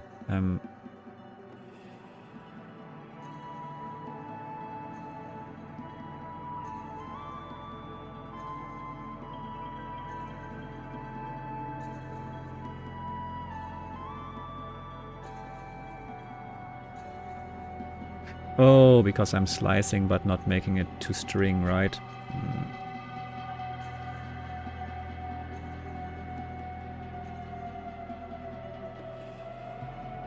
That's my bad. Still, it's gonna be flawed. Okay, I'm still doing something somewhere.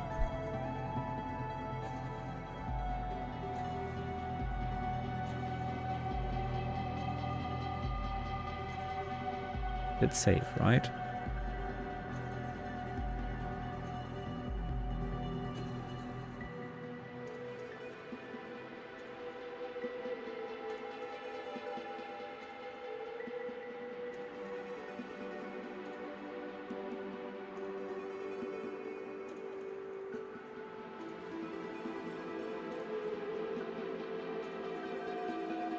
I don't understand. What am I doing?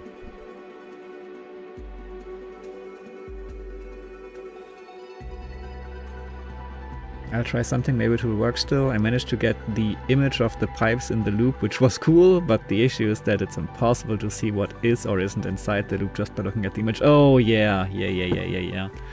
That makes sense. That makes sense. Yeah. I think I ran into similar dead ends. Not quite that pained, but might fall asleep before you finish stream. Maybe. I don't know if I'll finish day 12 today. I don't need to. I would like to figure out a few more things though. Why is this not doing something useful?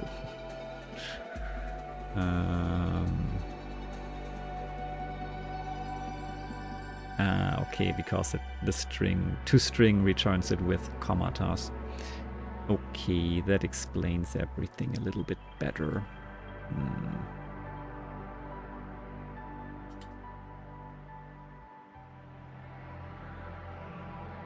Well, that basically means we can ignore the commata. That's fine then, but still we get horrible nonsense out in any case.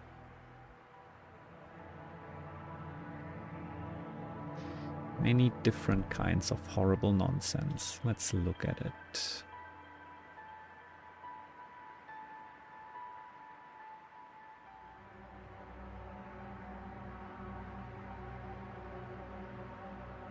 So this apparently is too short.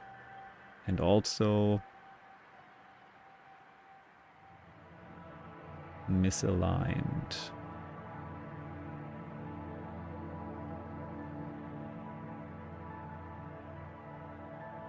Like, even the start is wrong, right?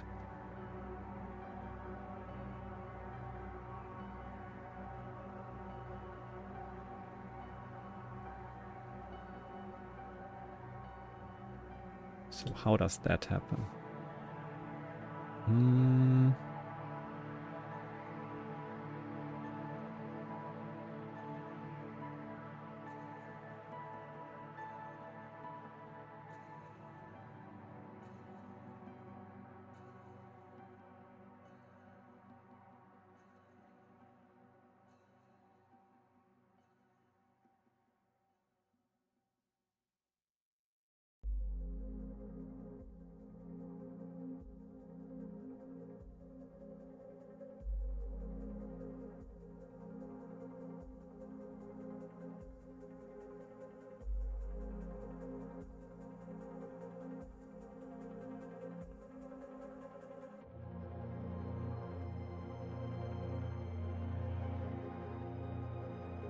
I think this is wrong.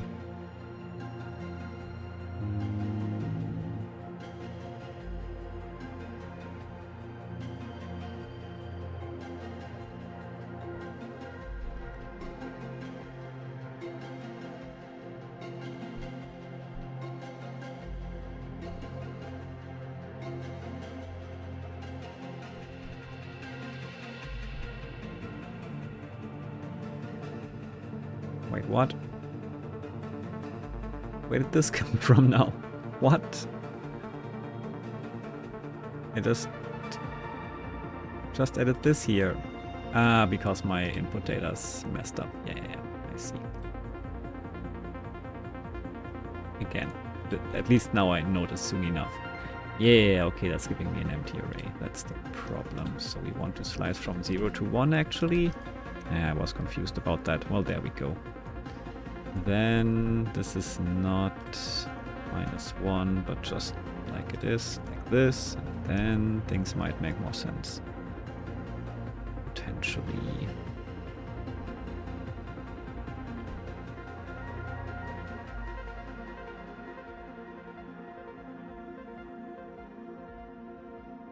But actually, why am I doing... Oh yeah, CVS 0. Yeah, that's better. And here, the other ones I already adjusted, so that should be fine. Huh, okay. That looks a bit more reasonable. Let's see. Let's see what we find and what we find more than once and all those things. Okay, here we go. Remove the commata. Like the question marks, I think we can...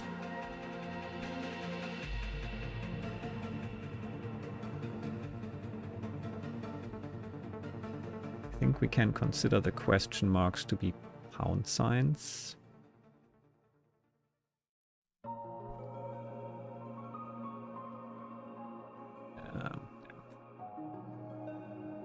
Edit, replace. No more commatas. There we go. So we find some weird bonus results here. That's interesting already. How does that happen?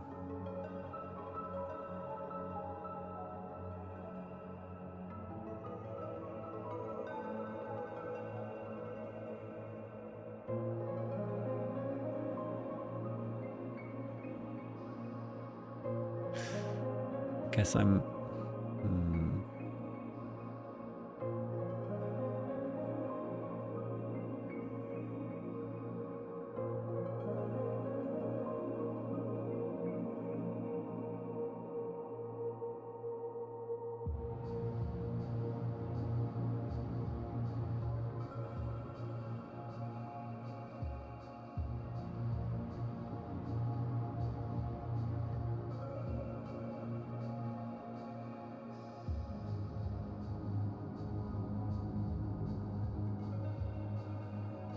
Yeah, one thing I might not have done.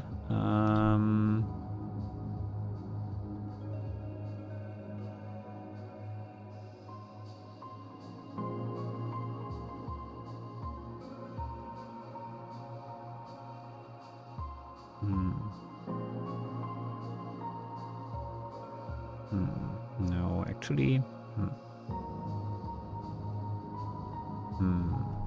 Confusing.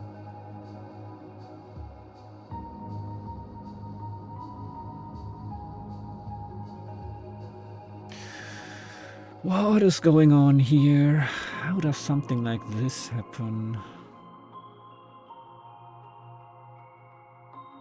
Like this is the length of it. How can there be more after it? I don't understand. How does this come to be either?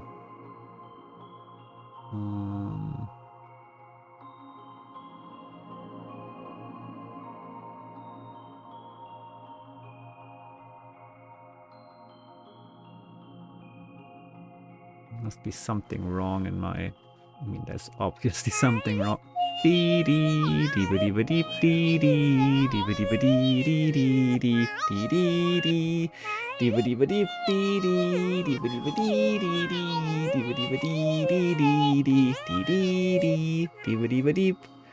K-World! Hi Raiders!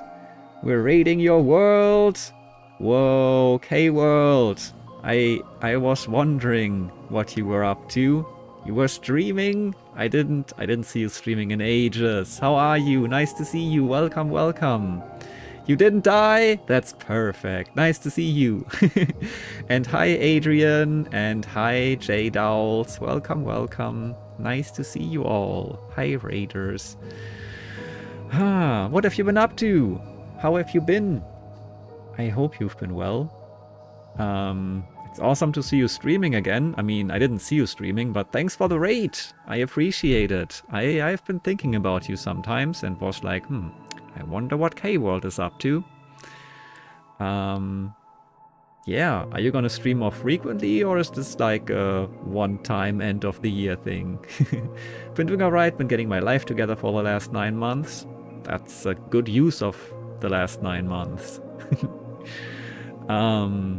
Trying to get my feet wet again. Nice. Yeah, I mean, I would love to see more K-World streams. K-World streams are awesome. Everyone, if you're not following K-World already, please follow K-World. Yeah, I'm doing some coding here. I've recently started coding and I'm struggling. Something is going wrong here. I don't know how entertaining this will be to watch, but I'm trying my best.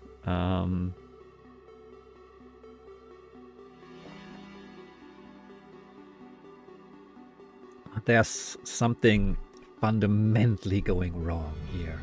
I was struggling playing Lies of P. Yeah, I saw. How did you like it? Did you just start today, or did you already start off stream, or anyway, I'm curious.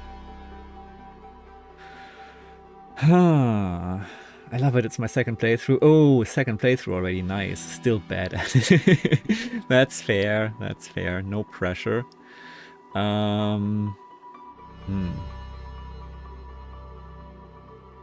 Really wonder what we're doing wrong here.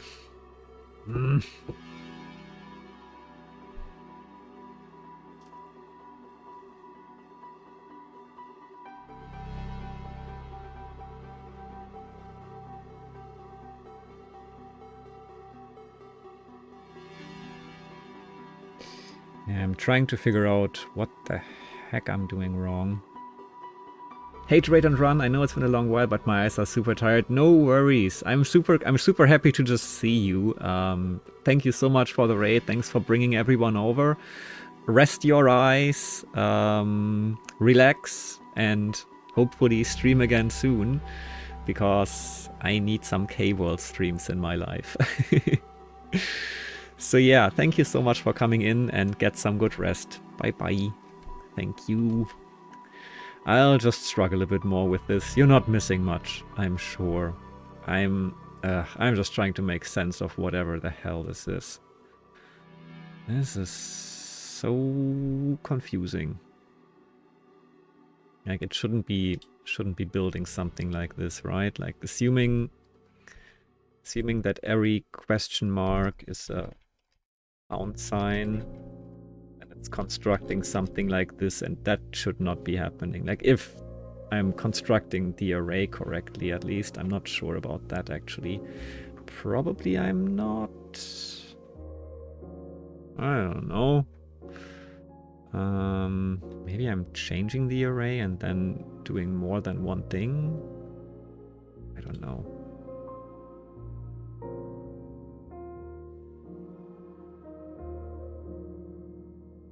Yeah, probably I'm calling the array plus equals more than once. That's probably it.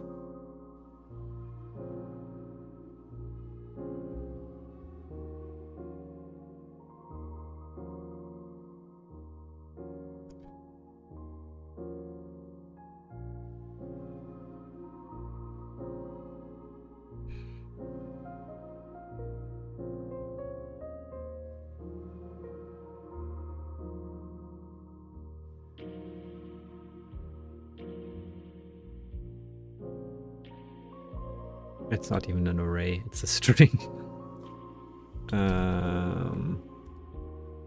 Let's not name the string array. That's a bit much even for me.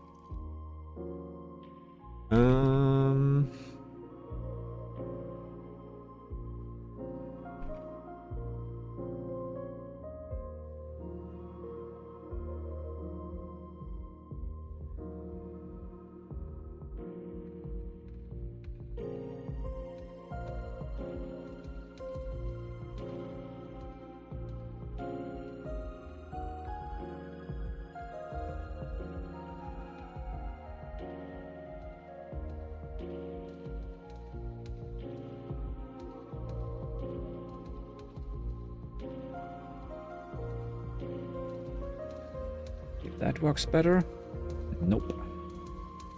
Because I put nonsense in my input data again. Temp string is not defined. That's something we can fix.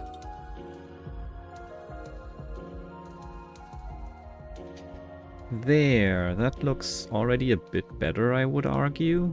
Let me see what we get here.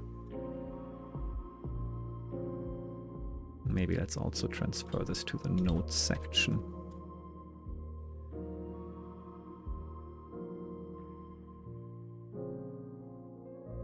Yes, they're all the same length. That's reassuring. Okay, nice. So at least that part is solved. Now we still need to see why we're getting results that aren't correct results.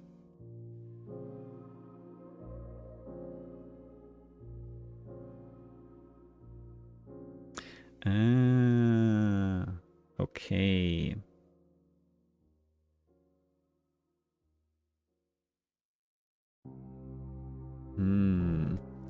So these are considered like this is a result, the first one, but then this one doesn't fit anymore. Like the last part doesn't fit. It's kind of overlapping at the end, but it still counts as a fit. That's probably the issue. Okay, we're making progress here. Nice. Why does that happen though? Like we will never get a fit like that, right? You'll never get the CBS length to be 0. Why does it get 0 there? The fits might cause... Okay, let me see.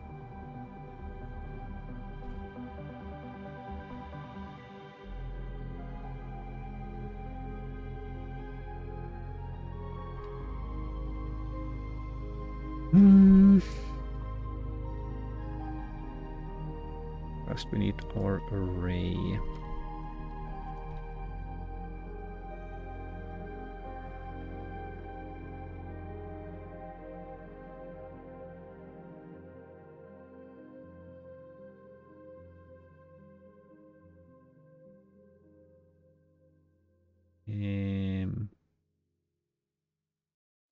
Oh, fair enough.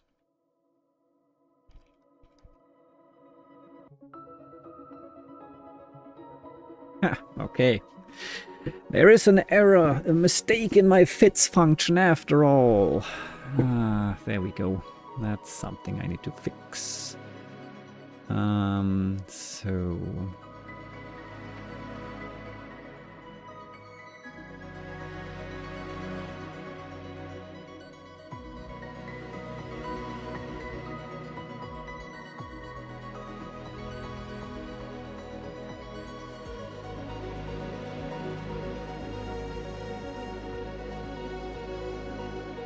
Okay, let's see how we do this again. So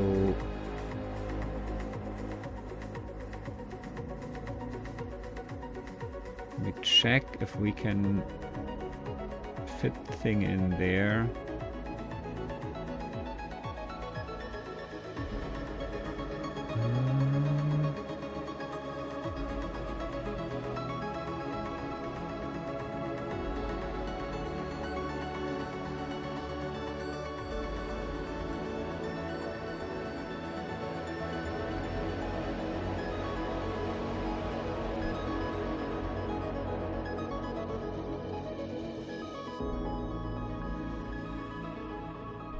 Does that work?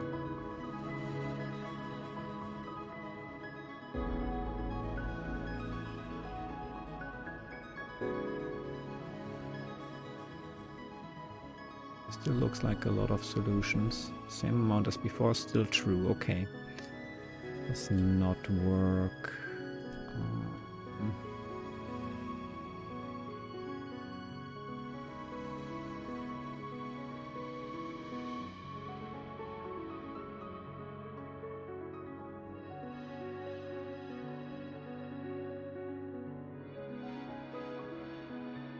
Actually, could just do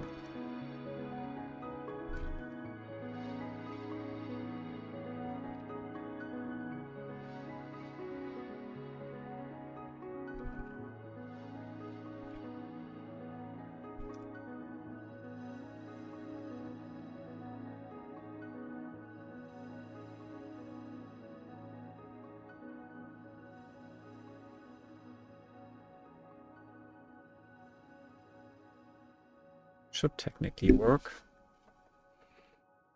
I mean, right? Yeah. Nice. Okay. Now we're getting somewhere. Okay.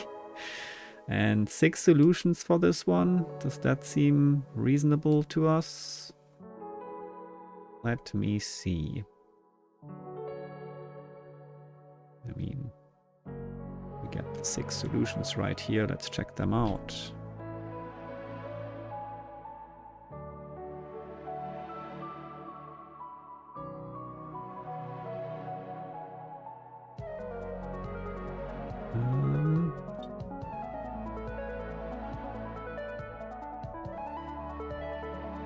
actually, let's just do it. Copy this one real quick. Place every question mark with the pound sign. There. These would be our solutions then. 1, 2, 2, 1, 1. 1, 2, 2, 1, 1. Okay. Just putting the ones into the different spots, right? I think that looks pretty good. I'm optimistic. We might actually get a good result now. Let's hope. Let's hope it was mainly a mistake in my fitting function. All right, let's check it out. Input data. Here we go. 1,000 lines. Give me a new result. I shouldn't have console logged that much, but we got a new result.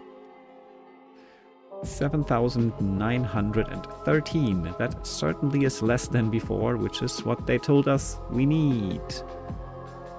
So that's quite a bit lower. We had 12,000 something before. That's not the right answer. It's still too high. Come on. Why? Why though? I don't like that. Still getting false positives.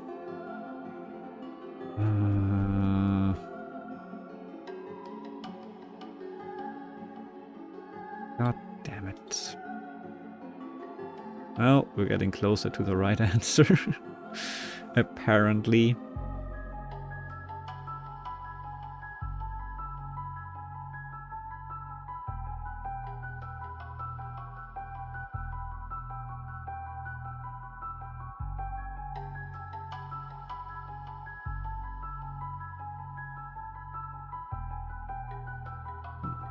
This one looks interesting already.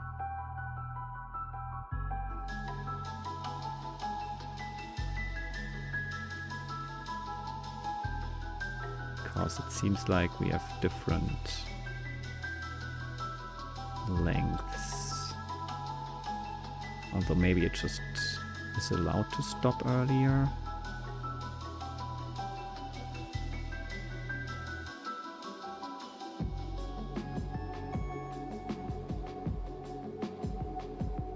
Be one of the last ones. Lots of pound signs at the start. 4, starting with the... Actually starting with something much higher, right? If these are all pound signs, then we start with an 4, 8, 11. Okay.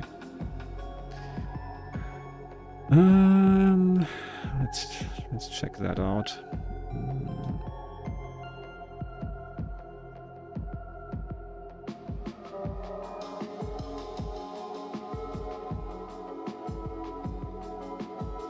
I don't even see an 11, so that's also bad.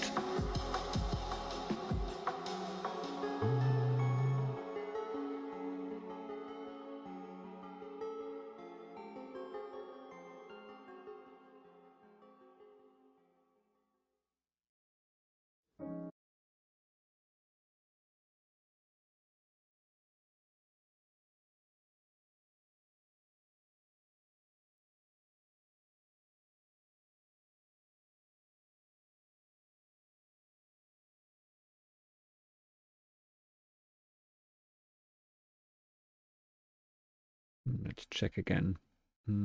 Also, let's keep listening.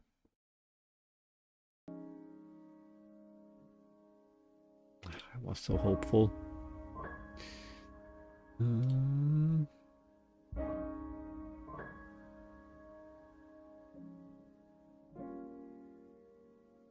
1, 2, 3, 4, 5, 6, 7, 8. Oh, 8. Okay, there's a dot in between. Didn't see that. 8. It's this one then, probably. No, it's not. Because there's a 3 after the 8.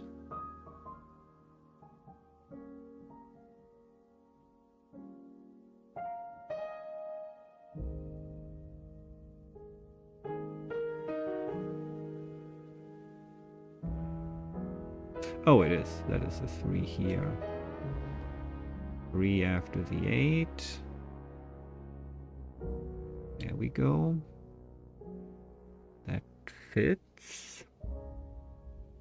Then there is a dot for sure. Then there's either a pound here, a pound here, or a pound here. That seems decent. That seems to work. That seems correct.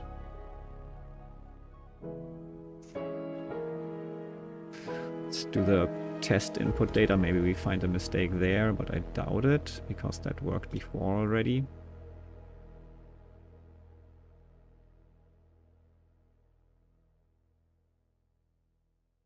But hey, you never know. Let's use the testing data that we have. 21. Seems like a good result to me. Exactly the amount we want. There must be some weird edge case where it's not working as intended, and I can't do much, but just go through them and see if something sticks out and seems weird. Ay, ay, ay, that's no fun.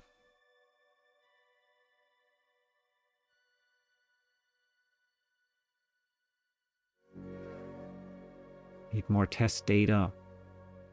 Like test data where I know the results.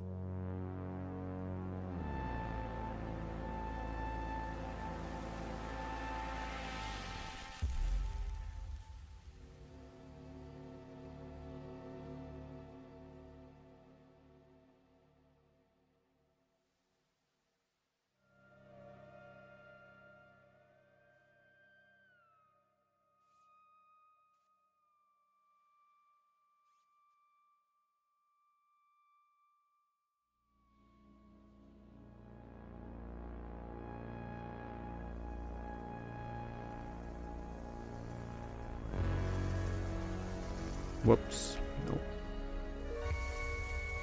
Just remove the commas. Okay.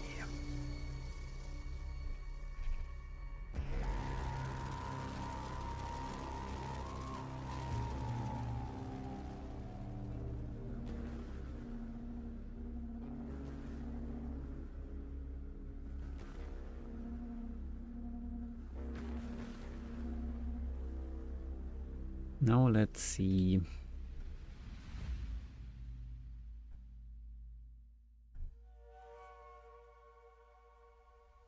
Let's see what sticks out here, if anything. 1, 2, 2, 3, 2.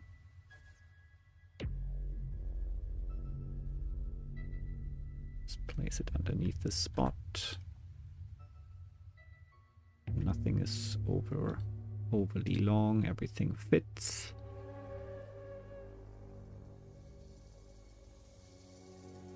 Give all different solutions, it all seems fine. Works perfectly. Anything that works too well. With a dot where there should be a dot.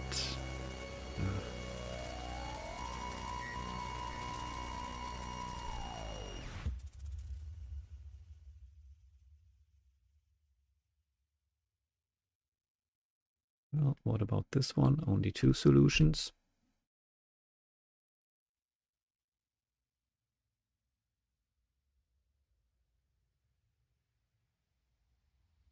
Yeah, the 3 can be put into 2 positions. Makes sense. Next one. Here. 4 solutions on that one.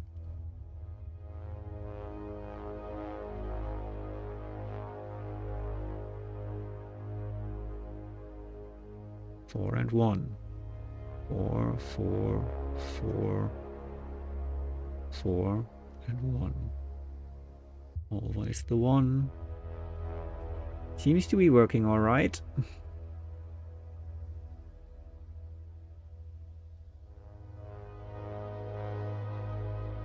11 solutions for the next one, but yeah, the restrictions are quite small and there's lots of question marks. Let's see if maybe here we get any double results. I mean, here it seems most likely. Probably, maybe, I don't know.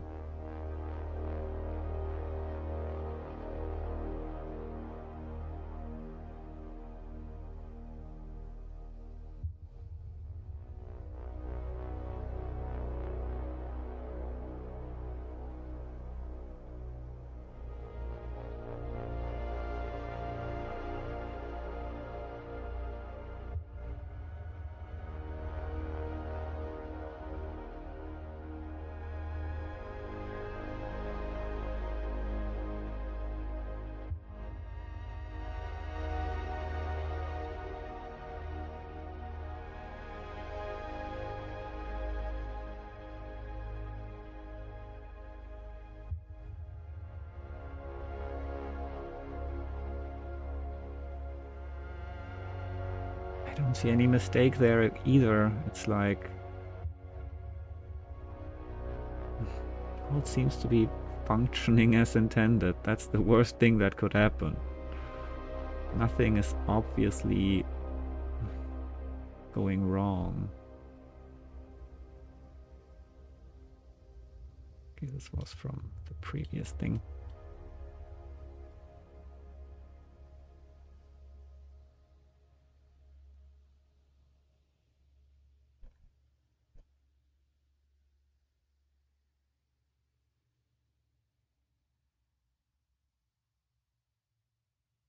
All different, all valid from what I can see.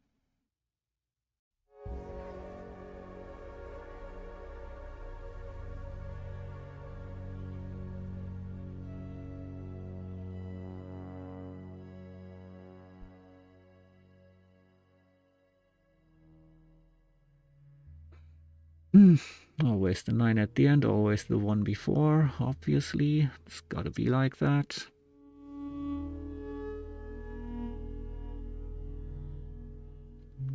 Two, 1 and 2, 1 and 2. It all fits. I don't understand. Oh, I mean, I've only tested like 5 now, which all fit though, and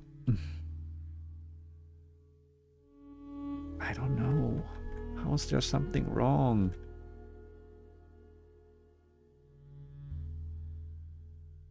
Maybe the thing is wrong. Maybe I'm right. How about that?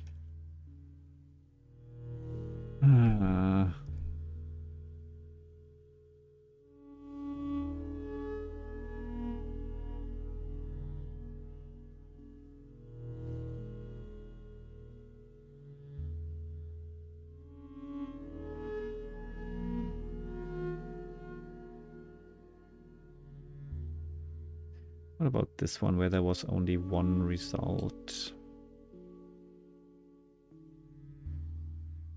Contains a 4 and is close to the end. This one here, right? Yeah.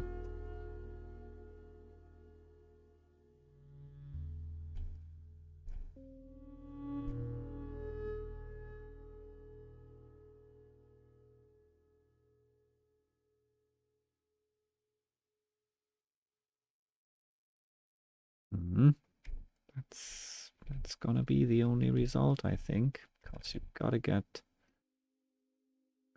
the 4 in here, get the 1 here and the 2 here. Seems correct, just as it should be.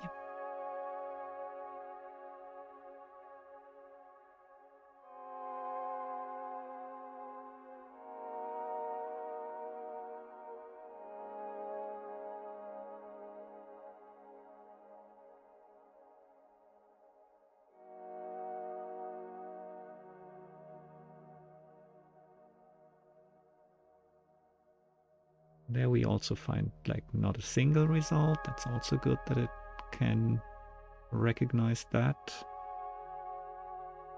Is at 7, 8, 56 and stays at 7, 8, 56. So Apparently there was one where nothing fit. One ending with 5 here. Yeah, ending with 5. That's the one, probably. And after that, okay, 13. This one doesn't give any result. Right? Yeah, the 13 one doesn't give any result. Would have to start here. 1, 2, 3, 4, 5, 6, 7, 8, 9, 10, 11, 12, 13. 13.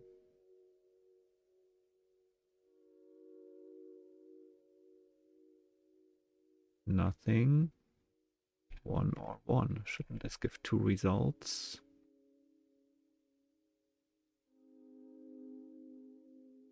Huh. Maybe I'm looking at the wrong spot in the data, but I don't think so. But then I would find even more results. That's not what I want, right? But hey, maybe it's at least a mistake. Mistakes are probably good. 2, 1, 2, 3, 4, 5, 6. 2, 1, 2, 3, 4, 5. That is indeed the spot. Why doesn't it find anything for the 13 one here? That's interesting. Let's examine. At least we found an anomaly. Anomalies are what we're looking for. Even if they tend to lead into the wrong direction. Why do you give me a false?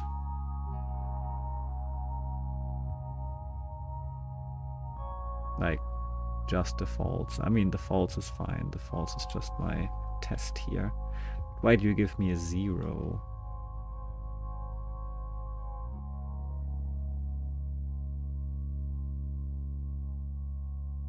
Because from what I see, this should not be a 0.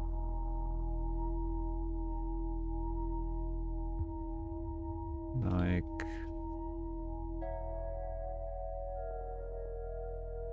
1, 2, 3, 4, 5, 6, 7, 8, 9, 10, 11, 12, 13. Break 1 or 1. That seems like 2 wonderful solutions to me. So something is wrong, and maybe it will add and hopefully even remove more solutions. Because we're still too high at this point, but we're not finding solutions where we should find some. That's interesting. So, what's going on there?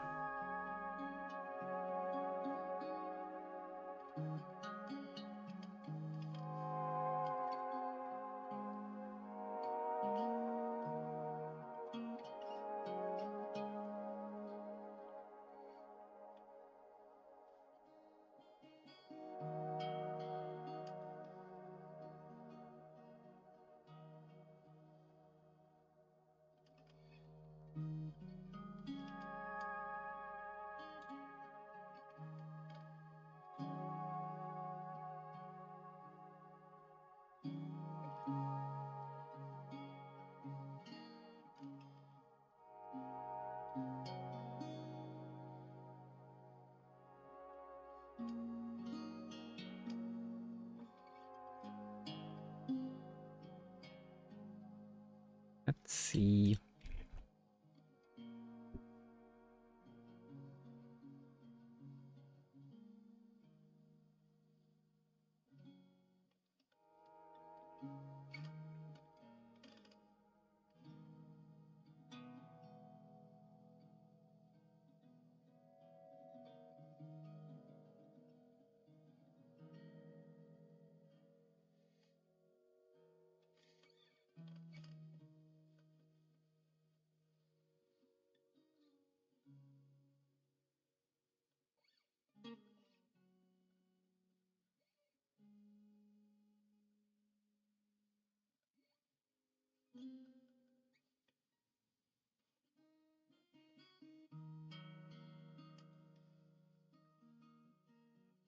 Wait, why does it say 3-1?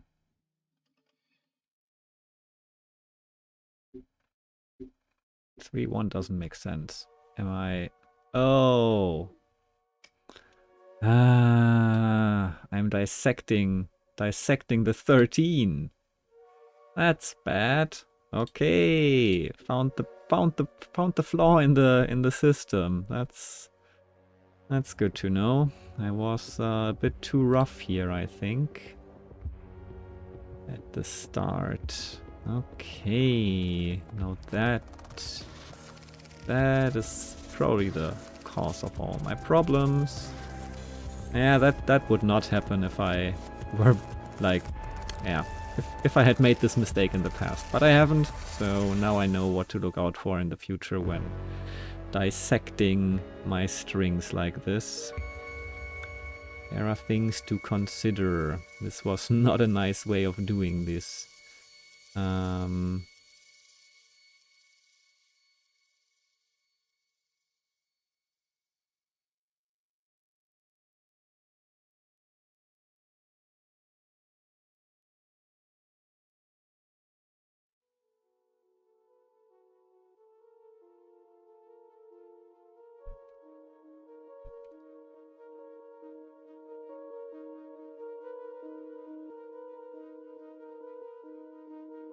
Does it even run?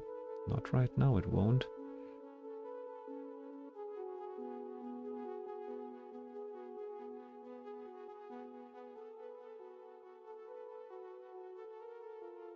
Does it even run? Yeah, it will. Okay.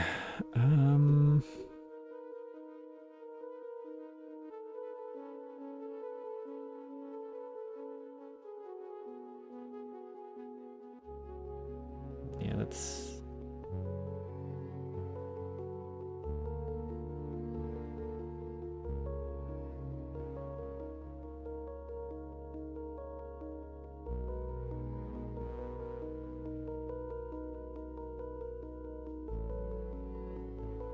I should have used the split function again, right?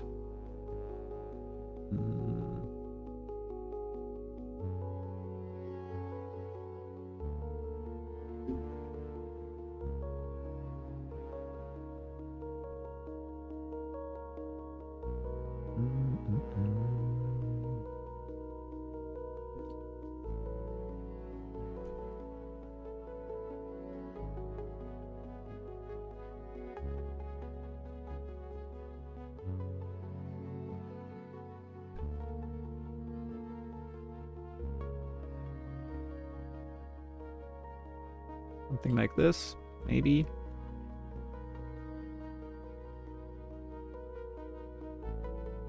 Ha! Okay. We're actually getting the stuff now. Like, we have numbers in that one. Now we just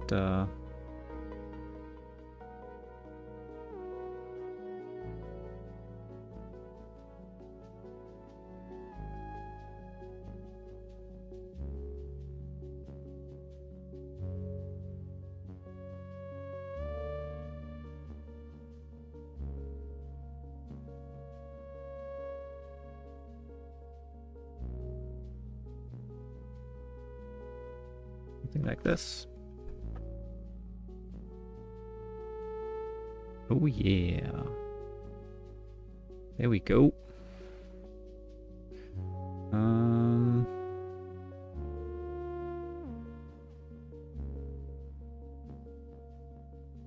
Don't know why we have a 3 down here, because I think the result should be 2, but nah, let's not be scared yet. Maybe this will make sense eventually.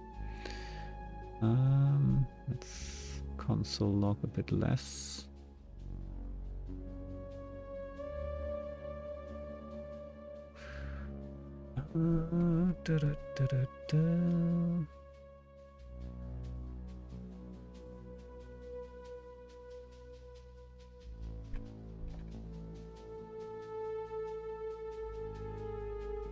We're getting 3 results here. Maybe I made a mistake first. Potentially, not completely unlikely.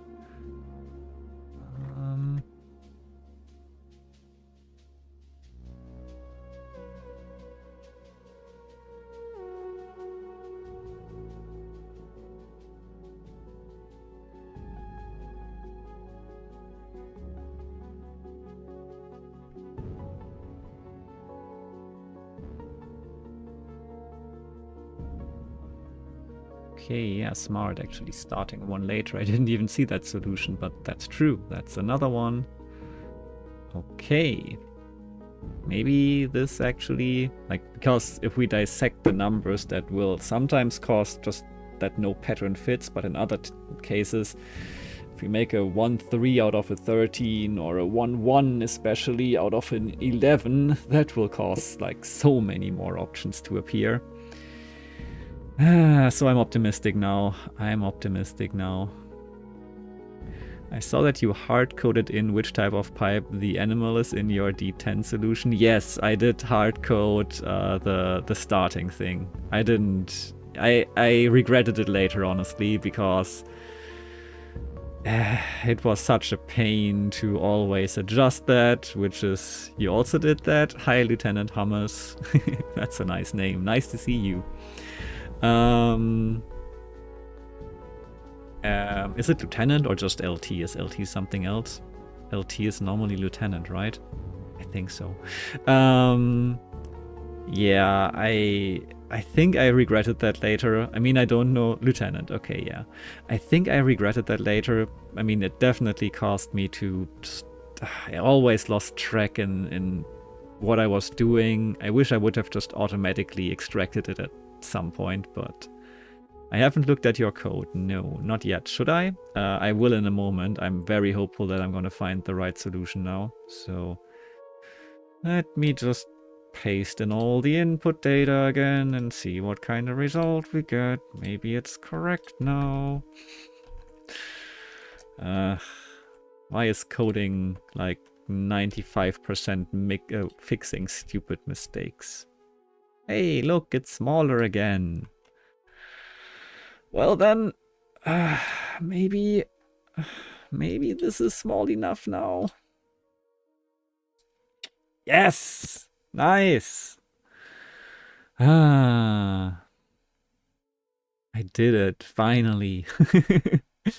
But again, why does coding have to be 90% fixing stupid mistakes? It's just, it's every time. Will that ever change? I have a feeling it doesn't. I feel like that's what everyone does who codes. It's just like, what is going on here? Why is this not working? Why is this breaking? That's like 90% of coding. Did I brute force? No. Oh, wait, what do you mean by brute force? No. I mean, what do you mean by... I don't know. I don't think I brute forced.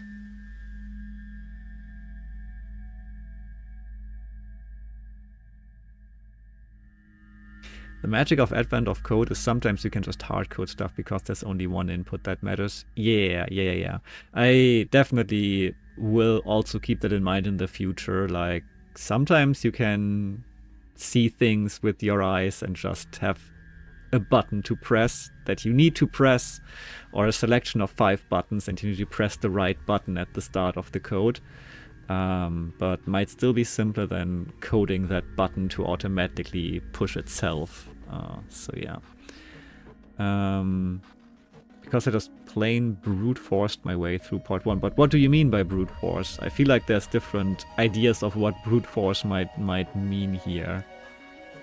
It ran for like 10 seconds, but it worked. Part 2 though? Yeah, mine doesn't run for 10 seconds. So, I mean, it does run for 1 second and a half maybe with the console logging. But if I turn that off, I think it will just instantly give me a reply. So I assume I didn't brute force? I don't even know how to brute force though. How do you brute force this? Yeah, no, I'm still console logging, but this is very fast.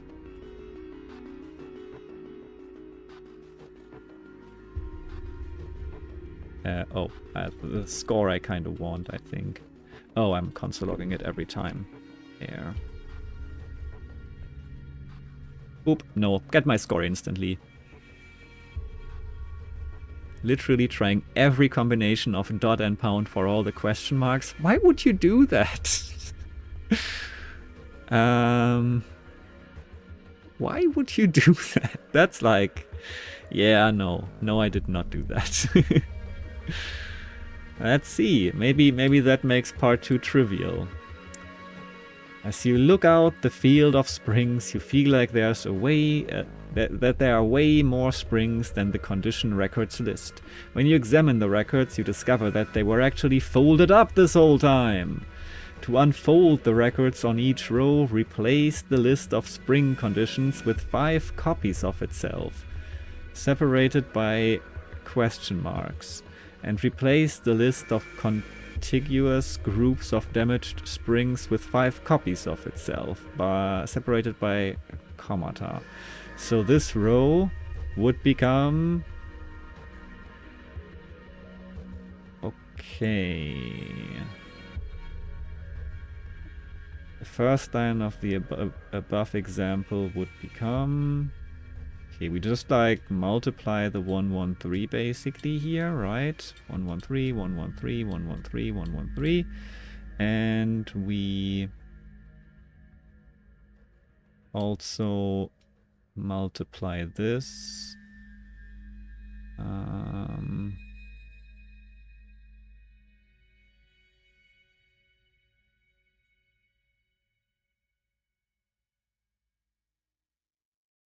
First line of the above example. What's the above example? Ah, first line of the above example. This one here, right?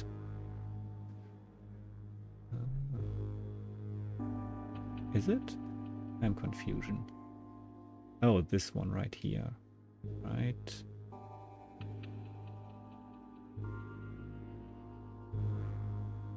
No. I'm so confused. What's the above example?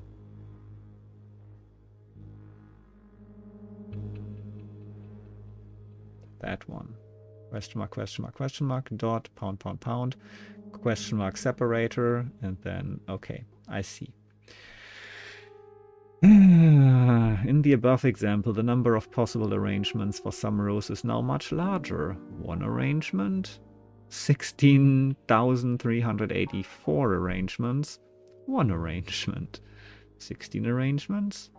2,500 arrangements. Okay, after unfolding, adding all of the possible arrangements, arrangement counts together produces 525,152.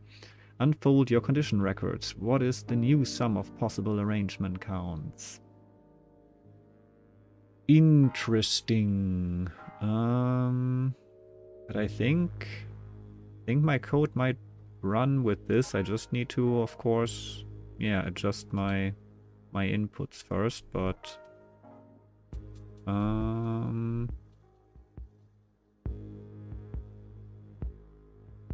so camel case makes me want to poke my eyes out, but what are you using? Underscores?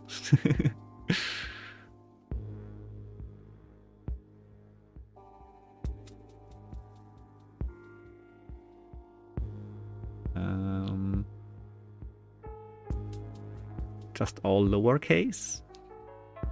Whatever standard your language calls for. I don't... Snake case, of course. Okay. Well, whatever works best for you. I would say always do what is not the standard of your language. 100 times more readable? Nah. Meh. The default Go style uses tabs, which I don't care for, but I'm happy to use it to be consistent with everyone else that writes Go. I don't even know what Go is. And using tabs sounds interesting. How is that readable? I mean, here you couldn't even use tabs, right? Like, this is a tab, right? But it will just break the thing. Okay, I guess Go does recognize the tab as a proper character. I know, I learned that in my web dev course, but now I feel like going against the mainstream and going with the snake case. Anyway, let's try to do this here, right? So, where are we doing this? Here's our score thing. And spring map. The spring map is the thing that we, like, one of the things we need to adjust. We need to adjust all the things, but yeah. Basically,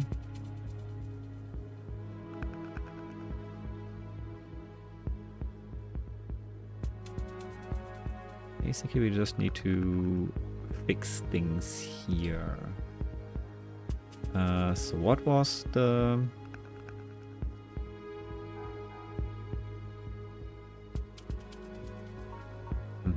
Here it is. We push to the broken springs the helper thing, right?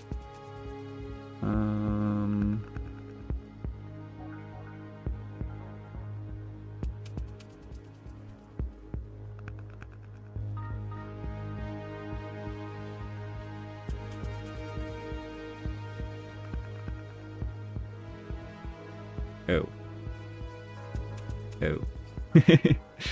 Well, there are my broken springs. Yeah.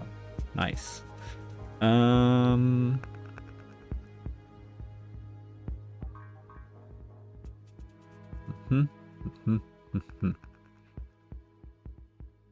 Maybe let's do that with the test data first. That might be nicer.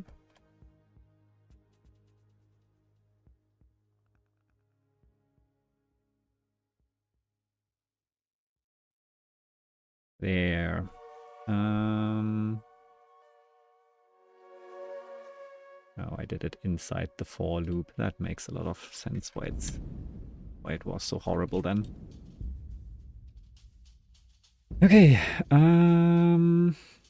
So we're pushing. This is the helper.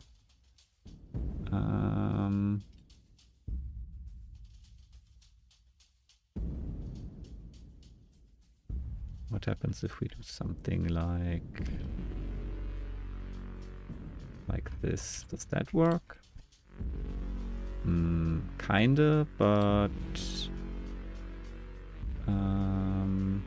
just pushes it like both of them.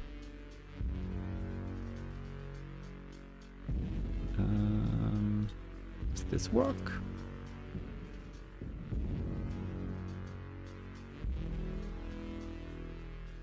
Ha! It does. Okay, wonderful. Oh wait, it still pushes it twice? Wait. I'm confused.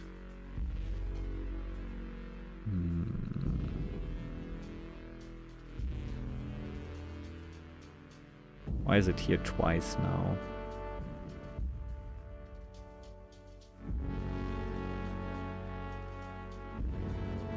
This one looks good. Did I just get the same one twice or something like that? Oh yeah, it's 113, 113, right? Ah, well that's confusing, but also nice. That means it's kind of working.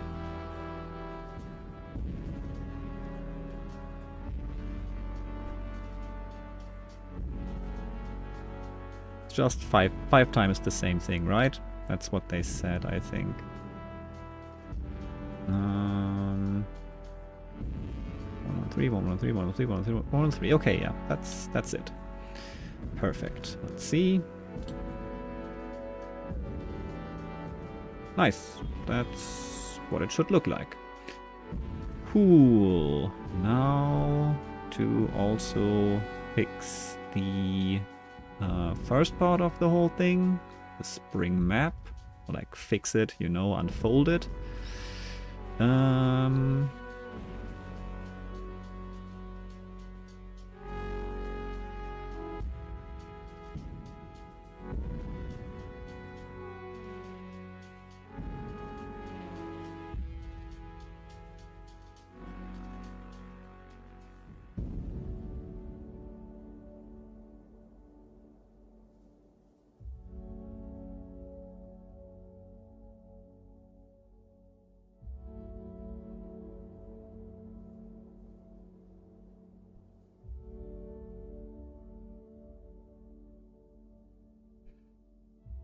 Can I use the mapping function? I'll try.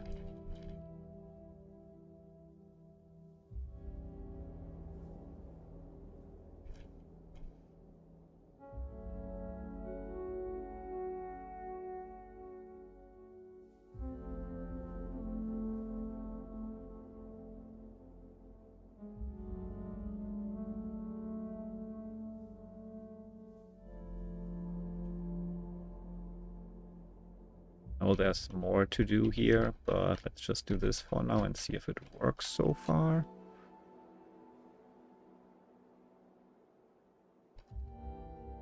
I'm not good at using the map function.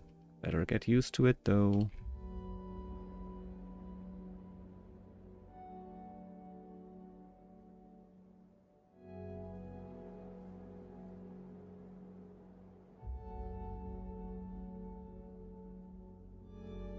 Like, I mean, you better get used to watching me not being good at it. Also, I'm screwing up my part 1 solution. Nah, whatever.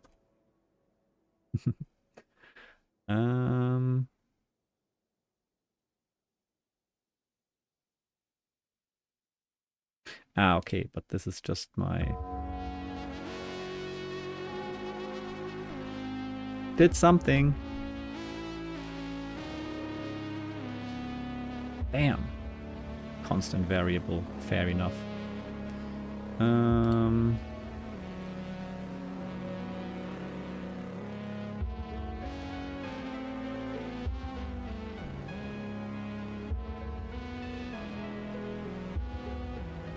Ha!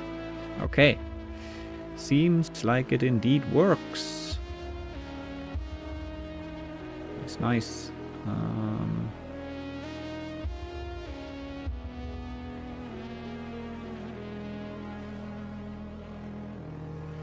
Start using the word withershins instead of counterclockwise. It's much cooler.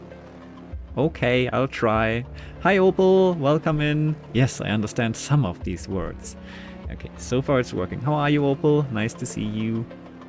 Go is one of the languages I intend to code at least one of my solutions in. Go is what I do at work, so I wanted to switch it up for AdventOfCode this time and decided to try Rust, which I'd never done. I have, like, up until recently, I have never even heard of Rust, but seems to be a big thing right now, right? Like, so many people are using it. I keep hearing it. Why are people using it? Can someone explain it to me? What is cool about Rust? That was an adventure. I'm very tempted to start solving these in Lua, but I want to use a compiled language for a change. I only ever coded very basic CLI stuff in C, C++. Okay. Some of those words, yeah. Rust is the current hotness, I guess. Yeah, it seems to me like that. I still know almost nothing about it, but apparently it is just that. Okay, so we want to separate them by question marks, right? Only separate, don't add one at the end. Let's separate it by yes. Okay, can do that.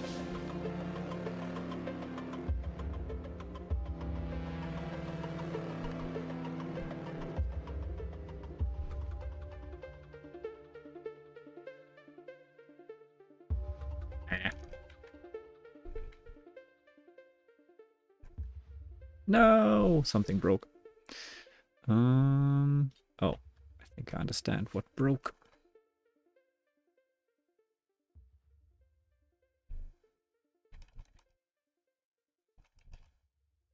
There.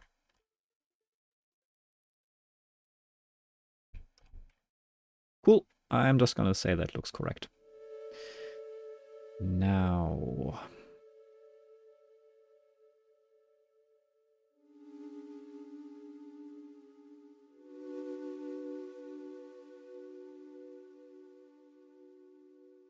Now the question is, why do I get a 0 result?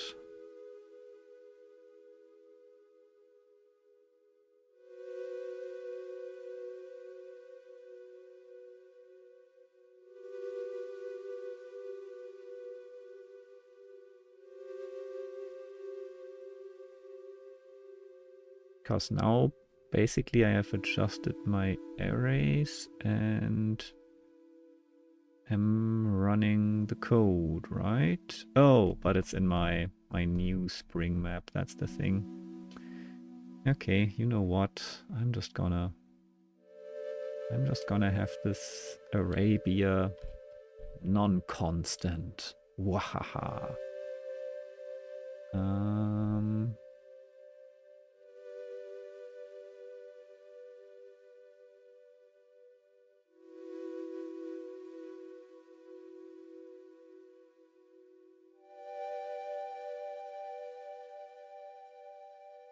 Bam! I got results.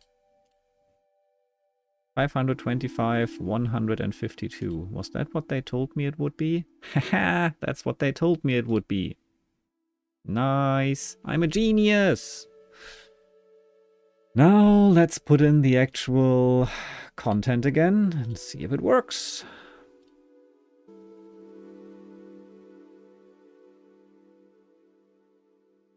$900 more items. Yeah, that's just... Yeah, it's taking a while. But at least not because I'm console logging. This console logging went fast at the start. I'm sure this is gonna be efficient enough. Right. Right. I'm gonna take a toilet break. Maybe it's gonna be done by the time I'm back. I'm optimistic. We'll see. We'll see. First I'm gonna read. The interesting thing about Rust is that it tries to strike a balance between runtime costs of automated memory via garbage collection and the huge pain in the ass that is manual memory management in things like C and C++. You should look into Zig. What is Zig? Rust tries to do memory management differently by enforcing ownership of data in memory and analyzing it all at compile time. Okay, yeah, I've recently raided into someone doing the AdventOfCode and doing stuff with Rust there, and I already heard of like some memory management stuff. But yeah, interesting. I have to. I mean, I've never really worked with C or C++, so that already is kind of a bit much for me right now. But I get the general idea of the manual memory management. Okay, it's still running. Toilet break. Be right back.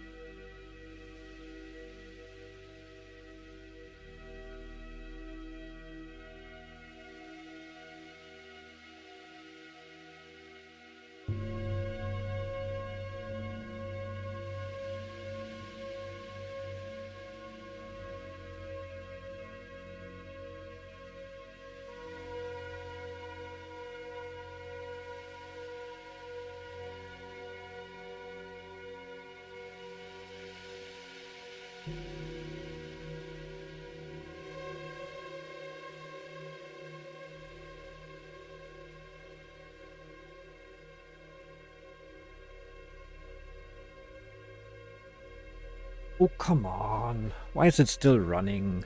That's nonsense.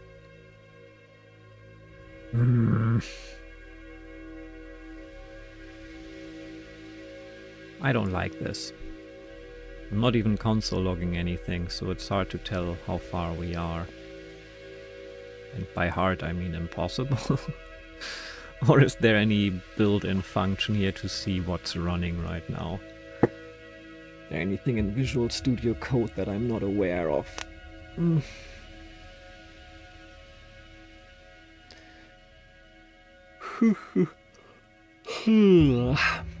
Because I really wouldn't like to stop right now and then realize, oh, it would have been done in a second. Or 2, or 3.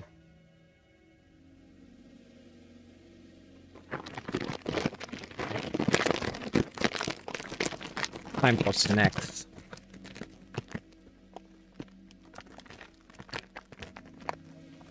I'm on Windows. So I guess not.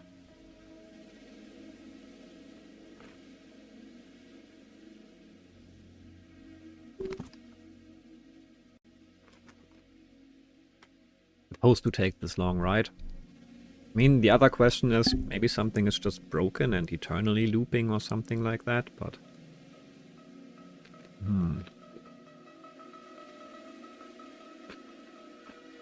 I wouldn't expect it to. It worked so well with our test input.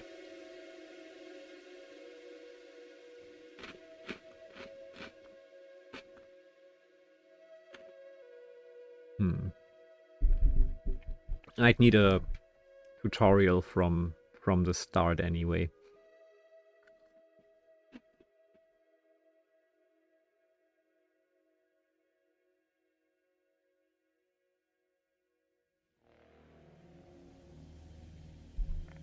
But I wonder, like, I do have this bash thing built in here that's like simulating a non-Windows thingy. Always forget what it's called.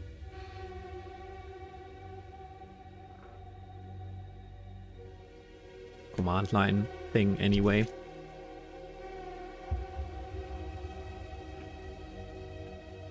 Not quite all I need. Well, damn. Sad.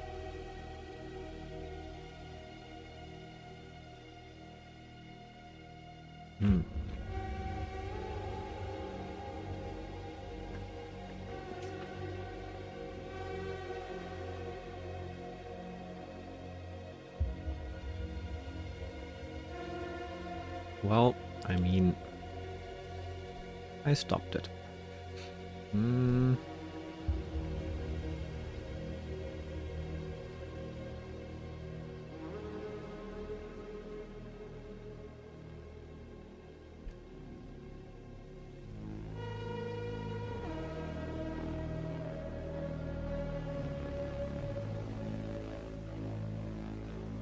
Zero.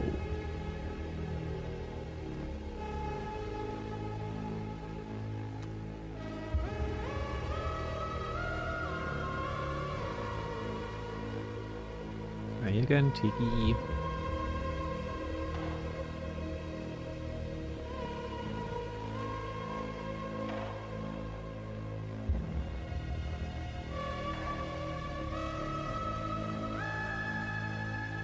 I have 4 cats. This is Tiki or Tiger. Does this right now mean that not even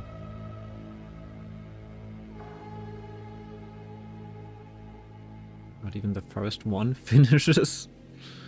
That is weird. So yeah, this is Tiki right here.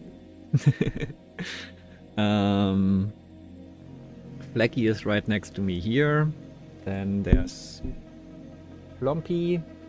Plumpy is, I don't know, probably somewhere in the hallway. Mr. Cat is also probably somewhere in the hallway, if he's not in here, but I think I heard him running around outside a moment ago. Yeah, something is not working here as intended.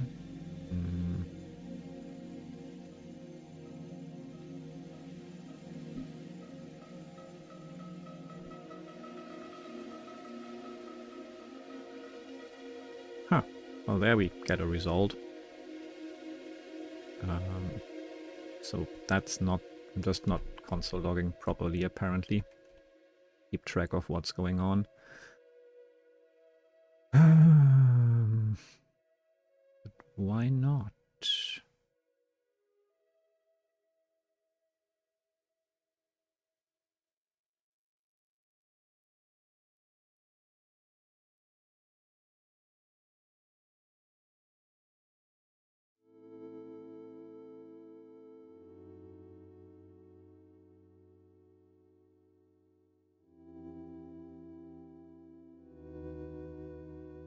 Oh. Oh, now it's stuck again.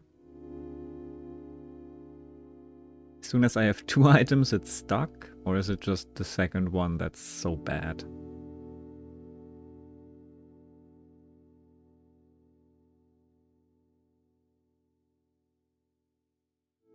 Yeah, test that.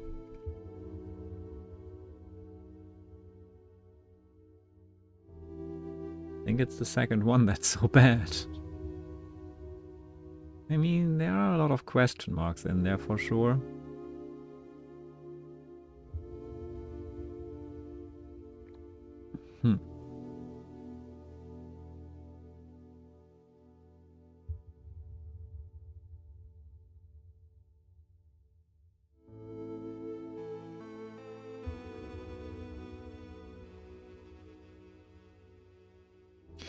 Well, that's a problem.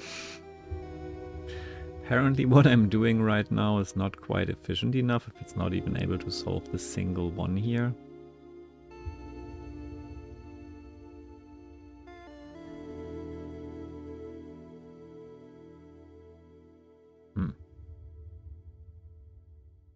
Well, that's a shame.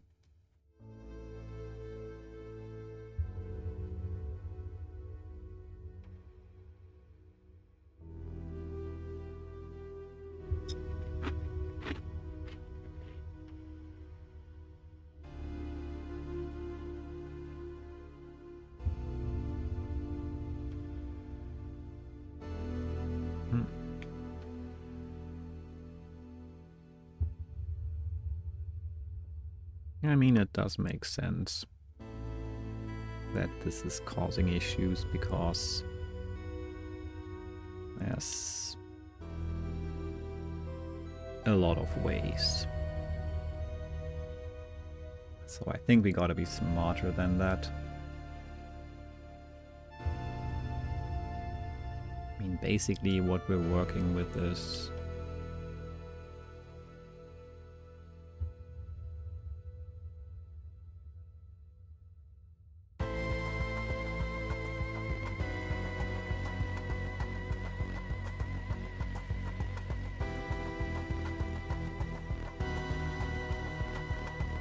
this right here. This.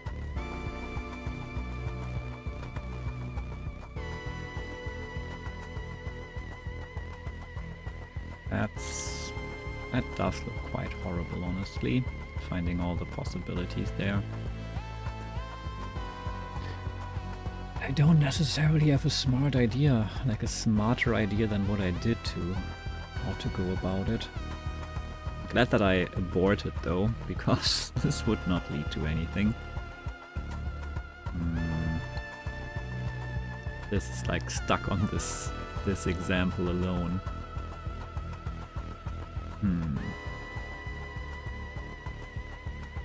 How do we make it more efficient?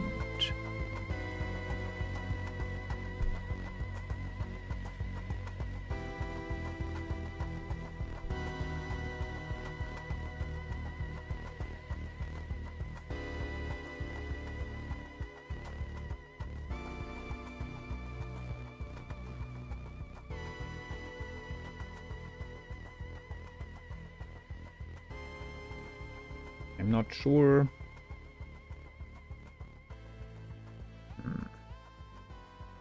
Now I know why Shrugs didn't solve this one. So Shrugs brute forced part 1 and didn't solve this. Thanks, Kitarp. Thanks for the follow. I appreciate it. Very, very kind of you. I hope you enjoy watching me stare at a screen and not figuring out what to do next. Because this is a mess.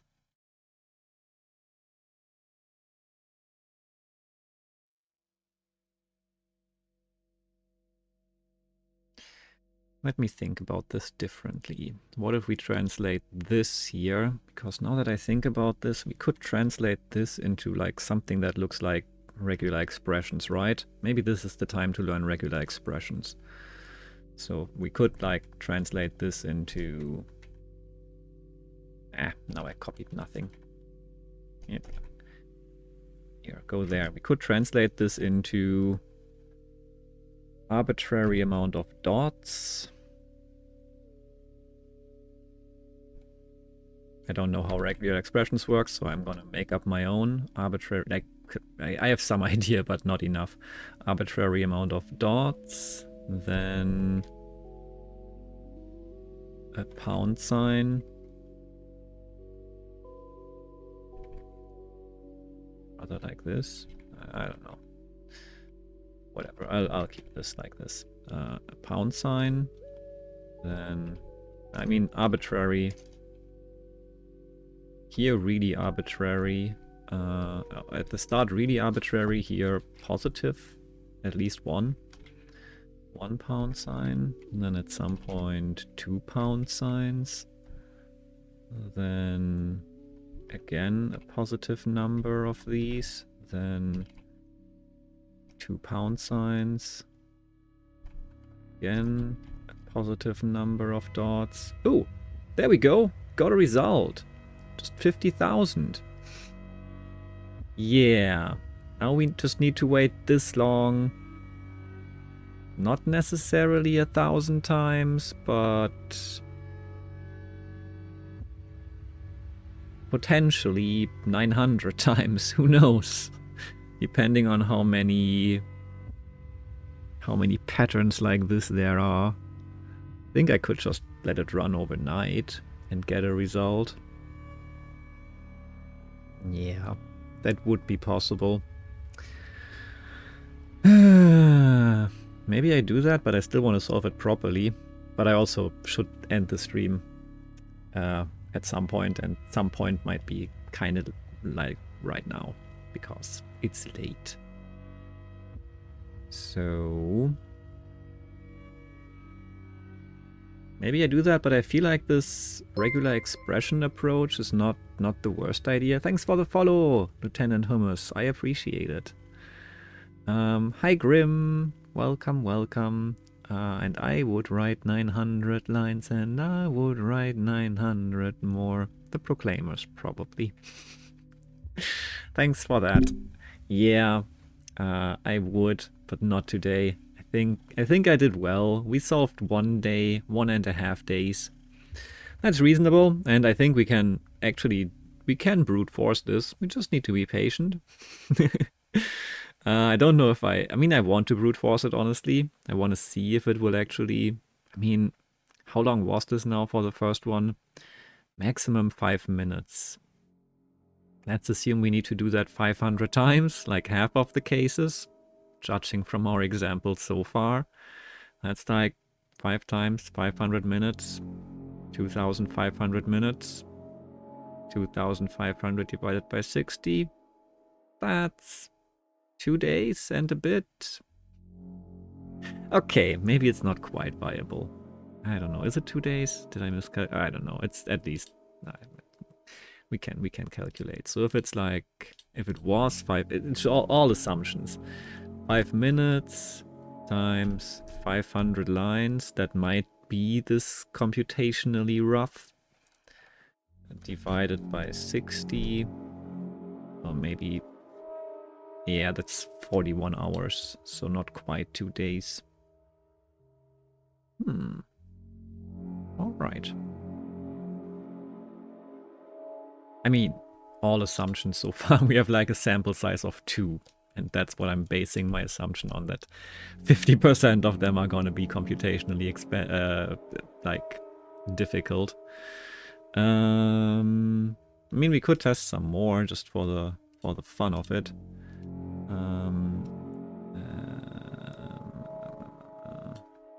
This is our input. We had the first and the second line, right? This one, I don't know, at least it doesn't have a 1. So...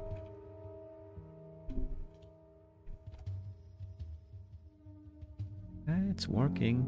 Doesn't, like, maybe it's in between somewhere, who knows.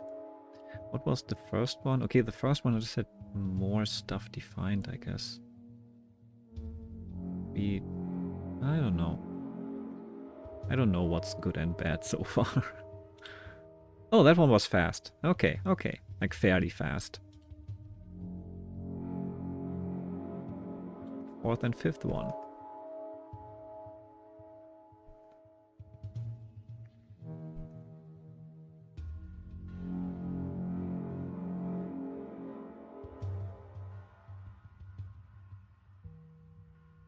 Yeah, we'll see. Hope you're doing well, Grim. Hope you had fun with the second iteration of the stream with the suns. It's cool that you're doing that. Okay, no result yet. Ah, there we go. 1? Okay, I mean, we had some 1 examples in the example input, so maybe 1. Oh yeah, maybe 1. Maybe, yeah, 1 could make sense since there's this 1 pound sign already defined, and this will just give me 3 potential spots. Yeah. Okay, the other one has quite a few options though, but this all didn't take nearly as long as the first, as this one did. Would be interesting to figure out where it's like getting stuck and where it gets like computationally intensive and problematic. But yeah, I think I'll just leave it at that for today and eat some more chips, but not on stream, but on my own. Is the music still running? Nah, it stopped. No, it didn't stop. It's running. Great. Yeah, thanks for coming out to the stream, everyone. Thanks for spending some time with me janking my way around this code. I'm also gonna undo enough to recreate my part 1 solution because I would like to preserve that actually. I mean, I didn't change much. And maybe I'll get some nice ideas on how to actually solve this while thinking about it, while being asleep during the day tomorrow. Maybe I'll come up with something fun. Not sure if my regx idea would actually work, would have potential. But I think something like that could actually work. Who knows?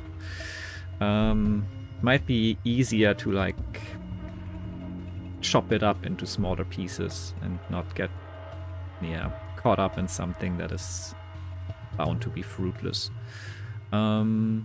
Yeah, this was fun.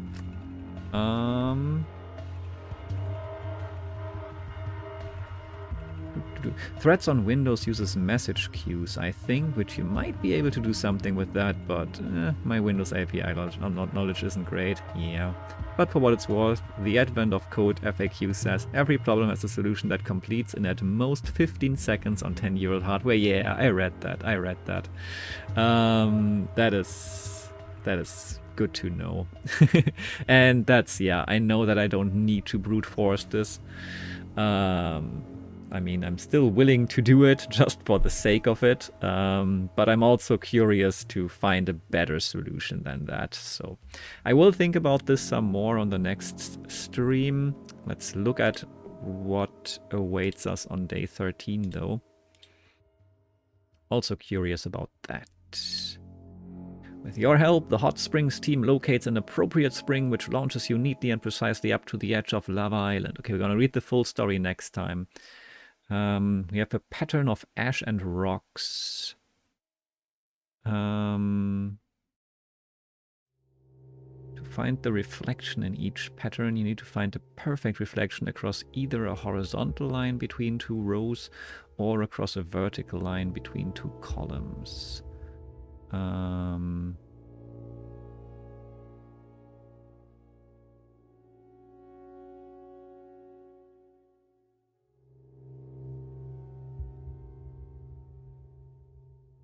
Okay. In the first pattern, the reflection is across the vertical line between two columns. Arrows on each of the two columns point at the line between the columns. This is where we mirror.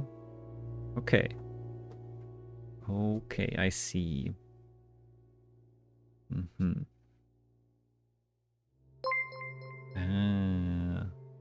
Thanks, Fortran. Much appreciated. Welcome, welcome. This one was fun. Yeah. Reflects across the horizontal line here. That seems interesting for sure. Okay. Nice. Yeah, looking forward to this, but not today. Let's look for someone to raid. I'm sure there's someone still alive right now. Nope, not here. Doop, doop, doop, doop. There. Okay, Rube is live. Emmy is live. This would be definitely good raid targets. Always good raid targets. Chichiri is live, but I assume Chichiri is not gonna stream much longer. Chichiri usually ends around this time, I think. Ooh, Panda just went live. Random stream. I feel like Panda might just be starting. Oh yeah, 1 minute in, time to raid. Panda is awesome, and I haven't been hanging out on Panda stream for a while. It's good times over there. It's not coding or anything. It's gonna be the final bar line. I don't know what that is, but Panda's chill. So you Twitch homepage, yeah, it's the worst. But yeah, let's head over to Panda. I'm gonna start the raid right now. Thanks for coming in, everyone. Thanks, Lieutenant Hummus. Thanks, Quote. Thanks, Grim. Thanks, Opal. Thanks, Shrugs, of course, for being here.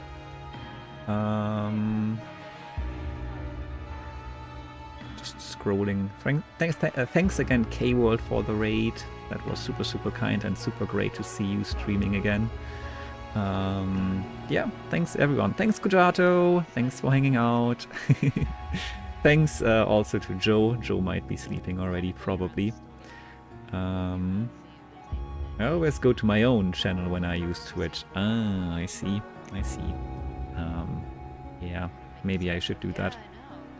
But Silk Song when? Exactly. Exactly. Yeah, as you can see, Panda's awesome already, just from the starting screen. So let's head over there. I need to reposition my chips for that. And autoplay is garbage. It is, but I think you can deactivate the autoplay at least. I didn't, apparently, but I think you can. Anyway, starting the raid right now. Oh, you showing his pen build? Oh, nice. Oop. Starting the raid, and there are the raid messages. Yeah, I hope you're gonna have a great time over on Panda stream. I'm gonna try to stream again tomorrow, aka today, probably, maybe. I have autoplay everything turned off. That's smart. Deactivated it. Nice, nice. Yeah, I should do that again. I might have done it at some point and then something changed again, but yeah, I don't know. Anyway, thanks Grim also. Did I say thanks Grim already? I don't know. Thanks everyone. I appreciate you all. You're all amazing. Thanks for spending some time here watching me struggle through the coding challenges. They definitely got tougher overall. I mean, I solved day 11 much faster than day 10, but overall the difficulty certainly ramped up. Yeah, I'm curious when the first day will appear that I just can't solve at all. Short version of the above. It was hilarious fun again. Damn, I didn't read. Sorry, Grim. Hey Dad, come look at this. This is cool. Puts box down, presses button. Telescopic ladder extends like the Indian rope trick. Ladder topples, kills Dad. Number 2 son and number 3 son laugh as one carries my body back to the ship for salvage. After that, I opened lightningmaps.org to show everyone the live lightning striking, pounding Caernarfon. One night was in Chester. Here's Daniel cracks. Oh, damn it. Found one that looks really bonkers. I know I've heard the name. There we go.